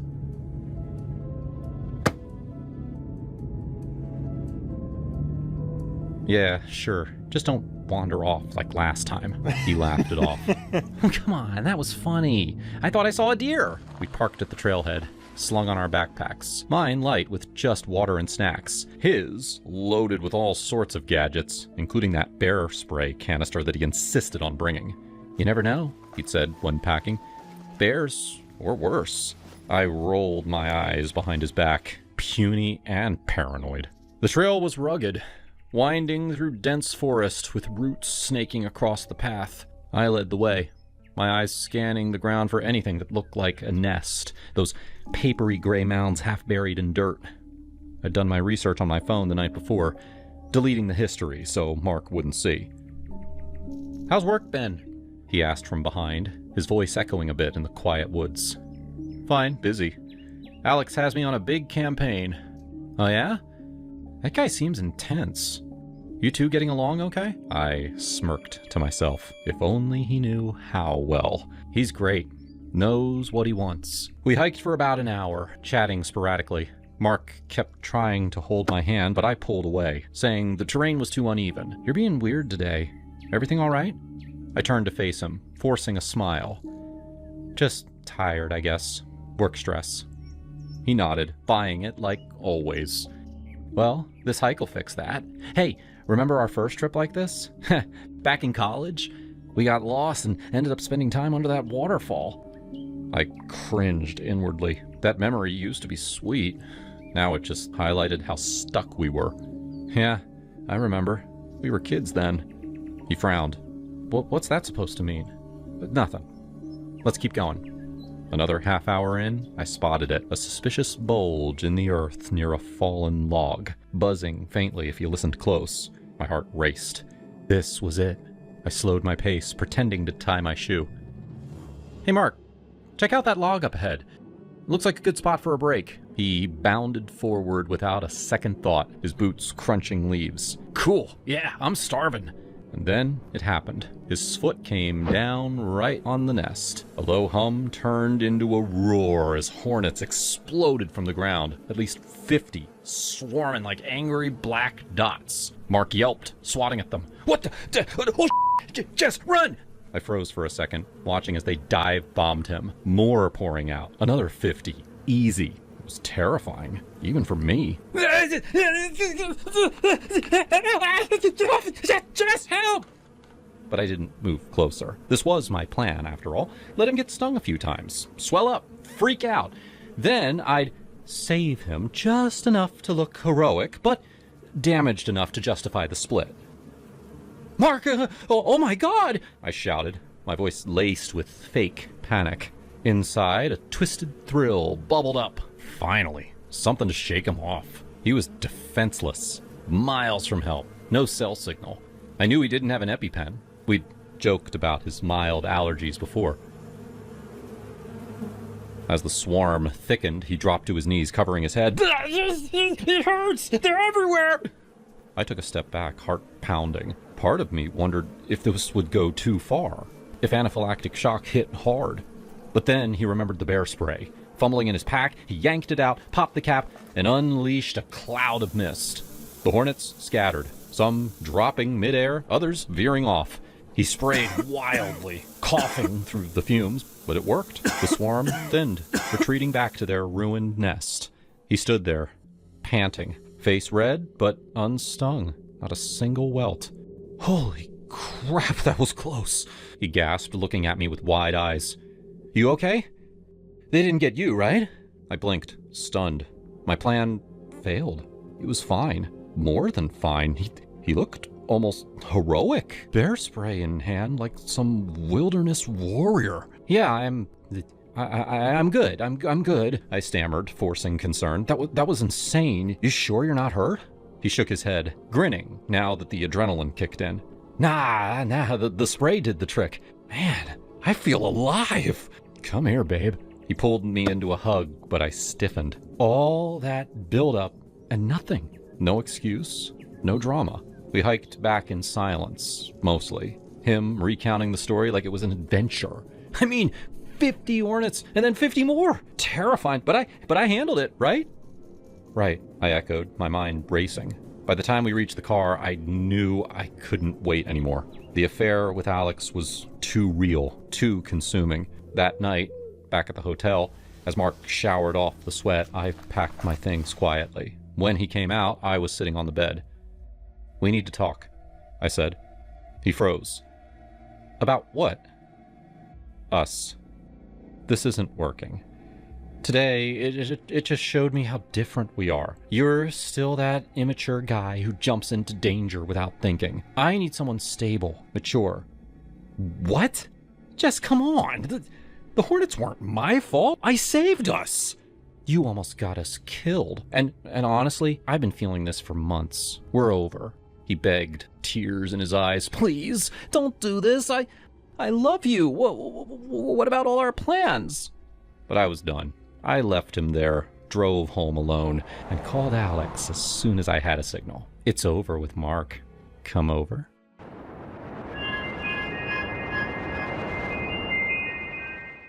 I remember that road trip like it was yesterday, even though it's been a couple of years now. I was 28, and my best friend Olivia had just moved to Los Angeles for some fancy tech gig. Come visit, she begged over the phone. Drive out here. Make it an adventure. Flying felt too impersonal, too rushed. I wanted to see the country, Feel the wind in my hair, stop at quirky roadside diners, blast my playlist through the heartland. So, I packed my car with snacks, a cooler of Diet Cokes, and hit the road westward. The drive was epic at first. I left Georgia under a humid sunrise, cruising through Alabama with the windows down, singing along. By Mississippi, I was munching on gas station peanuts and marveling at how flat everything got. Texas was a beast. Endless highways where the sky swallowed you whole. I pulled over in Amarillo for barbecue that made my mouth water, chatting with a trucker named Earl who warned me about them desert winds ahead. Watch your tires, darling, he said, tipping his hat. I laughed it off, feeling invincible. New Mexico brought red rocks and starry nights. I camped one evening in a state park, staring at the Milky Way and texting Olivia photos. Halfway there, I wrote, this is living. But by Arizona, the glamour faded. My back ached from the seat. My eyes burned from staring at the asphalt. I blasted podcasts to stay awake. Motivational ones, about how women are better than men. Always keep them under your heels, one host intoned. I nodded along, sipping lukewarm coffee. Finally, after 4 days and over 2,000 miles, I rolled into San Diego around dusk. The ocean air hit me like a promise, but I was bone tired, my legs cramping, my mind foggy. I'd booked a room at this budget hotel through Wanderbook, one of those random travel sites that pop up with deals. It was called the Sunset Inn. Sounded cute online, with palm tree photos and promises of cozy vibes near the beach. $50 a night? Sold. Pulling into the parking lot, though, my stomach twisted. A couple of sketchy guys loitered by the vending machines, smoking and eyeing my car. Just exhaustion talking, I muttered to myself, grabbing my bag. Inside, the lobby smelled like stale cigarettes. The clerk, a middle-aged woman with bleached hair and a name tag reading Darlene, barely looked up from her phone. Reservation for Emily Carter? I said, sliding my ID over. She tapped at her computer, popped her gum. Yeah, gotcha. Room 112, around the back. That'll be $55 with tax. I handed over my card, ignoring the red flags. Is it quiet here? I've been driving all day.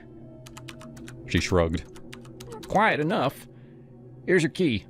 Parking decal for the lot. I trudged to the room, the door creaking open to reveal threadbare carpet, a lumpy bed, and a TV. But hey, it had a deadbolt and that little chain lock thing, the bar that swings over for extra security. I'm always paranoid about that stuff. Growing up in the South, my mom drilled it into me. Lock everything, Em. World's full of crazies. I showered quickly, the water pressure pathetic, then collapsed into bed at around 10 p.m., too wiped to even unpack. Sleep hit me hard, dreamless and deep. Until around 4 a.m., when a rattling noise yanked me awake. The doorknob was turning. Slowly at first, then with force. My heart slammed against my ribs. I sat up, clutching the sheets, staring at the door. The lock gave way, and the door cracked open an inch or two, stopped by the chain bar that I'd latched. Through the slit, I saw shadows, heard voices. Male, slurred, aggressive. Hey, pretty girl. Come on out. We saw you check in. You got nice headlights. You alone?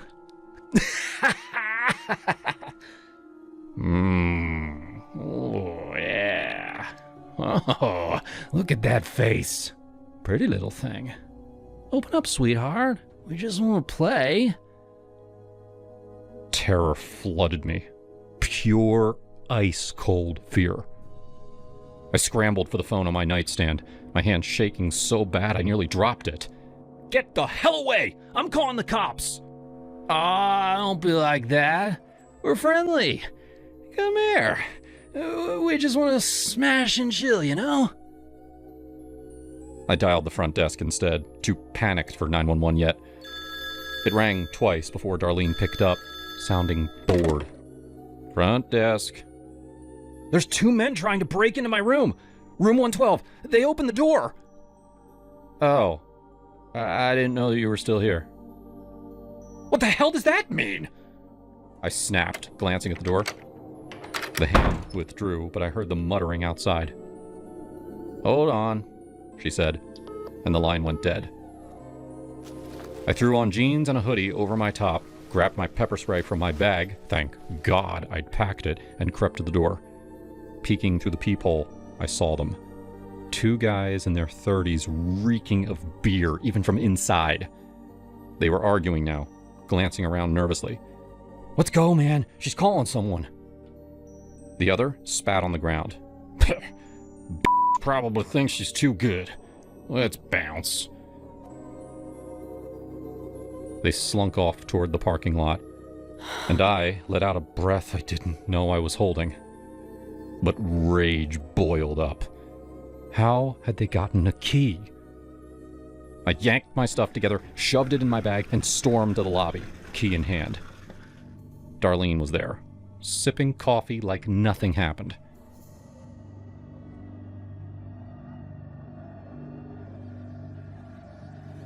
What the hell is going on?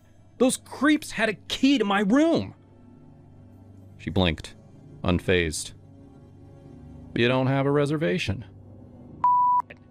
I pulled out my booking confirmation printout, the parking decal still sticky on my dash visible through the window. I checked in last night. Paid you. Here's the proof.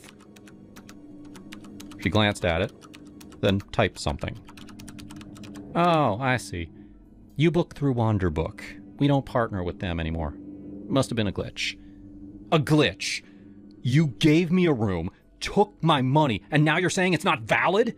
And you rented it out to those assholes? She nodded casually. Yeah, I booked it for the next month. Paid cash. I thought you'd checked out early or something. I was shaking, tears of fury stinging my eyes. You thought I checked out? At 4 a.m.? And you gave them a key without checking? I could have been... Don't get dramatic, she said, rolling her eyes. Manager's not in till 9. You can wait if you want. I paced the lobby for hours, sipping bad coffee from the machine, my mind racing. What if I hadn't latched that bar? What if they'd pushed harder? Every creak made me jump. Women like me were taught to be polite, to not make scenes. But screw that. This was my safety. By 8:30, a few other guests trickled in for the continental breakfast. Stale muffins and watery orange juice. One older lady noticed my frazzled state. "You okay, hon?" she asked, pouring cereal. "Not really. Creeps tried to break in last night. Hotel's saying that my booking's invalid." Her eyes widened. "Jesus. That's why I always stay at Chains. Be careful out there." Finally, at 9 a.m., the manager showed. A balding guy named Rick, looking hungover himself. I laid it all out. The booking, the intruders, Darlene's b****. I want a full refund and an apology. This could have ended badly. He rubbed his temples. "Look, miss. Wanderbook's been glitchy with us. We stopped taking their reservations last month, but sometimes they slip through. I'm sorry about the mix-up. Darlene should have double-checked." "Sorry? That's it? Those guys had a key!" He sighed. "They were regulars. Construction workers. Probably thought the room was empty. You gotta relax." I stared him down. "Refund now. Or I'm calling the police and leaving a review that'll tank this place." He processed it quickly, handing back my card receipt marked refunded. There. Done. Safe travels. I grabbed my stuff and bolted, peeling out of that lot like it was on fire. Driving north to LA, the adrenaline crashed, and I pulled over at a rest stop to cry. Big, ugly sobs. Olivia met me at her apartment with wine and hugs. "Holy shit, Em," she said that night as we dissected it over pizza. "You could have been... God, I'm glad you're okay." "Me too," I replied, clinking glasses. "But it makes you think. Us girls out there alone? We gotta lock every damn door. Trust no one."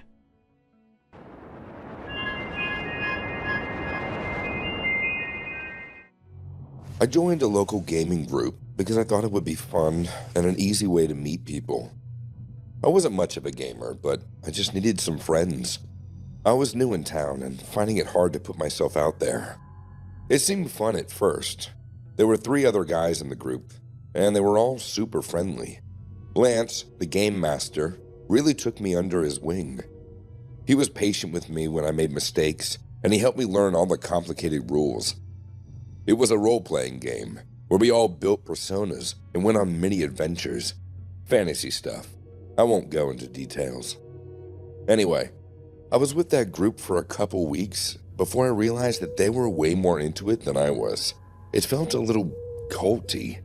And one night, whenever I canceled last minute to catch up on some work, the group literally came to my house and forced me to play right in my living room. I couldn't say no. I tried to quit multiple times after that, but Lance wouldn't let me. He said that my character was integral to their quest, but the real reason was that he didn't want to lose control over me. Slowly, this game took over my life. Lance increased our meetings to almost every day, and no one could leave until we achieved whatever made-up objectives he made for us. Most of the time, we spent all night playing. None of the other players had full-time jobs like I did, so they could only sleep during the daytime, and with my schedule, I could barely function. I think Lance wanted me to be sleep-deprived. I was more controllable that way. Eventually, I just gave in. It was like Stockholm Syndrome. I started to get obsessed with the game, as everyone else. Once that happened, Lance started something called an outreach program. We need more members, and it's up to you to find them. Don't disappoint me.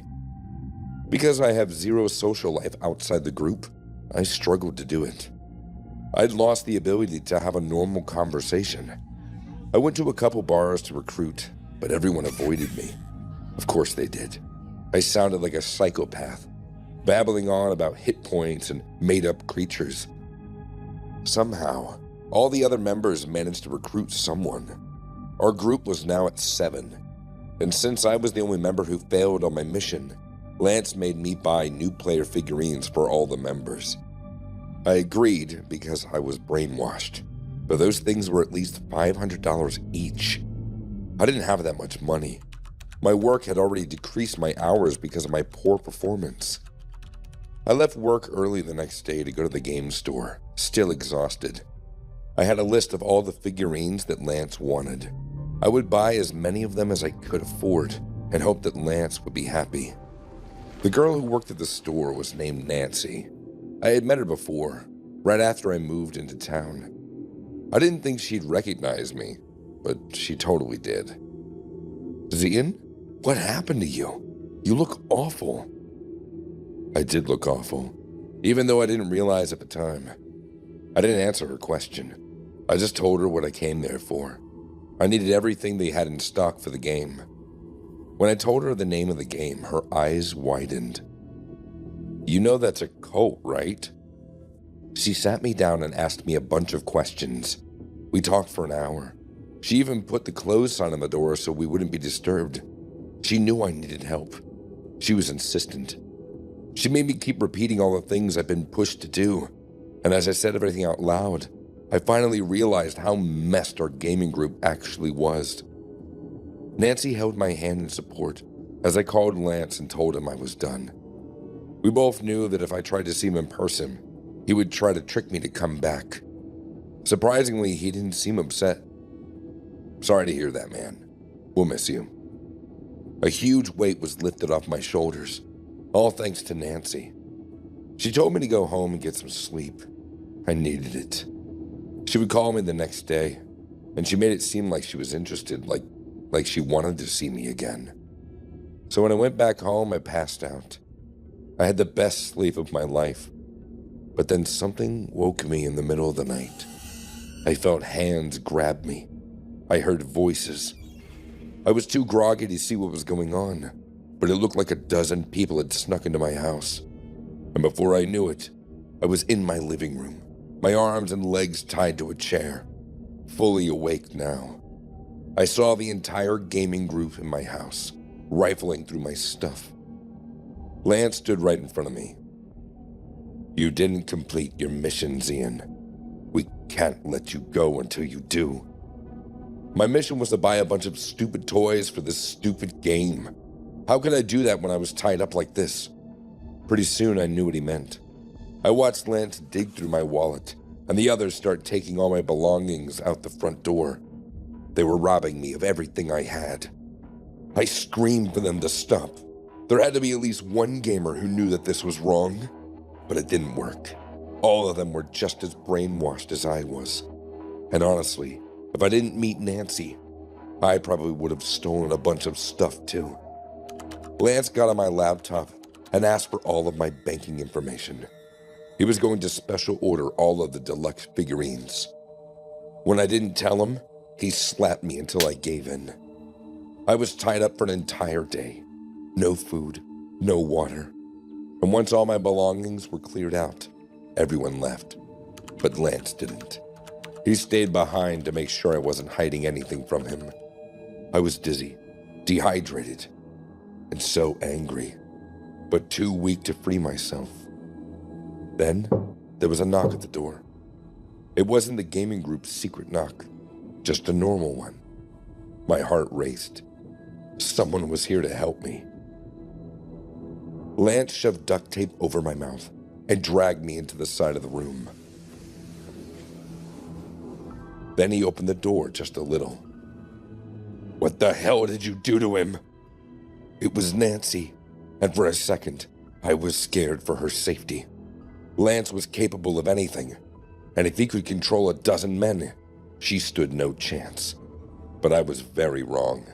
Nancy pushed the door open and punched Lance right in the nose before he could do anything. Knocked him out cold. Then she ran towards me and tore off the duct tape. That's the guy you're afraid of? With Lance bleeding and moaning on the floor, looking so pathetic and weak, we called the police. The gaming group was over, and I haven't played any games since.